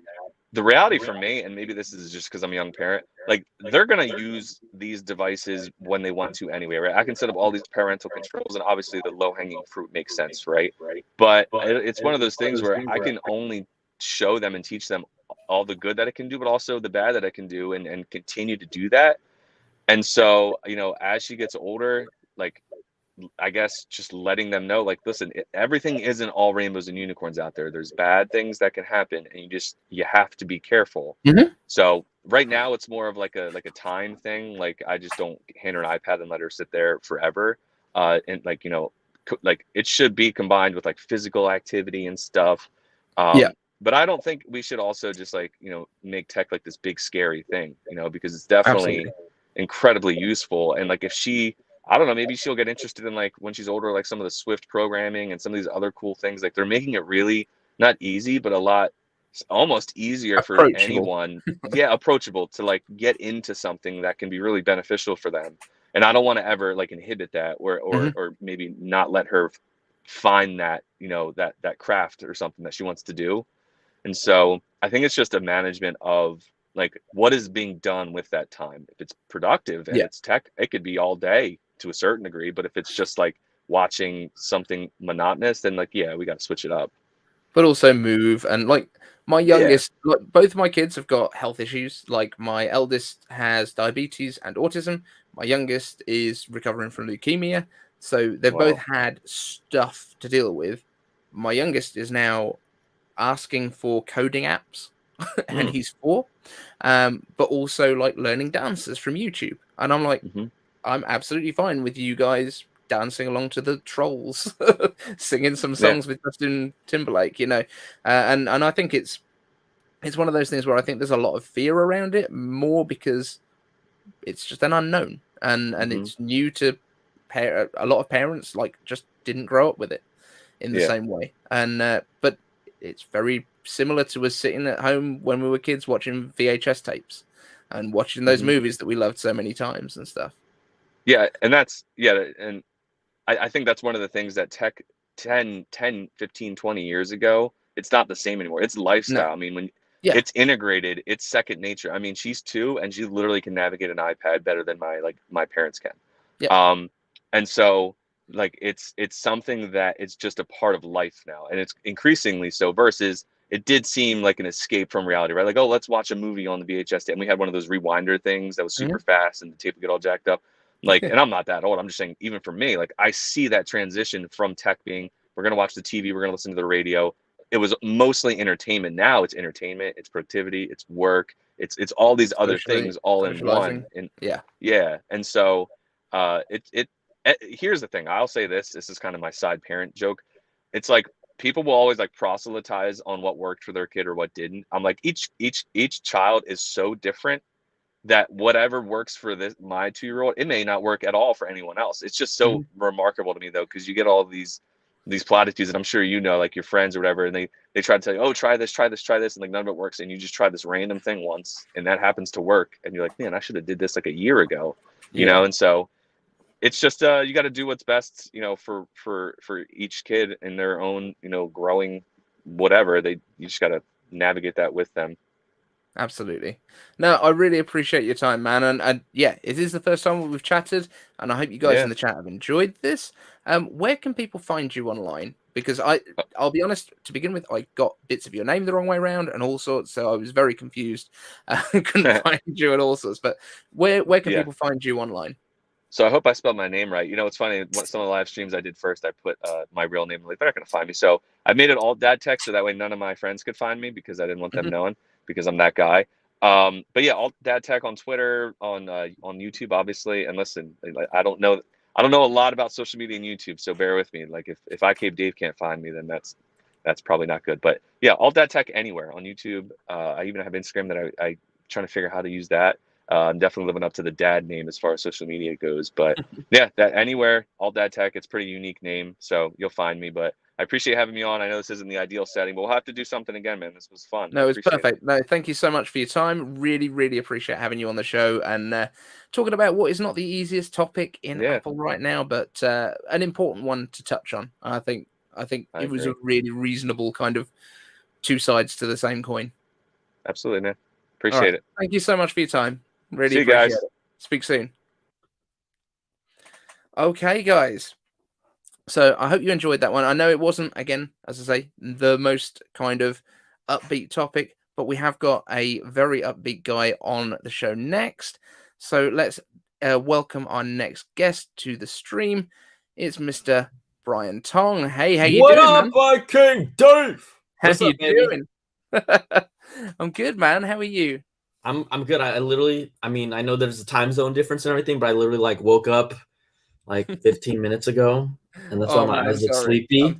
And no, you're not. It's good. I should be up. It's 9 a.m. out here, so it's all good, man. But thank you so much for having me. Thanks for inviting me to be a part of this. You know, we're all part of this community, and just awesome to be here. So thanks, man. Thank you for being here. I kind of wish I'd set my backdrop up better now, because like I've got my one here. And my cube is like sat on the shelf over there, and it's got like That's books beautiful. on top of it right now. So, I mean, why don't you just hold them on each hand this whole time? I think so. They're if pretty you do light. that, I'm totally okay with that. Just hold Absolutely. it on each hand, and we're good.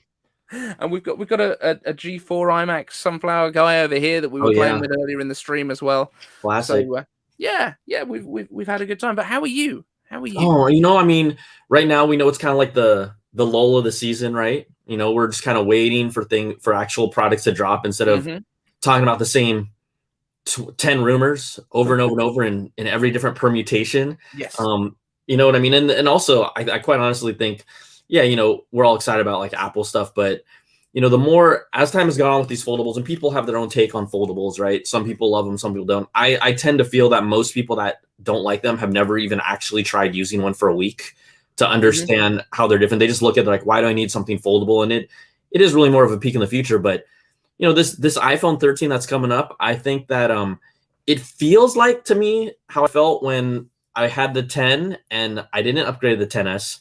And I'm like, what's so great about the 11 Pro?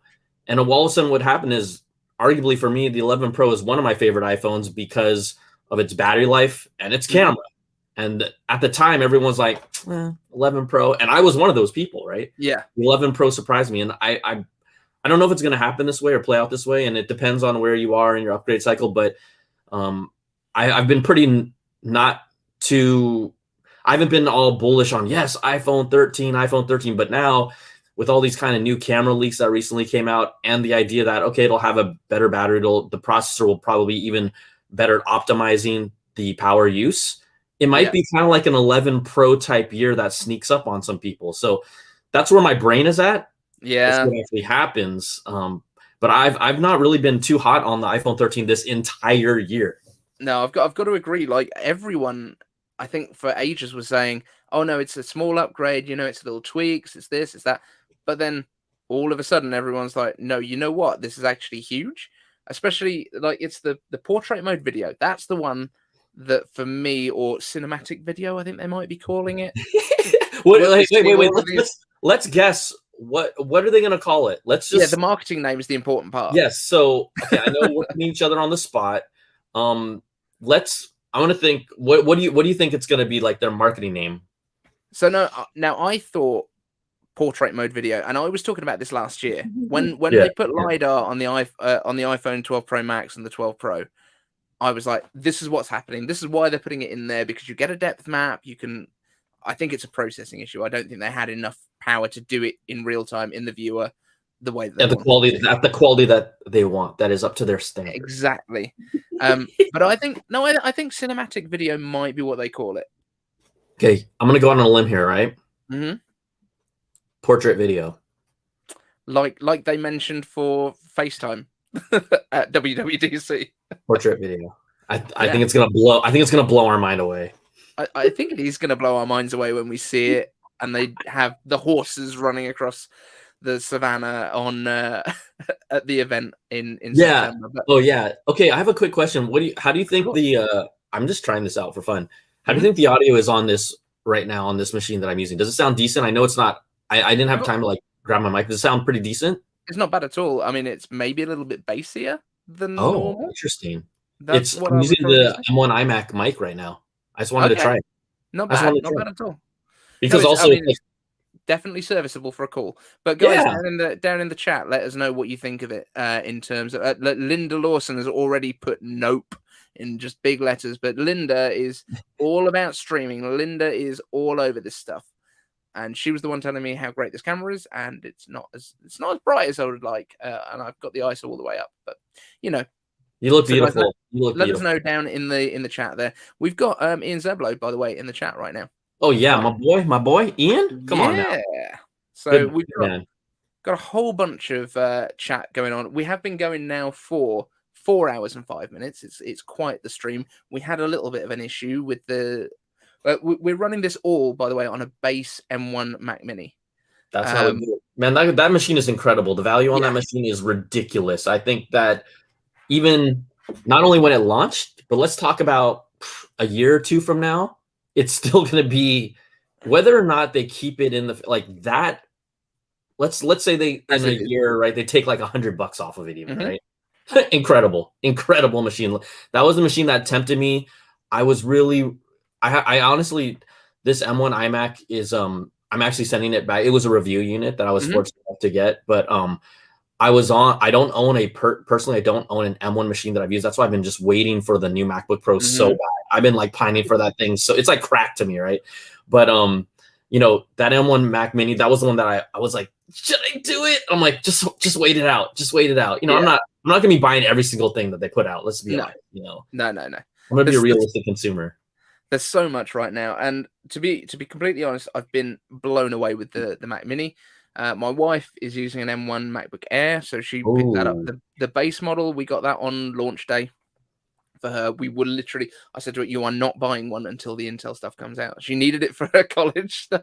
Yeah. And I was like, you're not buying an Intel one. It's not happening until the M1 has come out. I think they should call you M1 Cave Dave now. I mean, if you got M1 and your wifey does, come on now. We got a couple going on right here, but I'm definitely I'm hoping for the M1X Mac Mini as well. I know we've seen some renders for it from Jon, who's on the show later, and in fact done by Ian, I think, who's in the chat. So we've got some good stuff going on. We've actually got a super chat here that I think we should probably hit up, which is Evan Rogers asking, what are you looking forward to most from Apple in the next 1 to 2 years? Is he asking us both? I know what I'm looking most forward to in 1 to 2 years. Is it a MacBook Pro? Yeah, I mean, that's not 1 to 2 years. That's 1 month. That's 1 month. But it's within that. Yeah, that is true. But if I had to say looking forward, I would say most anticipated device in 1 to 2 years would be the Apple Watch. I think that the health sensor potential that we still haven't seen untapped yet. I can't even, it's so, there's so many things. I can't remember the name off the top of my head, but they're working with this sensor company that had just released like a new systems on a chip package that does everything. What was it? Yeah. It does everything, doesn't it? Blood alcohol, blood glucose, blood oxygen, blood pressure. And it's still in testing right now. But Apple, this is the same company that has developed the sensors that we currently have right now for blood oxygen. When we get to that point where, and it doesn't have to be as accurate as walking into a medical facility, much like we saw with the heart rate stuff before. It has to be pretty much dang good, but not on like a professional walk-in, like hook me up to a machine sensor. But we start talking about those type of things on a watch that are non-invasive, and it might even be longer than 1 or 2 years based on testing. And we know even a place like I think Australia got ECG like 2 years later, right? We don't know how long that's going to take, but you start putting all those sensors on the most popular smartwatch that still has yet to be untapped and unlocked for someone who's not an Apple user. I think there's a whole lot of potential. I mean, I love using the Apple Watch because I literally try to disconnect as much as I can now, because we're, being an independent creator like yourself, been doing it now for 3 years. I mean, I don't want to, there's times where I really just don't want to be connected, And so there's so much value in that. And for just diabetes alone, if they can get that blood glucose, that's going to be incredible. So absolutely. I think if it all lines up, that's what I'm probably most excited to see. And like my eldest son has diabetes. He's got type 1. So he wears one of the sensors on the back of his arm. But that has to be inserted. It uses a small needle to insert it. Now, I don't believe that they will be accurate enough that you can do your insulin from them. But I do think that it's going to stop a lot of people being admitted for the first time with a diabetic issue as an emergency, because people will be able to see their trends over time of the fact that this blood glucose level is rising, because that's something that people just aren't able to check themselves in general without equipment. And if your Apple Watch is just like, hey, you might want to just go and get checked out because your glucose levels are changing over time, that's going to save a lot of people a lot of issues. So I think that's really interesting. We've got a few suggestions. So we've got portrait video. That's a very good suggestion. That's coming from. Hey, while you go down this list, I need it. I'm retweeting your tweet so people know that we're kicking it. I'm sorry. Amazing. So we've got Renders by Ian is saying portrait video. That's a solid guess. Apple Pro video. Now, we think that's good. using ProRes as well, right? That's not a bad James Apple, not bad at all. Not bad at all. That might be it. That might be it. Audio sounds good according to Saran Bytes, so that's pretty good. Audio is awesome from Tech Hyped. Sounds amazing. A1 Brian Tong on the audio. So this is feedback for your M1 Mac iMac. I thought James Apple was talking about like A1 steak sauce. I mean, if we want to go, let's go. Let's get a steak in the morning. We know steak and eggs. I mean, that's a thing. I've never done that. We don't get A1 steak sauce over here. That's not a thing we get. We get Daddy's sauce over here. I mean, I'm not the biggest fan of A1 steak sauce. I just like keep the meat. Like, hey, give me some. Like the idea of steak.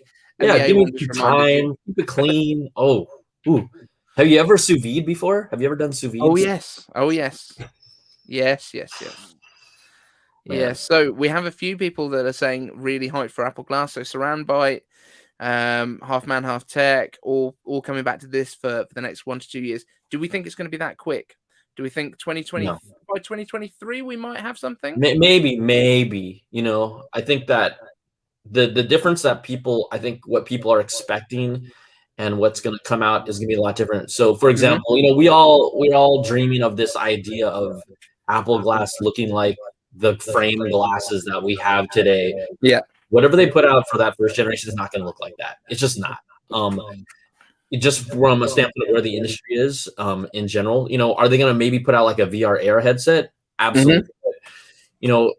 This is not a plug. It just so happens with good time. And I recently did an interview with the head of Qualcomm's VR AR division. I'm putting up a video this week, and I directly asked him, like, where are we, from a standpoint of form factors, and the idea that everyone is lusting after the true glasses. We're talking about 3 to 5 years, if not maybe a little more. So I just want to set people's expectations that this is probably going to be more like a VR AR headset that you're used to seeing. Yeah. And I'm not trying to crush people's dreams, but let's not get ahead of ourselves and be like, we're going to get the frame glass. I don't even wear glasses, but I would try those glasses. You know. No, I think it's going to be awesome. Like having seen what the Microsoft HoloLens actually can do. If you can bring that down to a size that doesn't look like you're about to go into battle in Starship Troopers, that's going to be pretty compelling. Yeah. Like they even used it as like, do you get The Resident, the TV show over there? I'm sure they like had. I'm not watching that. If it is here in the US. Yeah, the Resident. It's like a medical drama. But they kind of featured HoloLens in one of them where the surgeons were all using it. And apparently it was actually pretty accurate to what it's like to use the HoloLens. And I was like, if that's true, this thing is insane. I've never played with something like that, but I'm that hyped me up for Apple Glass and stuff. Like, it's like anything. It's the combination of the hardware and the software. So quite honestly, the hardware is actually there, but it's just not at the size we want, and this is just going to take time. This is technology in general. I mean, we're freaking spoiled the fact that a freaking HoloLens exists. Let's be real. Like, I got to try those out at Microsoft Developer Conference.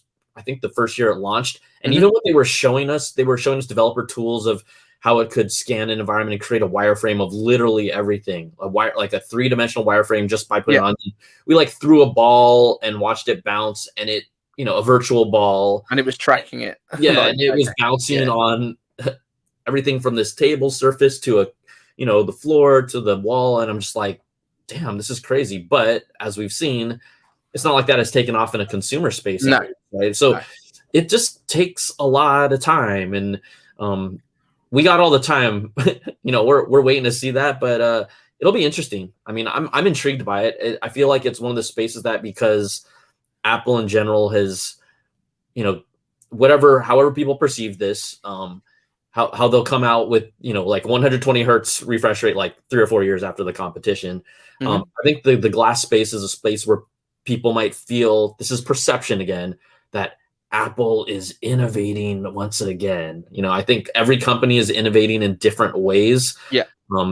And sometimes that innovation works, sometimes it doesn't, and Apple tends to not take as many risks when it comes out. They don't need to because they've got the ecosystem and all of us watching and hanging out who are like, I'll get the iPhone 13, even though there's all this other crazy stuff on other platforms, but the ecosystem matters. So, and they've been really smart about that. Like, kudos to them for establishing that. That's a competitive advantage. Absolutely. And I think a big chunk of it as well is that Apple has all of the features in one device, whereas when you look at the Android side, there's like one device that's great for screen tech and one device that's great for hiding the camera really well and another device that's really and like for battery life or for gaming or for whatever else. But Apple just kind of brings together all the right bits at the right time, I think, and makes it more of a compelling kind of overall experience. And especially when you then pair it with a Mac and an Apple Watch and an iPad, and when we get universal control finally working in the betas, that will be incredible.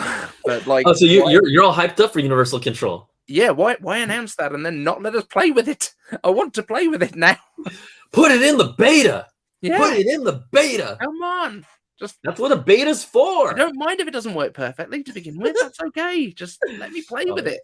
Oh yeah, for sure. But yeah, I mean, what's your?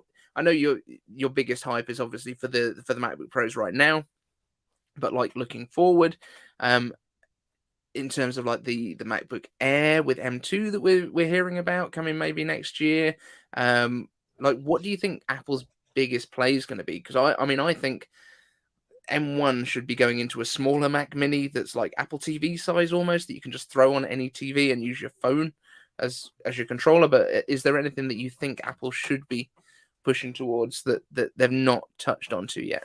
Well, I think what they are pushing on, and really it's already changed the game. I hate using that, but then this is more than appropriate. It's their Apple Silicon. Their M1 has proven, like when the M1 first came out, most people, I guess, are we going to say pundits, tech YouTubers, even people that are like the most ardent Apple fans, did not believe what Apple was saying with the M1. You had to experience it. You had to, physically use an M1 device and see how quiet it was, how much from a laptop standpoint, the battery performance and then just the freaking raw performance, and then people are like, holy, right? Yeah. So that, to me, that is at the, when has there been this much excitement around a Mac product? I mean, right? This is a new era. They're now, looking to seriously compete / potentially surpass what we're seeing from a company. Like, we'll see what they do with their Mac Pro product and with an M2 or even just an M1X. But for people that are automatically thinking like, let's jump to the M2, sure, that's exciting. But I think there's a lot more legroom that can be done and squeezed out. And just from a pure standpoint of packing in more cores in the M1 architecture with what we saw on their very first offering. This is their first offering ever. That's probably the most exciting thing for me and how that, to your point, trickles down. Now, absolutely, the M1 in the iPad did nothing different. Yeah, I'm actually pretty sad. I typically avoid I don't know why I do it, but I typically haven't done 6-month reviews of products after, right? Like the long-term review. But, I kept my 2018 iPad Pro. I bought the M1 iPad Pro, and maybe it was my fault for not only being an iPad Pro fan, but expecting kind of big things with all of the hardware that they packed into it. But I use my iPad Pro exactly the same, like other than the screen really having better black levels. And I know people are going to complain about the blooming. It's still a better screen than the previous screen, hands down. But I would say if I had to do it all over again, I would not have kept the M1 iPad Pro right now. Yeah. And I felt that way, but I just wanted to try it out because it was so new, and maybe Apple's going to give us something from a software standpoint that really changed it up. They didn't. So my theory on this one, and we'll come to the question that I've just popped up on the screen now. I just didn't want to lose it because I think it's a really interesting one. But because we've just had the EEC filings for the new products coming out, so we've got iPhones, we've got Apple Watch, and we've got 2 MacBooks. There's no iPads in there at the moment. So I think that Apple is going to put out the MacBooks with the iPhones and the Apple Watches in September, and then we're going to get an iPad focused event in October. You think so? I think that's what's going to happen because I like this because we all don't know. So I like it. So we haven't had anything filed for those yet. So I think they're going to put those out. Probably we'll get the filings for those just before we get the event announcement for September. Maybe. And then I think we get an iPad focused event. We get our Mini. We get our new Air, both with A15. We get our Generation 9. And I think we actually get our Pro apps. Because I don't think the Pro apps would have come at WWDC. Because they'll need iOS 15. And they never mentioned that stuff at that point. So I think we maybe get the Pro apps for iPad at that point. And then M1 makes sense all of a sudden, now that people have had it for 6 months. Let me take your awesome theory and add my own theory on it. Okay. No, not destroy. No, this is all fun.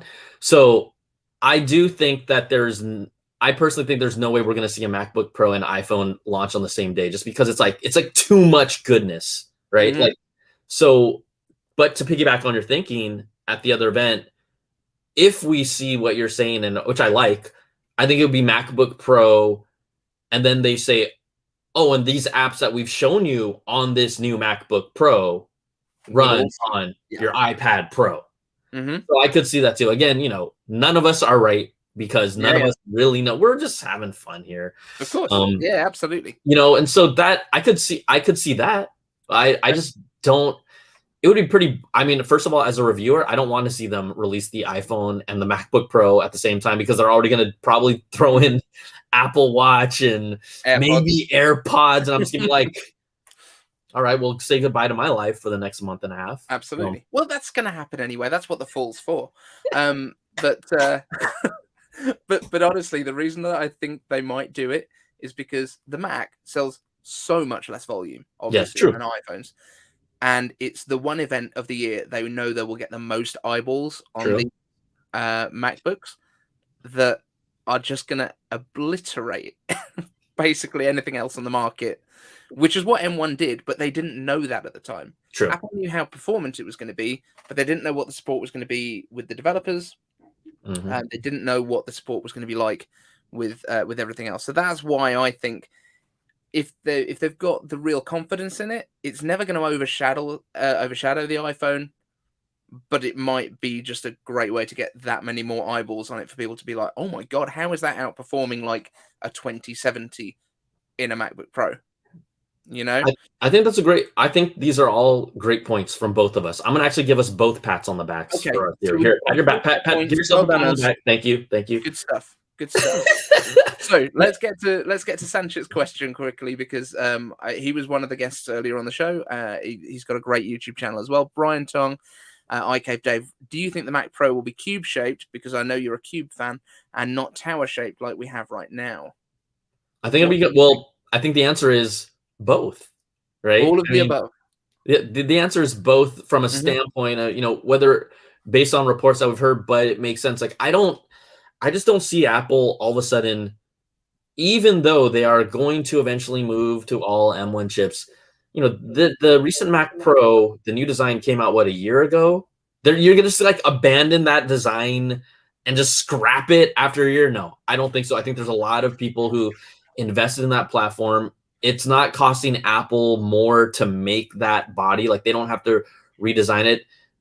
There is still certain apps and purposes that machine serves from a pure expandability, expansion, compatibility with different PCI type cards. So it will eventually maybe, you know, slowly trickle and maybe phase out eventually, but you've got to keep that Intel based tower still in the mix.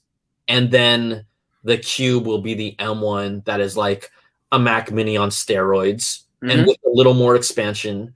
And that will serve, you know, that would actually serve a purpose for someone like me. But if you're like an audio engineer and you have all these input, like you're not going to get the Cube. You're just not. And we know that, you know, you talk about MacBook Pros being a smaller percentage of the user base. I mean, a Mac Pro, man, could it be like, I don't know the number, but it might be like 3% or 4% now of what their I'd be surprised if it's that high. I know. I was going to say 2, but I don't want to be like really I think it could be less than 1. Really? Of their entire in terms of volume. Yeah. Of Mac. But how's this? This is a complete like made up thing. What if? I like playing what if because Marvel's doing it right now, and let's go. Marvel can do it. We can do it. What if they make an Afterburner style card that adds Apple Silicon to the existing Mac Pro? Jesus, that's fun. That's gonna be expensive. I think that would be like if that just runs your UI and all of the Apple Silicon native stuff, and then it can offload like heavy duty rendering to the Xeon CPUs that are still sitting there. Like it would be snappy as Apple Silicon and still have the kind of backup, and anything that's Intel will run natively on the Intel chips. Like I don't know if they physically can, but it would be great if they can. A, I think that's smart as hell, and B, I don't think Apple's gonna do it because I don't think they're gonna do it either. Because like we know, like they can't. That seems like too much of a PC mod in their company philosophy to embrace. But I 100% am behind that idea. Would love it, right? Yeah, and I know you and Tim are pretty close. I saw you guys at the new store opening with iJustine and everyone else. So I know you guys are pretty tight. Yeah, man. You know, we gave them dabs. You know, back into the Slack. That you and Tim have got set up. Just let him know that. Hold up, actually, wait. Give me a second here. So, Tim, what do you think about that? Okay. No, he said no. He said, "Oh, okay." No, he said no. He said, "Stay tuned." Okay. Yeah. That seems legit. Brian, thank you so much for taking the time to be on such a little channel because we are tiny. We're a community. That's why. Look. You know, you got the passion. Like this is part of. I think we all, as tech YouTuber community, should and need to embrace each other. I think it's all part of like all boats rise with the tide, and I love it. And you know, I wouldn't be a part of this if I didn't see your work and be like, you are an active member contributing to this community in an amazing way. So, you know, much love to you, and you know, continue to do that. And I don't care. Hey. Size doesn't matter. Okay. Thank you so much. Is it Sunday morning? Holy cow! I didn't know we have to end the show for this segment. Thank you so much. We've got a few other guys coming up. We've got Mark Sequence up next. We've got James sitting also in the queue waiting, and then we get on to some of the big hitters like yourself. So we've got Jon Prosser and we've got Luke coming on, Luke Miani. So it's going to be a pretty awesome kind of last hour to the show. Last 90 minutes we've got left going. Congrats on this iCaveDave. It's a long time, man. I'm gonna tell you, I'll really be curious. I'm gonna tune in. What time are you wrapping up at? That's what it's going to be in 90 minutes from now, basically. So it's 6 p.m. GMT. Okay, we'll see how delirious you are by then. We'll see if your voice is still there. Yeah. If you had to take a bathroom break, or you have a water bottle under there. I haven't taken a bathroom break yet. I've got a lot of water bottles. Most of them are now empty, so it is going to be a challenge for that last 90, which is good. And if Tim gets back to you, feel free to jump back on and let us know what he says. Hold on. Still stay tuned. Okay. He's probably at the gym already, ready for tomorrow. Gym town laundry. Yeah. All right, bro. Brian, thank you so much, man. All right, see you. Peace, baby. See you soon. Bye-bye. So I think a massive thank you to Brian for being A, hilarious, B, knowing everything going on right now, and just taking the time to come and speak to us. So thank you so much, Brian. Super appreciate your time, man. Really, really appreciate it. Right, let's move on. Next guest is up. It is Mark Sequence. Then we've got James Jackson coming up after that. So let's get into Mark Sequence. Hey, how you doing, man? Is that good? Is that better? Can you hear me? I can hear you. Yeah, we couldn't hear you for the first second and a half. How are you? I was muted. This is true. That explains it a lot. I am tired, but caffeinated. Excited. Excellent. Waiting to get pranked. I feel like this was a very elaborate ruse. So I'm on. No, not at all. Not at all. Because we know, just so that everyone out there knows, Mark has put out his first YouTube video today. It is out there. You can go and find it. So starting his YouTube channel. And what are you going to be focusing on as well, Mark? Ooh, see, now that's the next question, isn't it? Mm-hmm. Oh, let's see. Well, so far I've gotten that taste, tasted the live stream. That live. Yes. So for sure that my interests already, if you watch the video or not, or if you already are familiar with me, music, movies, tech, that I could talk about that or myself for quite a while. I mean, I've got a lot of stories. So. Awesome. Right, we've got James in the queue as well. Do you want to bring him on with you? We'll have a three-way again. We had a good chat earlier. You're putting me on the spot there. That work for you? Well, my people told me this wasn't going to happen. That your people said that they were going to do that, but you know what? James is an okay guy, so we can do that. I have people now. Where did my people come from? Hey, how you doing, James? Hi. James, what's going on? What's going on, Dave? Finally, we finally meet each other. I meet you, Mark. We talk on Clubhouse every single day. But sort of face to camera to screen to face. Yeah, face to camera. We never had that. We never had the same thing goes with Dave. We never had that. We have never had that. Where's the camera? Only on the iCaveversary, you guys. So again, shout out to him. Happy YouTube birthday. Oh yeah. Yeah, happy. Yeah, I watched that reaction you did with the day one video. I'm glad that singing was gone. I didn't come for that. I didn't mind. I did not come for that singing. But do that. Yeah, but what was it? At least he tried. Yeah, no. Mark, yeah, is that a Shure mic that you're using? Yes, it is the SM7B, and I did a little more research into it. I didn't know how old. Obviously, this is the modern version of it, but I didn't know that this was based already of an old design. So old, in fact, that it was one of. I'm sure they used others, but one of the main microphones that Michael Jackson used for his vocals in Thriller. So I was. That explains why you sound like Michael Jackson. Right.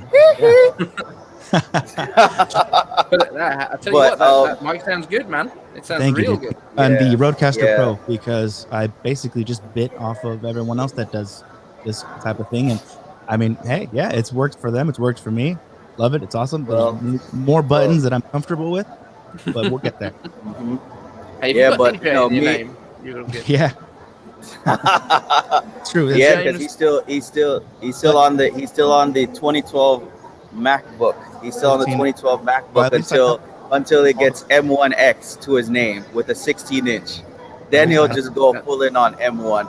I'm waiting on a 14-inch right now. I'm talking to you from my Intel 2020 MacBook Pro with the Magic Keyboard edition.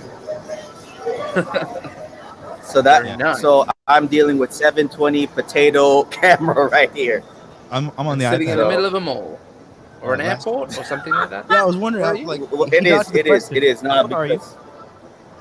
I'm in Boca, man. I'm in Boca. Where's your mask? Boca. What's going on over there? Boca. I mean, my mask is here. Okay. I just had lunch, so he's good. We just can't see it. Yeah, I know. Yeah. We're worried about you. That's no, but I'm here in the day job, so I was like, I had to take my MacBook out, bring it with me to work, and I was like, you know what? Let me just get some minutes in, before I had to, dip out to work. So yeah, duck out and join us quickly. Yeah, he's like, I got this YouTube thing to do, guys. You wouldn't understand, okay? So give me just Oh a few my minutes. God. I gotta do this. It's iCaveDave. I have to come on like my, I'm like one of the day one people that I've seen him since living on iPad. I think. Absolutely. I don't know, because I think YouTube recommended me to you, and and plus I think we have a lot of people mutually, in creators and probably Gary V as well.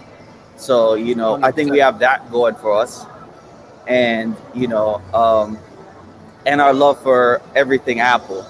So question, because people have been saying that I've been crazy for saying that the Macs will not come with the iPhone 13 event. I'm like Talos of Tech, and I agree with him on this. The sooner the better. Yeah, of course, man. That's yesterday. We need them now. Yeah. Actually, good thing you brought that up. This is why I bought. Why I got. Oh, I have the shirt. I have this. Oh yeah. Hello. And there's the merch ticker back again. Oh my god. Oh yeah. I got the mug. I got the mug. That's my cat's one. I got that water. It's right here. And look in the background. I can see a cushion as well. Yeah, the cushion. Oh. Oh man, you went all in. You went all in. You know what it was? Everyone. I guess myself too, because you live by the leak, you die by the leak, right? I got so excited. I was like, this is going to be it. I've been waiting for a replacement DJ laptop for business and pleasure almost immediately after this one was no longer covered by warranty. I don't think I had the Apple Care at the time. Yeah, I haven't got the. Oh, yes. Oh, wow. You're beautiful. Yeah. So, Vegemite, my handle on Twitter is James Cloud Jackson. That's spelled with a Jax and then the number 7. That's my Twitter handle. So let me see if I can put it in the chat. I think there's some tweets between iCave and James. So you guys already follow iCave, be able to track them down. Oh yeah, but yeah, we've it's been a pretty good show, right? How have you? Oh yeah, no. Yeah. I mean, you got Tech Harmoon, you got Brian Tong. I'm like, boy, Mike. You got Brian. Some heavy, you got some heavy hitters. Even Mr. Who's the Boss Brother. Even some new people. John. Even some new people, but I only know them from Twitter. I haven't clicked on their channels yet. But shout out to Sanjit and the what was it, Half Man, Half Tech? Did I get that right? Yeah. And then the other David, of course. And that's the thing. I'm trying to get a good range. So we've got some new people coming up. We've got some new people that are joined YouTube at the same time as me, and other people that have been here forever. So I think we've got a good range today. But let's talk some Apple stuff. Sure. I was gonna ask that. So what are we gonna talk some Apple stuff? The M1X is gonna have. I was gonna say. Are we getting press releases with these M1X MacBooks? Because I think they're too good of a deal. I don't care. Never gonna be a press release. Yeah, because it's they're too much of a good deal. I'm like 1080p webcam, which is already good in my book. Mini LED display. The ports thing is wishy-washy, but but those two things on paper, that's an event. That's an event. Absolutely. Like that is an event. They're gonna tell people about this because they need to explain the new chip. What they might do is once we've got the new designs and once we've got the first of the M1X stuff comes out, if they were to do a Mac Mini that comes in the original same shell, then they can press release that. They can say the power of the MacBook Pro and a Mac Mini. That's fine. But if they're going to redesign it, they'll put it on stage. You know. Go on. Well, I would say just real quick, like, I mean, Apple is Apple and they do whatever the hell they want. So if whoever is a high enough ranking person that says press release. Yeah, I don't mind. If they need to get it out the door, then get it out the door. But I mean, like the only AirPods that have ever been at an event. With the first ones. The first ones. With the first ones, yeah. Like and AirPods then that's Pro it. didn't get an event. AirPods Max didn't get an event. AirPods second gen didn't get an event. It's all just like they introduced what AirPods are, and then everything else has just been press released. You know what? I kind of believe Saran's theory about like they could have, but for whatever supply constraint reason, they didn't. I think the one more thing event, the one more thing event, that event, like you know, like the two big, the two big machines, and then the one accessory, because they had that three-time event going for themselves. So it's like it was the watch and the iPad, then it was that. Yeah, they did it right. The watch and the iPad event with the services included. Then the iPhone and the HomePod Mini, which I have a bunch of them now. Like I have them and the discontinued HomePods, and and then the M1 MacBooks. And it's like, you know, some people are just like saying, "Oh, it should be a press release." I'm like, it's too good of a machine to make a press release. I mean, they could do it, but and the thing about it is that they don't have to drop the iPhone and the MacBook at the same time. They kind of did it. What was it? The iPad Air last year, where it's like they announced it, but ship until the same day as the iPhones. Well, here's the thing. It didn't even. Here's a question: are people that are waiting for either the iPhone or the laptops also waiting for an iPhone and a laptop? Because I think that if they were to do that in the same event, like say the MacBooks be the one more thing event to where it's like a little something special, usually, right? Maybe not something huge, but either something unexpected, which in this case would make sense to be the next gen for Mac. And if I'm in the market for an iPhone, it's already maybe $1,000 easy, right? I'm in the market for a laptop. Or opposite. I mean, right now, I'm not planning on upgrading the iPhone, but I've been, back of my mind, getting sicker and tired of how Intel has performed in my business. Not just, don't even get me started on for fun, for pure me on my own time, on my own dime, for me to have a nice, good time practicing my DJing or doing this or whatever. And I'm like, no, I'm going to just let me get my iPhone or the iPad or turn the TV on. Like, not even. So much easier. I don't believe fully, at least, that, they won't release them together because they'll fight for the spotlight. I'm like, you know what? Apple has so many eyes and ears and blogs and everyone on them. They're global, so they're they can do much whatever bigger. I think it'll enhance. Whatever they want. Yeah, absolutely. They could pull it off, is what I'm saying. There's because I think which one of these two should I pay attention to? I mean, I could afford both, but they came out at the same time, so I don't know. They're clashing for my attention. Also, shout out to Saran. Shout out to Saran. Yeah, we've got a bit of Saran action right now because I think he is reading Mr. Gurmy, his report that's just come out. So Gurman says that MacBook Pro should go on sale by the time the current MacBook Pro hits its 2-year anniversary. So October event makes a lot of sense. So would go on sale by the time. So is that available for purchase? Is that when orders? So that's the thing. I'm not sure. I think we see iPhones, we see watches, we get told about MacBooks. The MacBooks are 2 weeks after the event for the pre-orders. ships 2 weeks later. Yeah, Therefore, like early October. Like Takes it's an another early October 3 situation. weeks to get to a warehouse near you, and then another 1 or 2 for processing. because especially if we're looking at having the MacBooks are in production right now. I think we've all agreed that they are being produced right now. So we've still got 9 weeks until they would go on sale. Like I feel like that's enough time. They normally go on production about 6 weeks ahead. Yeah. So I think we're safe here. Oh, here we go. Okay, Saran so, Bytes has also confirmed the event lineup in his new report: iPhone 13, iPad Mini 6, AirPods 3, iPad 9, and Apple Watch Series 7. How has he confirmed this when they haven't registered the devices yet? For the iPads? They haven't put in the database. They haven't put in the database. Like where's the AirPods? Where's everything? Like I don't see it anywhere. No, the AirPods don't get registered, I don't think, in the same way because they're not a computing device. But iPad Mini 6, surely there's going to be an iPad Air as well, because why would they update one and not the other? I don't know, but and also I'm like, wait, the iPad Mini is not in the database, so it's like it's a but again, non-talking factor.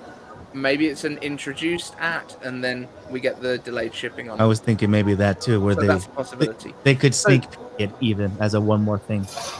Yeah. I mean, they haven't done too many one more things anytime. Yeah, I waited. They did a whole event of one more thing. Oh. yes. They did one more thing, dedicated event. One more thing. Not even going to be a second tech drought, so to speak.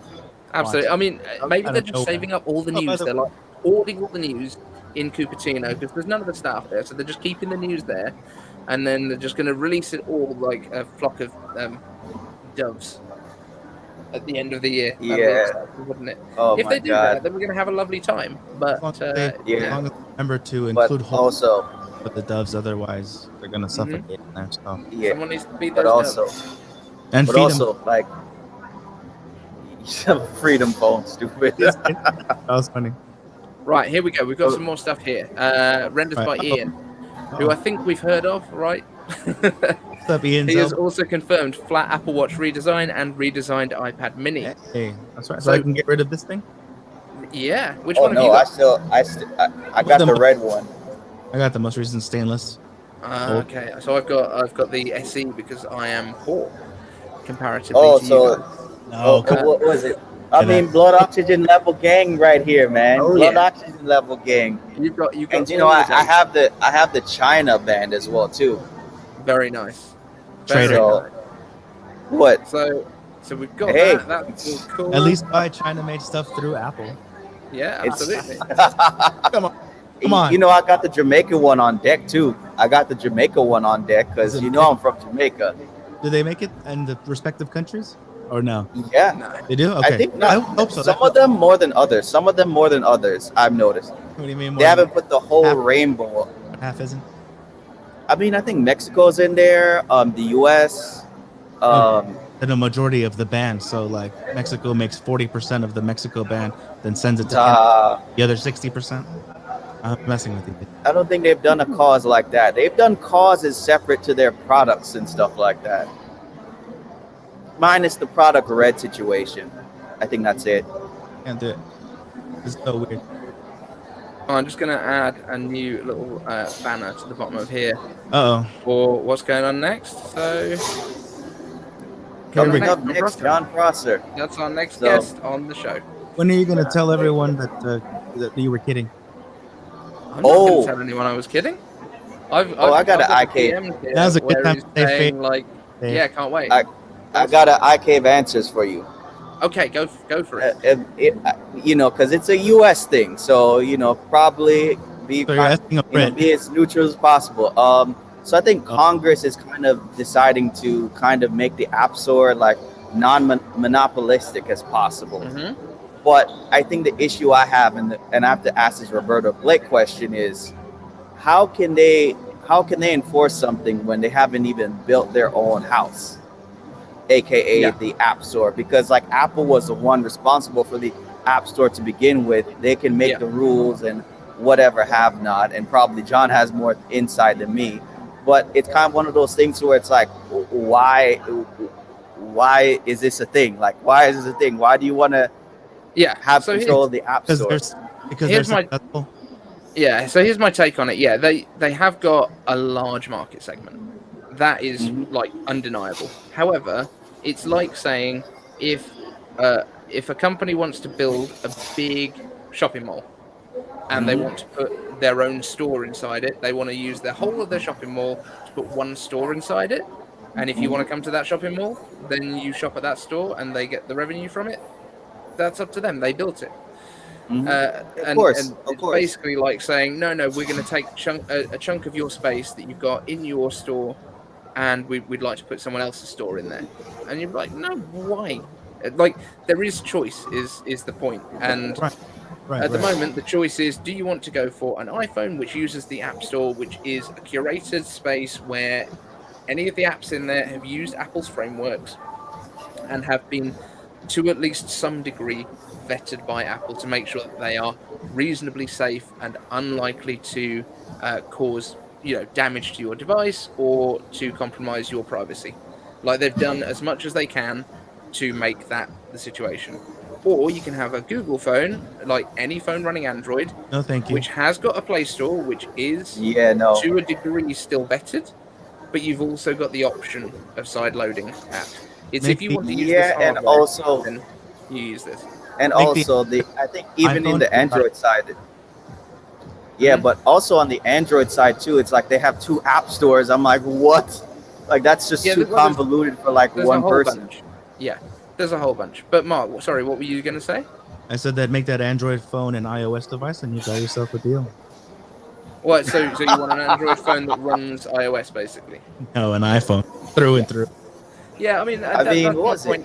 I came from Android, at the turn of the iPhone 4S, I believe it was, and I mean, I messed with an old, what was it? I believe I don't know if it was an LG 460, like the one phone that every cell phone carrier had, but they put their name on it. It was okay. It was one of the pretty neat. XDAs or something like that. Yeah, coming from the that gray rubbery back.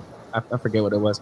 Going from that, before that I had a flip phone, and then before that a T-Mobile Sidekick, which was pretty neat. So getting to see. I mean, back in the day, T-Mobile was the Sidekicks were like the I know the communicators, right? So you're able to do more than just phone calls and more than just texting. For the first time, I was like, I think that's why I created an email address. I'm like, I can get emails on here. I got to get myself, on that. And so since iPhone, I've kind of like seen what else was happening, but I was so into it, it just kind of felt right. It is like, I don't want to use the marketing words, but sometimes marketing is correct in like that it was intuitive. I mean, even before that, was it the iTouch, I think too. I was like, man, this is iPod Touch. Wow. iPod Touch. That's the one. I was like, this is cool, really cool. So you know what? I think the one Apple device that kind of got me in, and it's something I have to say before I dip off, is the iPhone 4. Then the 13-inch MacBook Pro came later, and that's why I still love my iPhone 12 Pro. Yep. That's why I still love it, even though it doesn't have the best cameras. I still like it. Yeah. I'm skeptical on your opinion on the camera. Did you know though the iPhone 12 is basically exactly the same size as the band? Get out of town. On the iPhone 4. Yeah, because isn't the band like right here in the corner somewhere? I know I got a case, but yeah. But also, I've got a 5 here as well. It's basically the same thickness as the 5. I like when I can't see what he's doing. Yeah. I love that. I love that design form factor, and I like the fact that it's coming to the MacBook. What do you guys like? I like the fact that the 4 or the 5. I like the 4. Of the 5. 4. Yeah. 4 is my favorite phone. 5S. I like the glass back. Okay. Yeah. Yeah. The thing about it is this is how top 3. I think it was my top 3 iPhones are like the 4, the X, the 10. 10, yeah. Because it was revolutionary at the time. That's like not to be damned. It was a good phone. That's where they introduced OLED, right? Yep. Okay. First phone with Face ID. It was like $1,000. And the media back then said, Apple, have you lost your mind? Who's gonna buy a 1,004? That was the phone that made them go to $1 trillion. I bought two. That's the maximum I was able to get with Sprint at the time.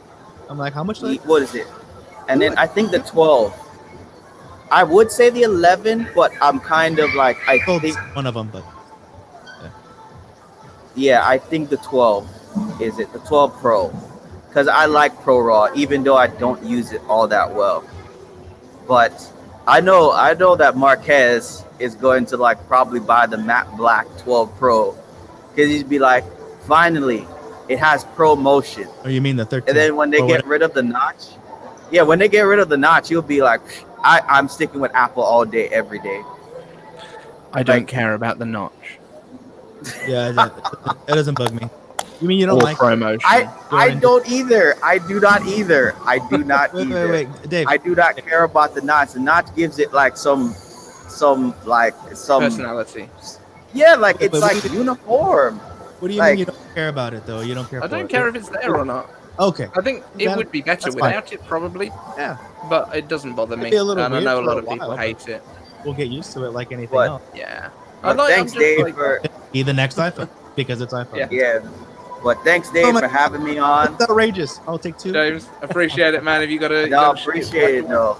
Later, James. Appreciate you taking the time, man. But if anybody wants to, follow me on Twitter, I put it. Hit him up. It's somewhere down in the handle. It's what about unfollowing? Can we unfollow you? Yeah, it's like, it's James. It's James Cloud Jackson 7, and Jackson is just spelled with JAX. So, see y'all later. All right. See you later, man. Thank you. Good seeing you. All right. Right. And now you. Marcin Kowalczyk. Questions. iCaveDave. Hole punch would be worse. And then he says, sorry about the caps lock afterwards, but I just thought I would shout it out that way. It happened. No, I did that once too. And instead of hitting the delete button a bunch of times, I'm like, my bad, caps lock. And I just, it's all good, man. It's all good. No. I'm not going backwards. But yeah, I think we're John is coming up. Yeah, everyone in the chat is like, is John here yet? He's not here yet. He's not in the chat yet. 4 or 5 minutes. But he is confirmed today that he is coming. So do not panic, everyone. We've also got Luke Miani afterwards. Now that we've had Brian on, I'm a lot more confident that people are actually coming. Like that was pretty awesome, you guys. I think it's been pretty awesome. Oh, Mac Daddy is here. Mac Daddy is the guy who actually named the channel. He named you, right? Yeah, he did. Hey, work. Good job. He did a good job there. He did. And also, I think because I think we could all agree that it's awesome and becoming more awesome because you like that have been awesome and are also becoming more awesome. So shout out to you. Thank you, man. Get why we're here. We're here for iCave. So thanks for putting us on. I guess we are. But I just like Brian was saying, it's just been a real nice thing to kind of be a part of the community and like the fact that Brian recognizes that people like us are a part of this same community. It's very different. I just seen something in the chat. Look who's coming. Uh-oh. So you guys, you can all stop being so worried. Look, awesomeness. Yo, epic. Yeah, we exactly. confirmed it. Can we say now, confirmed? Praise Jeebus. So yeah. All the confirmed. What should we try and pressure John into confirming to lose some body hair? Because I think he does have a sponsorship, probably from the guys. What is it called? Lawnmower? The Manscaped guys? Like that's all. Well, sponsors all the YouTubers apart from me. That's what we need to know. Fapata is in the house. I also need to ask him. And you why want me to pick on him? I'm not going to do that. Come on. I mean, not so soon. Maybe later. Oh, I know. Not that I wouldn't, but like I hear the voice in my head, like. I need to know as well why it's not called WeVapana instead of WeVPN. That's another question that we need to approach John with. We need to ask all the big questions. I think That's very important. So we've got a lot of stuff going on in the chat now. Everyone in the chat, if you can share this video on Twitter, on YouTube, on whatever you have an opportunity to share it on, that would be amazing. Linda Lawson, why are you asking that? Linda. You did bring it up. So. I know, but really?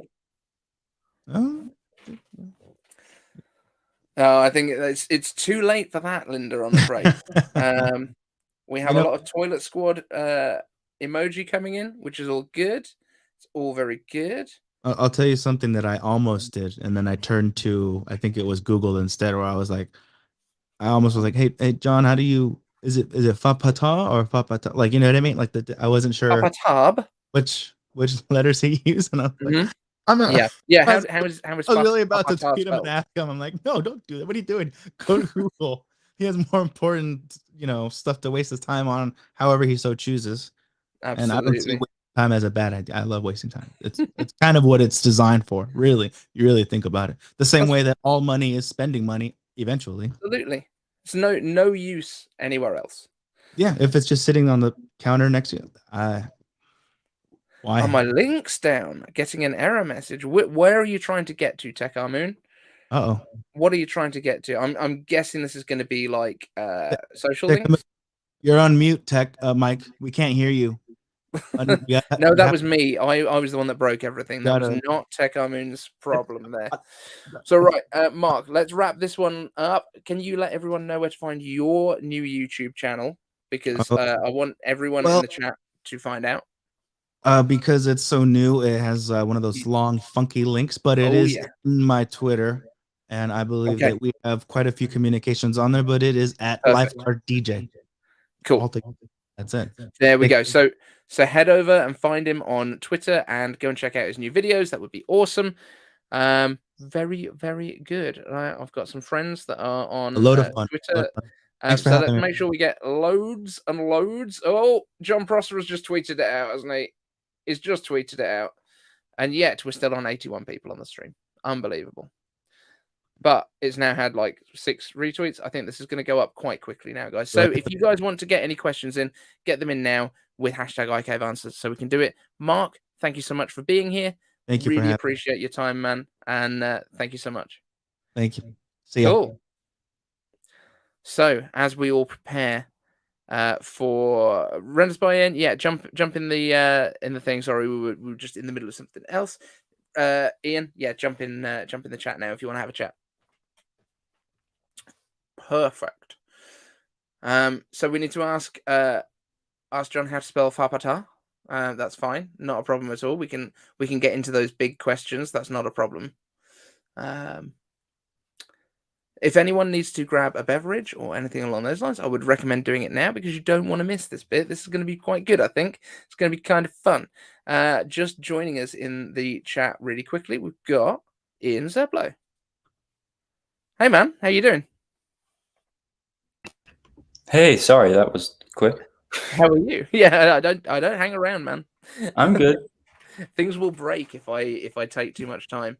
So Ian, if anyone doesn't know, is the guy behind basically all the YouTubers' renders, apart from mine, because we've been using Apple Tomorrow since day one, pretty much. So how did you become so prominent as the render guy for everyone on YouTube? Was it purely through John? I guess. It's been a whole lot of luck. It has. Yeah, I don't really know. It just kind of happened. And speaking of John, he's right here. So should we bring him straight on, or do you want to have a chat first? Should we keep John waiting? No, bring him on. I'll leave. Okay. Cool. Here we go. Here is the man himself. No, I'm on with Ian. Yeah, sorry, man. No. I know, kind of weird. I know you like to keep that as a work thing. Yeah, I'm not supposed to see him outside of the office. That's the rule. Yeah, I don't think we've ever talked. This is kind of weird. Like through voice? Yeah. I don't think so. No. This is actually my first time learning that you're real. Yeah, I'm not just a... I thought he was an AI. Dude, you got to talk to him through text message. He seems like an AI the whole time. Except when you try to play him in pool because he loses. Except when you lost? No, we don't talk about that. We don't? No. That was when I played the AI. It beat me. It was a computer. Unbelievable. Hey, Dave, how are you, man? I'm good, man. Happy birthday. Happy thank you channel very birthday. much. And it was your birthday just recently, right? Last Thursday. Yeah, it was my life birthday. Hooray. I had to type it into my calendar. I didn't do a Sam and just pretend it was already on there. Did you just kick Ian out? I didn't kick him out. I think he jumped out. Aw, Ian, how dare you? Didn't even say bye. How rude. But he's always welcome to jump back in. How are you doing? I'm good. Dude, how many hours have you been on so far?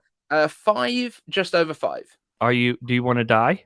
Not really. I'm doing pretty good. I haven't even been out for a bathroom break. What? You haven't? No. That's what I just did before I came on. Yeah, well, that's just on brand, though, right? Yeah. Well, yeah. It was what you expect to happen. Yeah. yeah. How's everyone in the chat doing? They're pretty good. We've got a few Actually, questions. I can pull the chat up and be responsible. Yeah, most of the questions for you are how to spell fapata. FPT fapata. Yeah. My personal one was why isn't it weavapana when you do for VPN? I should. I should. But yeah, I never thought about that. I might start doing that. Yeah. Wait, how do I say that? Weavapana. Wavapana. Okay, I'm gonna start doing that. Whatever pana. This feels like a Genius Bar podcast. It is. You're the new host. Hello. Pretty close. I mean, if you ever have a short day where you haven't got enough hosts, I know it's normally around enough 2. hosts. Yeah. Then I'm always available. That's fine. Okay. I'll make sure. You just gotta know the Manscaped ad read. Yeah. Well, we've prepared to shave your balls for money. Yeah. If I need to do that, I'm willing to do that. I saw. I think when I started watching the stream, Mark was on. So hi, Mark. I see Mark everywhere on Twitter and stuff. So yeah, he's a good guy, and what a voice for radio. Yeah, for real. He's got a crazy good voice. Does he have a YouTube channel, or is he just a viewer? He has put out his first video today. So. No way! Congratulations, Mark. So we've been sending as many people as we can that way. Dave, up your volume a bit. Okay, I have to physically go around to do this. Am I too loud? Let's up my volume a little bit. Let me know if that's too high, you guys. This is so fancy. I tune in the stream and it says coming up next. It said coming. I know. Yeah. Well, you're the only person that got that, if I'm completely honest. But I'm the only one. Yeah, we had 2 guys that were chatting to each other. So I was like, I've got some spare time. I'll just do that. Now I'm going to put up the merch one because there's actually going to be people coming in. I'll buy merch. Personally endorsed by Jern. Oh, my phone is creating interference with the mic. Okay. That's okay. We're not that professional. As I say, I actually had to reboot my Mac Mini halfway through the stream. Oh, really? We did not drop the stream. Wait, what? Yeah. How? StreamYard is crazy. So I picked up my iPad. We just transferred me over to the iPad. Oh, I dialed in from the iPad, rebooted this, and just jumped straight back in. Was the stream causing problems with the Mac Mini? I don't know. I think it's got a little bit warm, but I have had 5 hours of live streaming on it with a capture card and like many Chrome tabs and Twitter and numbers and some other stuff running. So and I think it's those numbers will really yeah. I mean, numbers is back up right now because it's got my running order on it. I'm on the 24-inch M1 iMac. Yeah, I mean mine's literally the basest of base. So why is it warm? Well, only because I've just had that. It's been going for that long, and we did have like 4 Chrome windows going at the same time. Oh yeah, I tried. Yes, because I tried to go on the stream, and I was using Safari, and StreamYards told me no. It's the one thing, but Safari on the iPad it works. I was like, oh, why? Yeah, I don't know. What? I don't know. All right, but yeah, I guess we should talk about some Apple stuff now that you're here. Oh, Ian's back. Ian's back. Hey, Ian's back. Hey, yeah, you did a face reveal. Why aren't you showing your face right now? Oh, yeah. I don't know. He's wearing that nice Apple hat. I guess I can. Oh, my God. Dude, that picture of you. Oh, well, I would the show would be in the middle of being edited, and then after we show some really cool renders that you did, and then I do the whole thing where it's like, I worked with render artist renders by Ian. It's just me. And I show your Twitter. And every time Karina walks by and she goes, why is he using that picture? Like, because I'm putting you in the show, and it just makes, in front of 100,000 people, it makes it look like I'm working with this little kid. And this little kid somehow made these renders. Yeah, I don't know. I'm gonna just start. Every time I take a screenshot of your Twitter, I'm just gonna put my own picture there. Oh, I'm fine with that. Okay, as long as I have your permission, I'll put Dave's picture there so he gets the credit. Yeah, I'll take it. I guess I can take turn my camera on. I don't know. Oh, is he gonna do it? Are you gonna do it? It's kind of weird. The face reveal. Why is it weird? What's up? Hey! Oh no, it's mirrored. I think that's okay. I don't think anyone's going to notice right now. I'm a hood up now too. He's got a hoodie like you, John. Okay, I just like woke up, so give me a break. Dude, same. I woke up like 15 minutes ago. No, but I traveled the whole day. I woke up like 15 minutes ago and was like, well, first of all, I had a dream that I woke up and it was 2 and I missed the stream and I felt really bad about it. And then I was like, oh my God, Dave is going to kill me. And it was even scarier in my dream because I didn't have a message from him and he didn't say anything on Twitter. So I was like, oh, he's mad. He's very, very mad. And then I woke up for real at like 11:45. I was like, okay, I have time. I'm going to make it. It's all good, my friend. It's all good. But it's just great to have you on here. And I've got to say how much I appreciate you taking the time to do it. Oh, no problem. I watch your show every single day. So this is easy. Oh, that's awesome. And I know you'd been watching for a while because like you super chatted us like right at the beginning when we got onto the stuff. Sorry, there are small children trying to break into the room. We're going to ignore them. They're trying to celebrate the birthday. But it might be because pizza arrived. I don't know. Pizza Is it celebratory pizza? Yeah, we got some for all of you guys awesome. as well. It should be arriving anytime now. Oh, you do Is have your local some. Domino's open, right? Hello? Someone said I still look like a kid. Pizza delivery. What smells like a kid? No, they say I look like a kid. Hey! Yeah, he still looks like a kid. That is true. Yeah, I'm 17, believe it or not. Delivery. Thank you. No, I don't believe it. Yeah, This is my face reveal. What if my face reveal happened here on the stream? Is that a little tiny Domino's box? Yeah, man. That's so cute. Delivered by a little tiny child. Did you know that? That's so cute, dude. I would also get. I used to get my renders delivered by a little tiny child. Oh, okay. Yeah, his name was Ian. Oh, Wonder what happened to that kid. So yeah, His eyebrows look good. Yeah, they're back. I have eyebrows again. Yeah, full set of eyebrows. Full set of eyebrows. I'm not gonna lie, they came back sooner than I thought.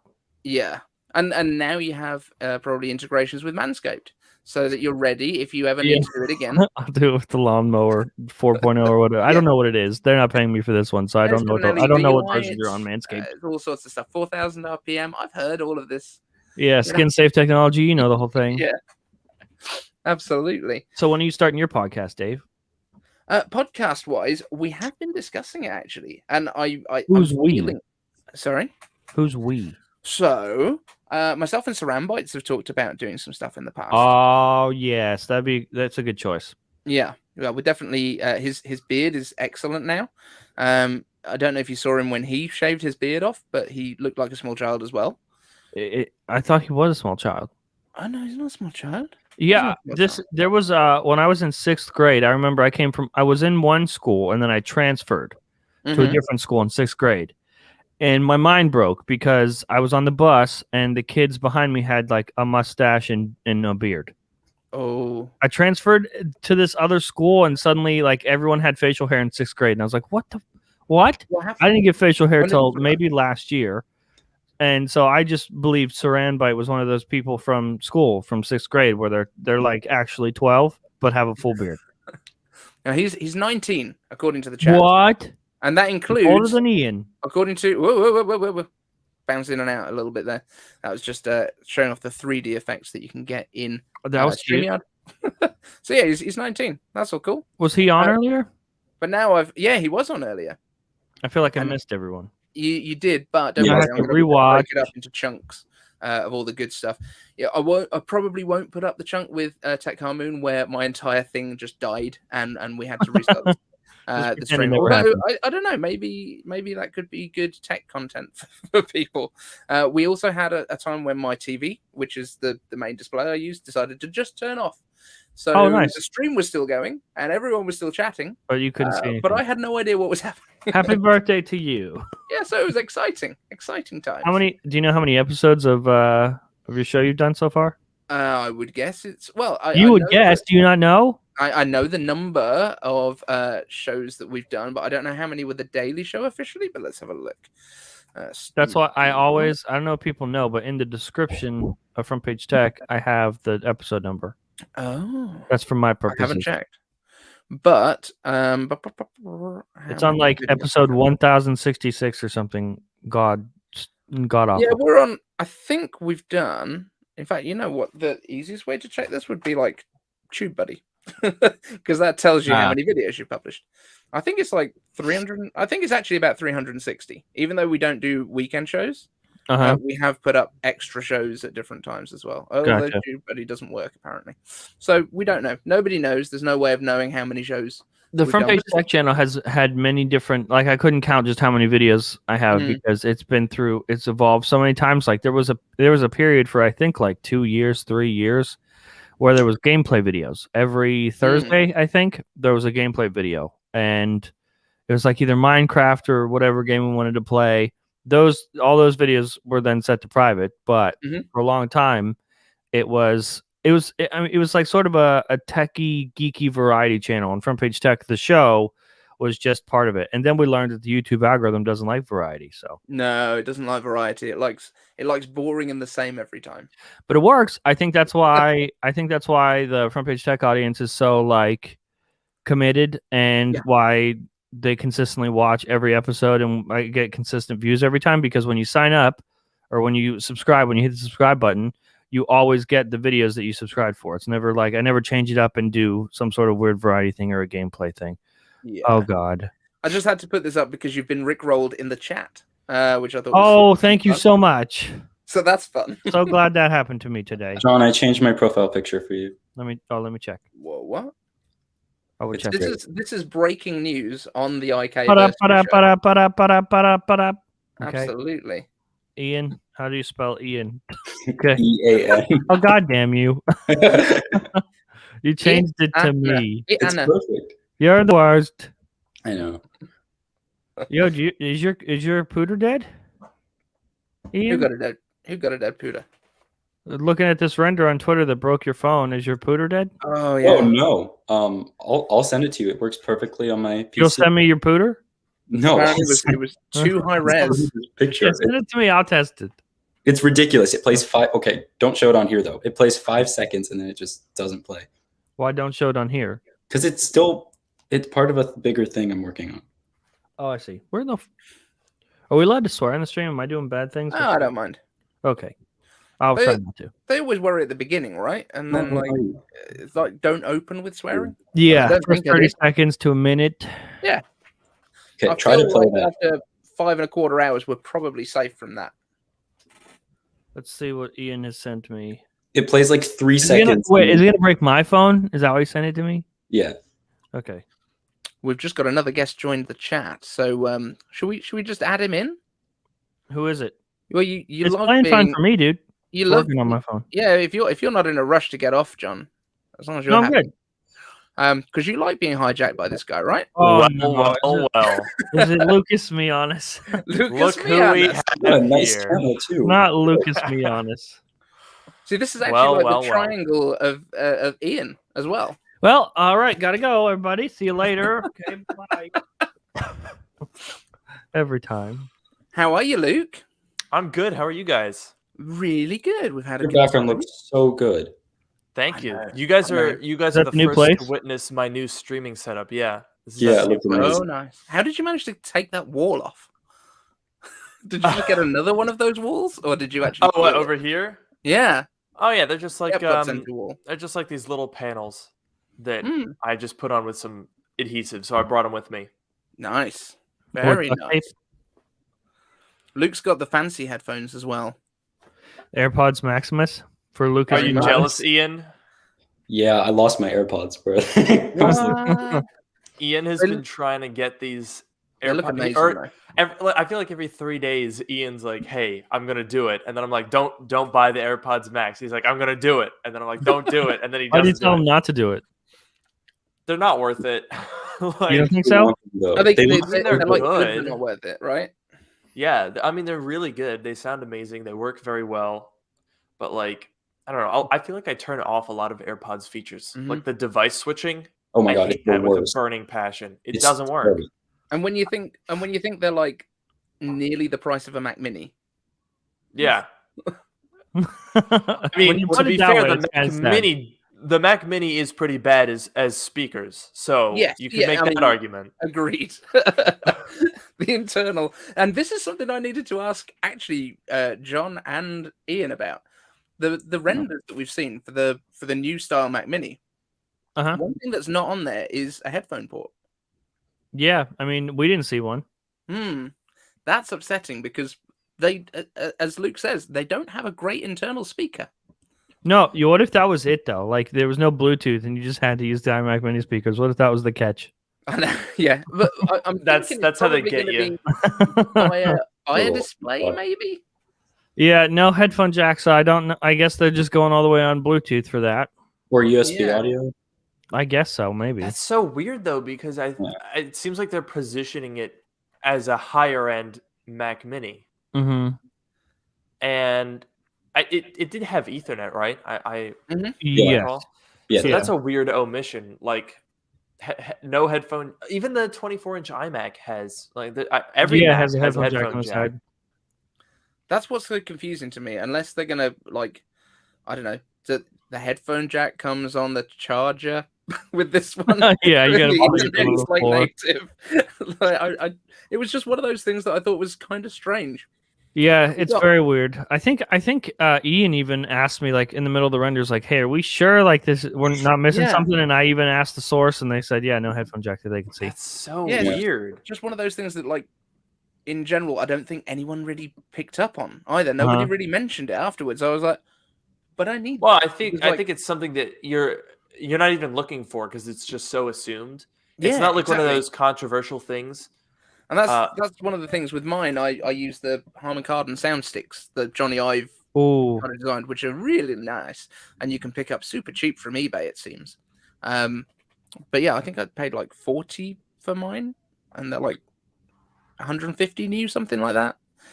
So they sound amazing. That's right, because didn't they? Those things are still, you can still buy them new, even though they're like 20 years old. Soundsticks 3, I think. Yeah, because these were designed about the same time. In fact, they're in the promotional images for the G4 Cube. Yeah, no, they were big for the G4 Cube and the cinema display that came out at that time. Which I've got one of those as well. Yeah, I don't have room for it. I have a 23-inch 2003 cinema HD display, and it's so cool, but it's so big, and I don't have room for it. They're absolutely huge. I don't know what to do about it. Oh, check this out. This is a body cam. Oh. Yeah, one of the body cams. I'm looking for a picture to show you, but there's a body cam that is definitely Apple would definitely never do. But no, Gurmy said that they yeah, don't do it's definitely not a thing. That's a line. Ignore that, everybody. It's definitely not real. And then, Evan, this is your breaking news, right? There's one that I'm trying to find. Anyway, I'm trying to find a picture. They had sent the metal enclosure for the Mac Mini that they were working on. On the new style? Yeah. Okay. It's thinner. Nice. There was like 3 different sources that worked on the Mac Mini stuff, so I can't remember who sent it. I can probably pull it up. Oh, do you have the picture? Did I send it to you? That's one of those things that I'm really after. Like the M1X Mac Mini. Oh, found it. Definitely something that I want to pick up. That's the metal enclosure for it. Oh, okay. Crushed. Nice. Yeah, on a cloth. Because they were finishing it. You didn't find it? Oh, I found it. Yeah. Okay. There you go. Yeah, that's it. Yeah, I send Ian everything that I get. Just be like, hope this makes sense. Have fun. We had like 2 different sources with schematics, and then a separate one that sent. I don't think we used that enclosure for the renders, but the real life metal one that was just hey, I have this, and we're like, oh, okay, cool. Thanks so much. Thank you. It's aluminum. For the unfinished Mac Mini. Thank you very much for that. Yeah, I was just thinking now because we're talking about the headphone jack. I'm thinking back to the design that we've seen for the new MacBook Pro. Am I wrong in thinking that the headphone jack is on the left? I don't think Yeah, it you're is on the incorrect. left. Yeah. Because I did not see it on the right. On the Headphone right, jack it is on the left goes- on the iMac too. Yeah, that's true. It's weird because they used to do that on the MacBook Air, but then all of the MacBooks have had it on the right for the past couple of years. Why did they do that? I have no earthly clue. Okay. It's just on the right now. Okay. Yeah. Was it on the left on the MacBook Airs? Was that like the old aluminum? Like Yeah, on the 2010 to 2017 generation, it was on the left. I've got I think. I've got one of those. I've got the 11-inch, and it's on the right because they've got MagSafe and a USB-A. Or no, the other side. Which one was it? I like how he looked around on the floor to see if he's. No, I have floor. MacBook Air around here somewhere. I don't Yeah, have a Luke, it's on the MacBook left. On the MacBook, the new one. On the new one, yeah, that's interesting. Or it was on the left on the unibody MacBook Pros. That I know for sure. But it's been on the right On the ever right. since. Like the 12-inch MacBook, the MacBook Air. What about the old gen Retinas? I thought that they. I guess no one pays attention to where headphone jacks are. Yeah, left But or either way, I right. guess it doesn't really matter. At this point, we're just glad to have one. Doesn't matter what side it's on. I know it was so funny. I mean, I guess until now with this Mac Mini, it hasn't been like no one ever was like Apple's getting rid of the headphone jack on the Mac. No, but I keep On remember the top seeing. of my iPhone. But it's courageous. Oh, very courageous. Yes, Just sit on the top of my iPhone that I use every day. it's only a matter of time until we go completely portless on the iPhone. The best iPhone, by the way. Yeah, got a full set. I don't know. I'm more of an iPhone 5 guy myself. Why? Yeah, I'm Why do you 5 say also. that? What? No, you're both wrong. The iPhone 5 is. I mean, personally, I think slate is the way to go. Oh, the slate gray. Or the 5S. Yeah. And whatever that's called. Space gray. Well, the 5S was the first with space gray. Okay, at least. The But it's reason slate not on to the You're talking 5. about like the black or the slate iPhone 5 that was like a really deep black and the sides were black, brushed aluminum. Yeah. It was Also, very the first iPad Mini that was black. That was like really. Yeah, they had slate on the first gen iPad Mini. Just happened to have one to hand of the original iPad Oh wow, Mini. we're about to get that new one, Ian. It's battered, but Finally, the one with the new design. I've heard Yep. so many. I've been talking to people, and everyone's like, "Oh, it's like maybe gonna kind of be here," and I'm like, "What is this? What's happening?" No, Well, Gurman just said Jeremy it's just said, yeah. in September. Yeah, I'm looking Jeremy forward. said, This yeah. is gonna be a good couple of months. I'm looking forward to. I don't know, John. Do you think we're gonna get a 1, 2, 3 punch like last year? Maybe not a 1, 2, 3, but I think maybe a 2. Yeah, I was thinking at the A very 1 and a least 2. September and October. It has to be. There's no way. Well- people are always like, "Oh, this is all going to be one event." I'm like, no. Gurman said iPhone, Apple Watch, iPad. What else? AirPods. iPad 9 and iPad Mini. And Yeah, a lot in the September event. But then So we've had no registration huge. for iPads in the EEC database. Oh, we've nothing? we've had iPhones, we've had Apple Watch, and we've had 2 MacBooks. That's it. Huh. So that was why I thought maybe we get the MacBooks in September. We get an iPad focused event in October because they've got the new design for the. Well, Gurman muddies that up because he says He they're all does. coming in September. But maybe it's like one of those deals where it's like, hey, we announce it, but it actually comes out next month. Yeah. I could see that happening. I personally, I think it's pretty unlikely. I don't think Apple would combine new Mac generation and new iPhones. That I feel like those are a little bit too. I don't think they would overlap that. Unless they were October- only going to announce a MacBook Pro, in which case, What, I and guess not stuff's in do an there. iPhone in September? Yeah, I mean, if you're only going to do a MacBook Pro, why not shove it in the end of some sort of iPhone event? It gets more eyes on the MacBooks. But it also gets less eyes on the iPhone. And then the news is going to be like. Well, they're already putting like 7 different Yeah. products in the event. Oh, Why not that's an good. 8th one? Yeah. I feel like I don't know. I think because the Mac, They might have to because of how they little usually of an try to update the iPhone's split going to it be. up a little bit. I don't know. I feel like Apple because the iPhone event tends to draw different crowd. Like every single time there's a September event, all of the mainstream like, you know, MSNBC, Fox, CNN, they all do their like recaps because it's the iPhone, it's broad enough. I feel like the Mac events usually have a different sort of media coverage, and it would be weird to mix both of those at the same time. It's kind of why I think because they'd be competing for each other. But they have to unveil the M1X chip. Yeah, and, like, exactly, right? I think that would be awkward. I think October makes sense. Watch for this 1 event for like hour. 4 hours. Like I could totally all see, digital. like the one thing I've been seeing a lot in my comment section that I really like is imagine that October 26th we get this event and it's essentially like a fancy version of November.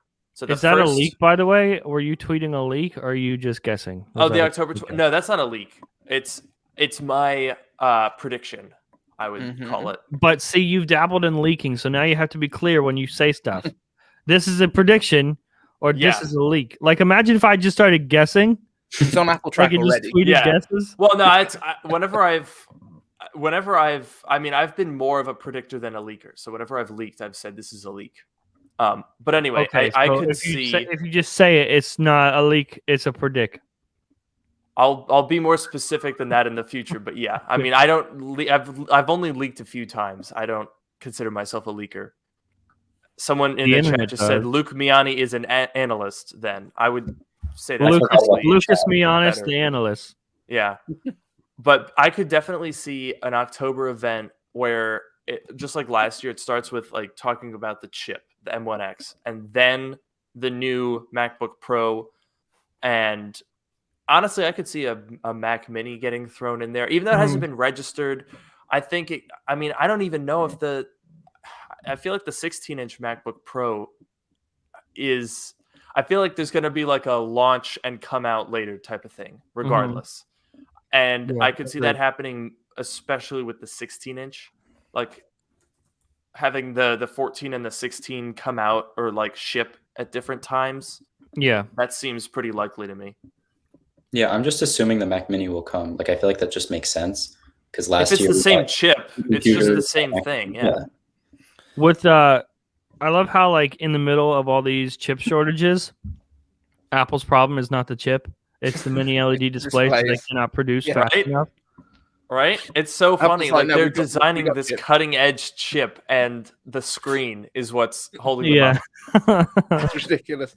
So Evan Rogers, while we're talking about M1X and M1X chips and stuff, it said, "What if the A15 and M1X have the same new cores?" Now, I would personally say, and you guys may disagree, that if it's M1 based, then that's A14 generation silicon, and then M2 would be the A15 based chips. But anyone kind of disagree on that one? I don't disagree. I mean, I've spoken to someone who is not even sure it's going to be called M1X, so it's entirely possible that. I mean, I personally, I've been assuming M1X. It makes the most sense, but I don't know. I think it was 95 Mac that said that their sources indicated it was going to be called M1X, but I think up to this point, they're the only people that have said that. Apple I think it's been a general assumption, but we haven't had a whole lot of. I mean, when Apple works on stuff, they very rarely tie the product name to it. So it's all some degree because that's all marketing. Scenes, it's all everyone's just guessing. Like when sources give me stuff, they're like, I think this is like when Ian and I got MacBook Air, they were like, I mean, it just makes sense that it's MacBook Air because this doesn't match the MacBook Pro schematics that we have. So I guess the only other thing is this is MacBook Air. And I think that on Genius Bar, when Luke was on, I think Luke had a pretty good speculation that it might just be MacBook and not MacBook. Yeah, I was going to say, I don't know if you saw that video that I made because... Yeah, you made it like right after that Genius Bar episode. I think I had it... Yeah, I think I had filmed it and then it published after that episode. Yeah, because I don't know, when I saw that, I'm just like, okay, that thing looks freaking awesome, like phenomenal, and it seems given how Apple has let MacBook Air designs really drag on because it's their entry level device, I could absolutely see kill off the 13-inch M1 MacBook Pro. So kill it, dead. I don't think the it should M1 exist. MacBook Air. Keep the M1 MacBook Air exactly as it is. I mean, honestly, it's fine. There's no need to change it. And especially for Apple, where, you know, if they can not redesign something, that's absolutely, you know, fine with them. Yeah, right. So I think M1 MacBook Air stays exactly where it is. 13-inch M1 MacBook Pro, dead. Then you have the 14-inch and the 16-inch, obviously, in place of the current Intel offerings. And then in place of the 13-inch MacBook Pro, have this colorful thing, call it like just the MacBook.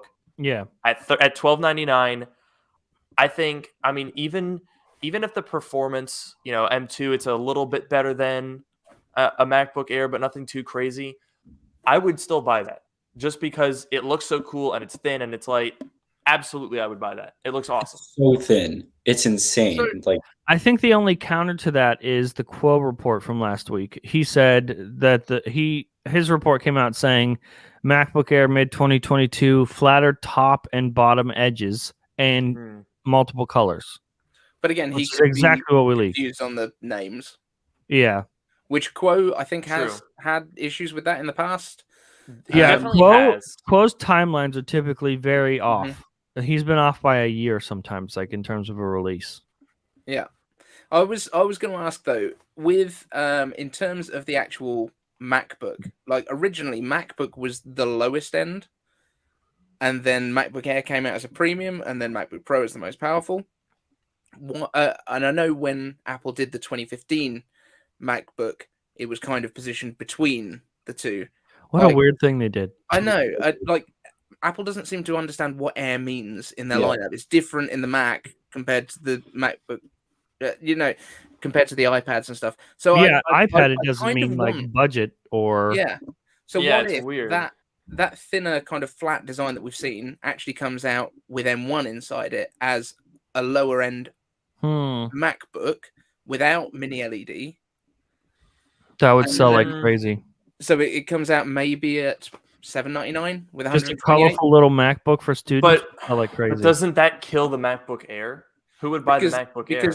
Well, if your MacBook Air has still got your like maybe a new design, or it's got the mini LED display and it's got that kind M2. of, it's a more premium. It's got better speakers.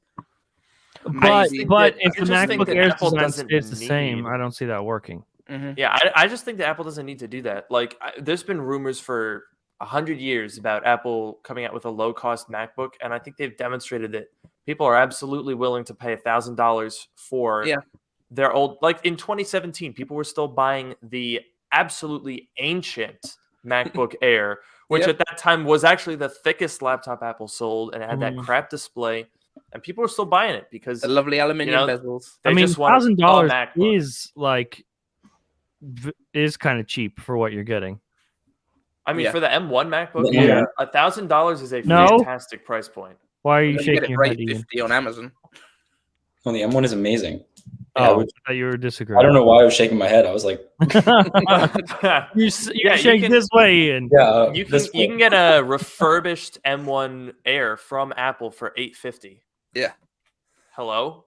That's an insanely good deal. Or you can just do the education for $899 and then get a new one.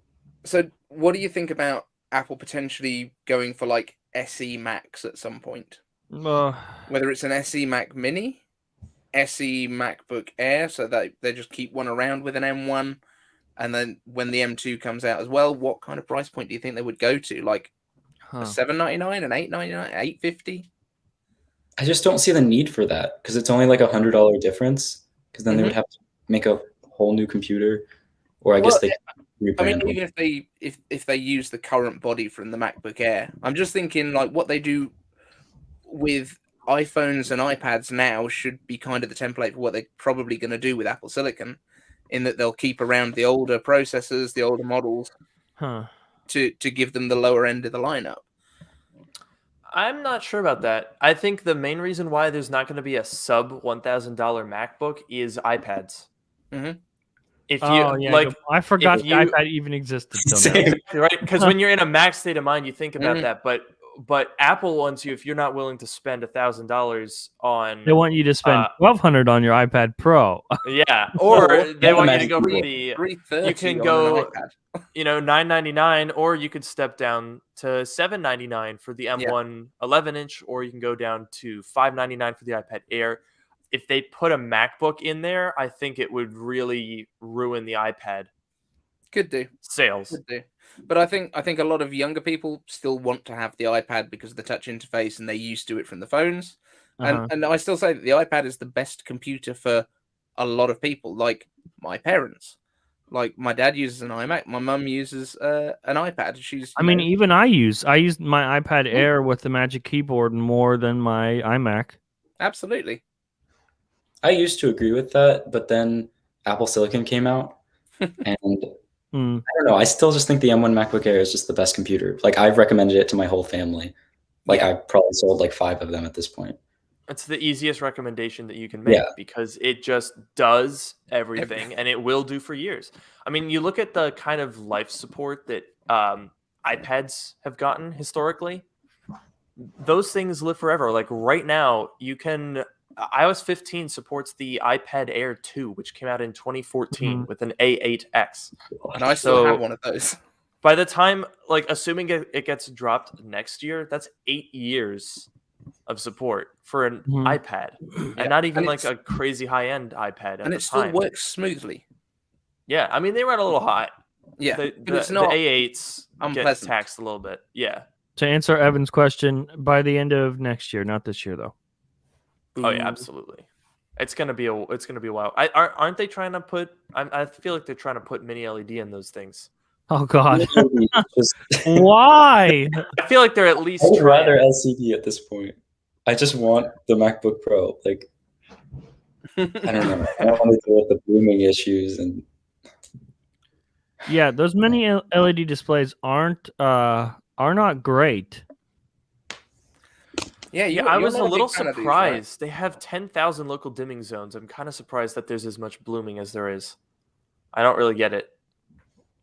Well, I'm so glad we're struggling to produce them because they're so great. Yeah. It's worth it for sure. Just wait. Once they're out, oh man, it's going to be so great. Especially a bigger display on a MacBook. Yay. It's so funny that we're waiting all this time for these MacBook Pros, and the reason that we're waiting is the feature that I'm least excited about. Yeah. Yeah. And it's like a lot of people didn't have it. They're just all in on it now. Why though? It's also going to be in the MacBook Air. Like, I don't understand. And yet we still get rumors that they're going to put OLED into the iPad Air next year. That makes no sense to me at all. I mean, I'm sure they're testing it, but I don't know how. I don't think they're probably not planning on doing that like immediately. It doesn't really make sense. Yeah, I think the next is micro LED. Is that the next one? Yeah. The only thing I heard was that the rigid OLED panels that they don't have to curve at the edges are actually pretty cheap. So maybe that would be the reason they go into the iPad Air. You heard that from DigiTimes? Oh yeah, I mean, I flipped a coin though, and it came up that they were right. Yeah. So, so I'm going with that one. Oh, DigiTimes, we love you. Not really. Yeah. Yeah, that's a bit of a crazy one, but Luke, looks like you're settling into the new pad pretty nicely. Like, it looks it's great. I shot my first like normal video. I've got one more moving video, and then I'm back to normal content, and I think it came out really well. I really like shooting here. So, catch me up to speed. Did you move into like is this where you live, or is this an office space that you have?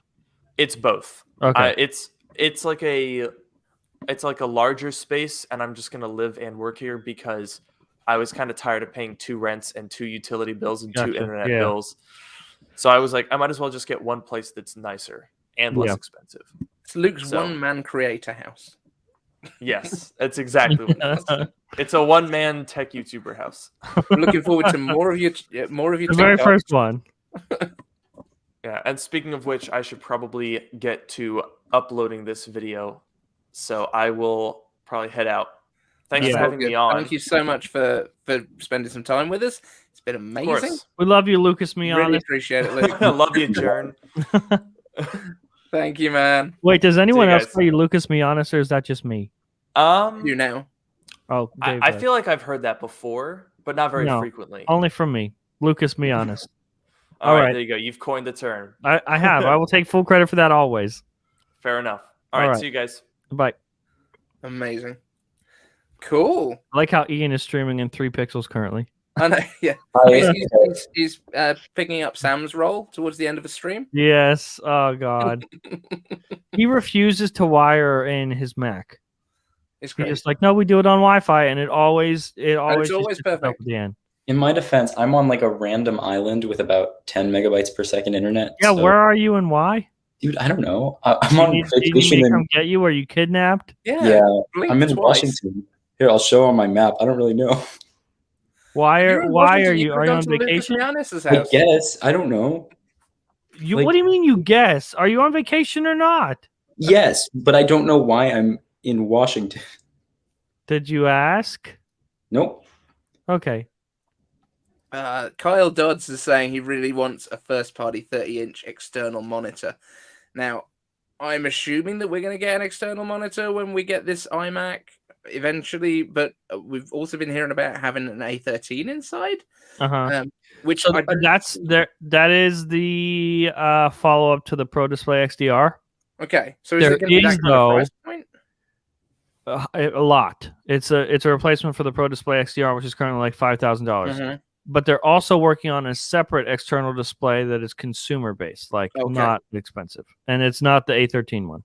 So my thoughts with the A13 is it's basically going to run the camera inside, so it can do all of the FaceTime background blurring, all guess that sort of so. stuff. Just Oh, basic. that makes sense. People Just were take saying all It that off also you. That doesn't make sense. they also put these chips in to help control heat as well. Okay. Oh, with the old monitors, The chips already know how to like disperse the heat and whatever. Okay. Interesting. Yeah, because we were talking to Maguire Wood as well before the show. Oh, was he on? He wanted to come on, and then we couldn't quite get in touch with him like in the last couple of days, so we didn't end up getting him on. But he Who all came on today? So who else did we have on? Let me grab up the list because it's been a long time. I think I saw Brian Tong on earlier. Yeah, Brian was on. Yeah. Yeah, so that was really cool. He's my boy. I love Brian Tong. Yeah, it's so fun. He's so funny. So we had Constant Geekery at the start. We had Yuri Tech. We had Alex Gear and Tech, Saran Bytes, Tech Moon, Tech Hyped, Alt Dad Tech, Brian Tong, Mark Sequence, and then you three, And then me in the end. No, Lucas Mianis was never here. We'll just Neither pretend was never, we never saw him. Yeah. I'm gonna head off here, but it was really great man. hanging out with you for this is the first birthday for the channel, First right? anniversary of the first one. channel, yeah. Are we gonna make this a yearly thing? I think we should. I think it should be hop on every year. We should an do Apple that. festival every year. I'll have good Wi-Fi, I promise. No, you won't. He'll just my he'll house. just be like, I'm in Virginia and I don't know why. Hey, dude, you gained a Washington. face today. Like, that's a big step. I'm at a water Yep, thing. still 4 pixels, but you are in the middle of nowhere. Confirmed. Amazing. Well, thank you both for jumping on. I really appreciate Thanks it. for having me, Dave. It really like I watch the show all the time, so it was really cool to get an invite. And I mean, I'm just some regular dude, so it was cooler for me to be able to come on. Yeah, and thank you for the shout out as well last week on Genius Bar because we. Oh, absolutely. When Sam didn't know who you were, I was like, "You never heard of iCaveDave?" Yeah, he doesn't answer the DMs either. Even when I send him the video. I'll go punish him. Thanks so much, John. Thanks for having me, Dave, and thanks for Appreciate watching, it. guys. Cheers, man. Thanks, Ian. Cool. So, guys, I think we're going to wrap it up. That's pretty much the end of the iCaveDave. In fact, no, we've got 15 minutes left. I'm going to start eating some pizza. As I said, I was going to eat pizza. And, yeah. If you guys have got any questions down in the chat, now is a really good time for it. Let's chuck some last questions in. And thanks ever so much to everyone that's joined us on the stream today. It's been amazing. But yeah, how have you guys enjoyed it? Have you had a good time? So we've managed to do 5 hours, 45 minutes so far. Not too bad.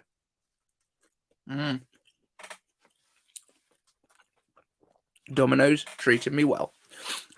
We don't know how many subs we're going to pick up as a result of this. Obviously, I would love to get it up to 10,000. That would be amazing. Oh, thank you, John. Evan Rogers saying we want Dave to start a podcast interviewing other Apple people. I would be more than happy to do that. I think that is probably one of the things I had in the back of my mind before we did this as well. Enjoy your pizza. Thank you very much. I've got a message from my wife saying, please print some stuff she just airdropped to me for Ollie.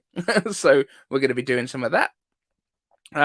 What I am going to be doing as well after this is all over is I will be chopping some of this up into different segments. We will put out some of the individual guests as little individual videos so that you can find the stuff that you wanted to watch. If you only joined the chat later on, if you only joined the stream later on, you'll be able to see what was going on when you weren't here. Renders by in, again, thank you ever so much for coming on, man. It was really cool to speak to you. We're going to chop it up. We're going to put it back out. So if you have watched it already, you don't need to watch it again. But if you haven't watched it already, then you'll be able to find the guests that you missed the first time round. So hopefully that will help out. So I don't think many people are going to want to come in and watch like a 6-hour stream of me talking drivel and my Mac Mini going down partway through it and my monitor deciding to turn off and all of the other good stuff that happened. But I think it's been a really good thing. I think we've had a success here. And I think we are probably going to call it a day there. Unless anyone's got any iCave answers. If you do, throw them in the chat and we'll do them on tomorrow's show because, as always, I have to make a video ready for tomorrow. And that is going to be my next job for the day. Luke Miani as well. Fantastic. It's been great to have everyone involved. Brian Tong, everyone else that's joined us on the stream has been amazing. We didn't actually have anyone let us down that was supposed to be on today. And that is an achievement in itself, I think.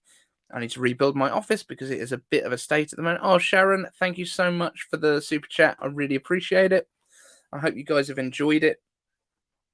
Should I do just a highlights reel tomorrow? Would that work for you guys? Assuming I can actually get this footage quickly enough. Joe, I give answers quick. One, can I make a montage? A montage of stuff from this show? Feel free. Go for your life. You have my permission to use the stuff from the show.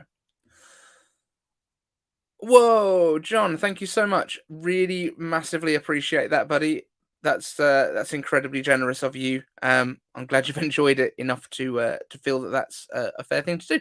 Thank you so much.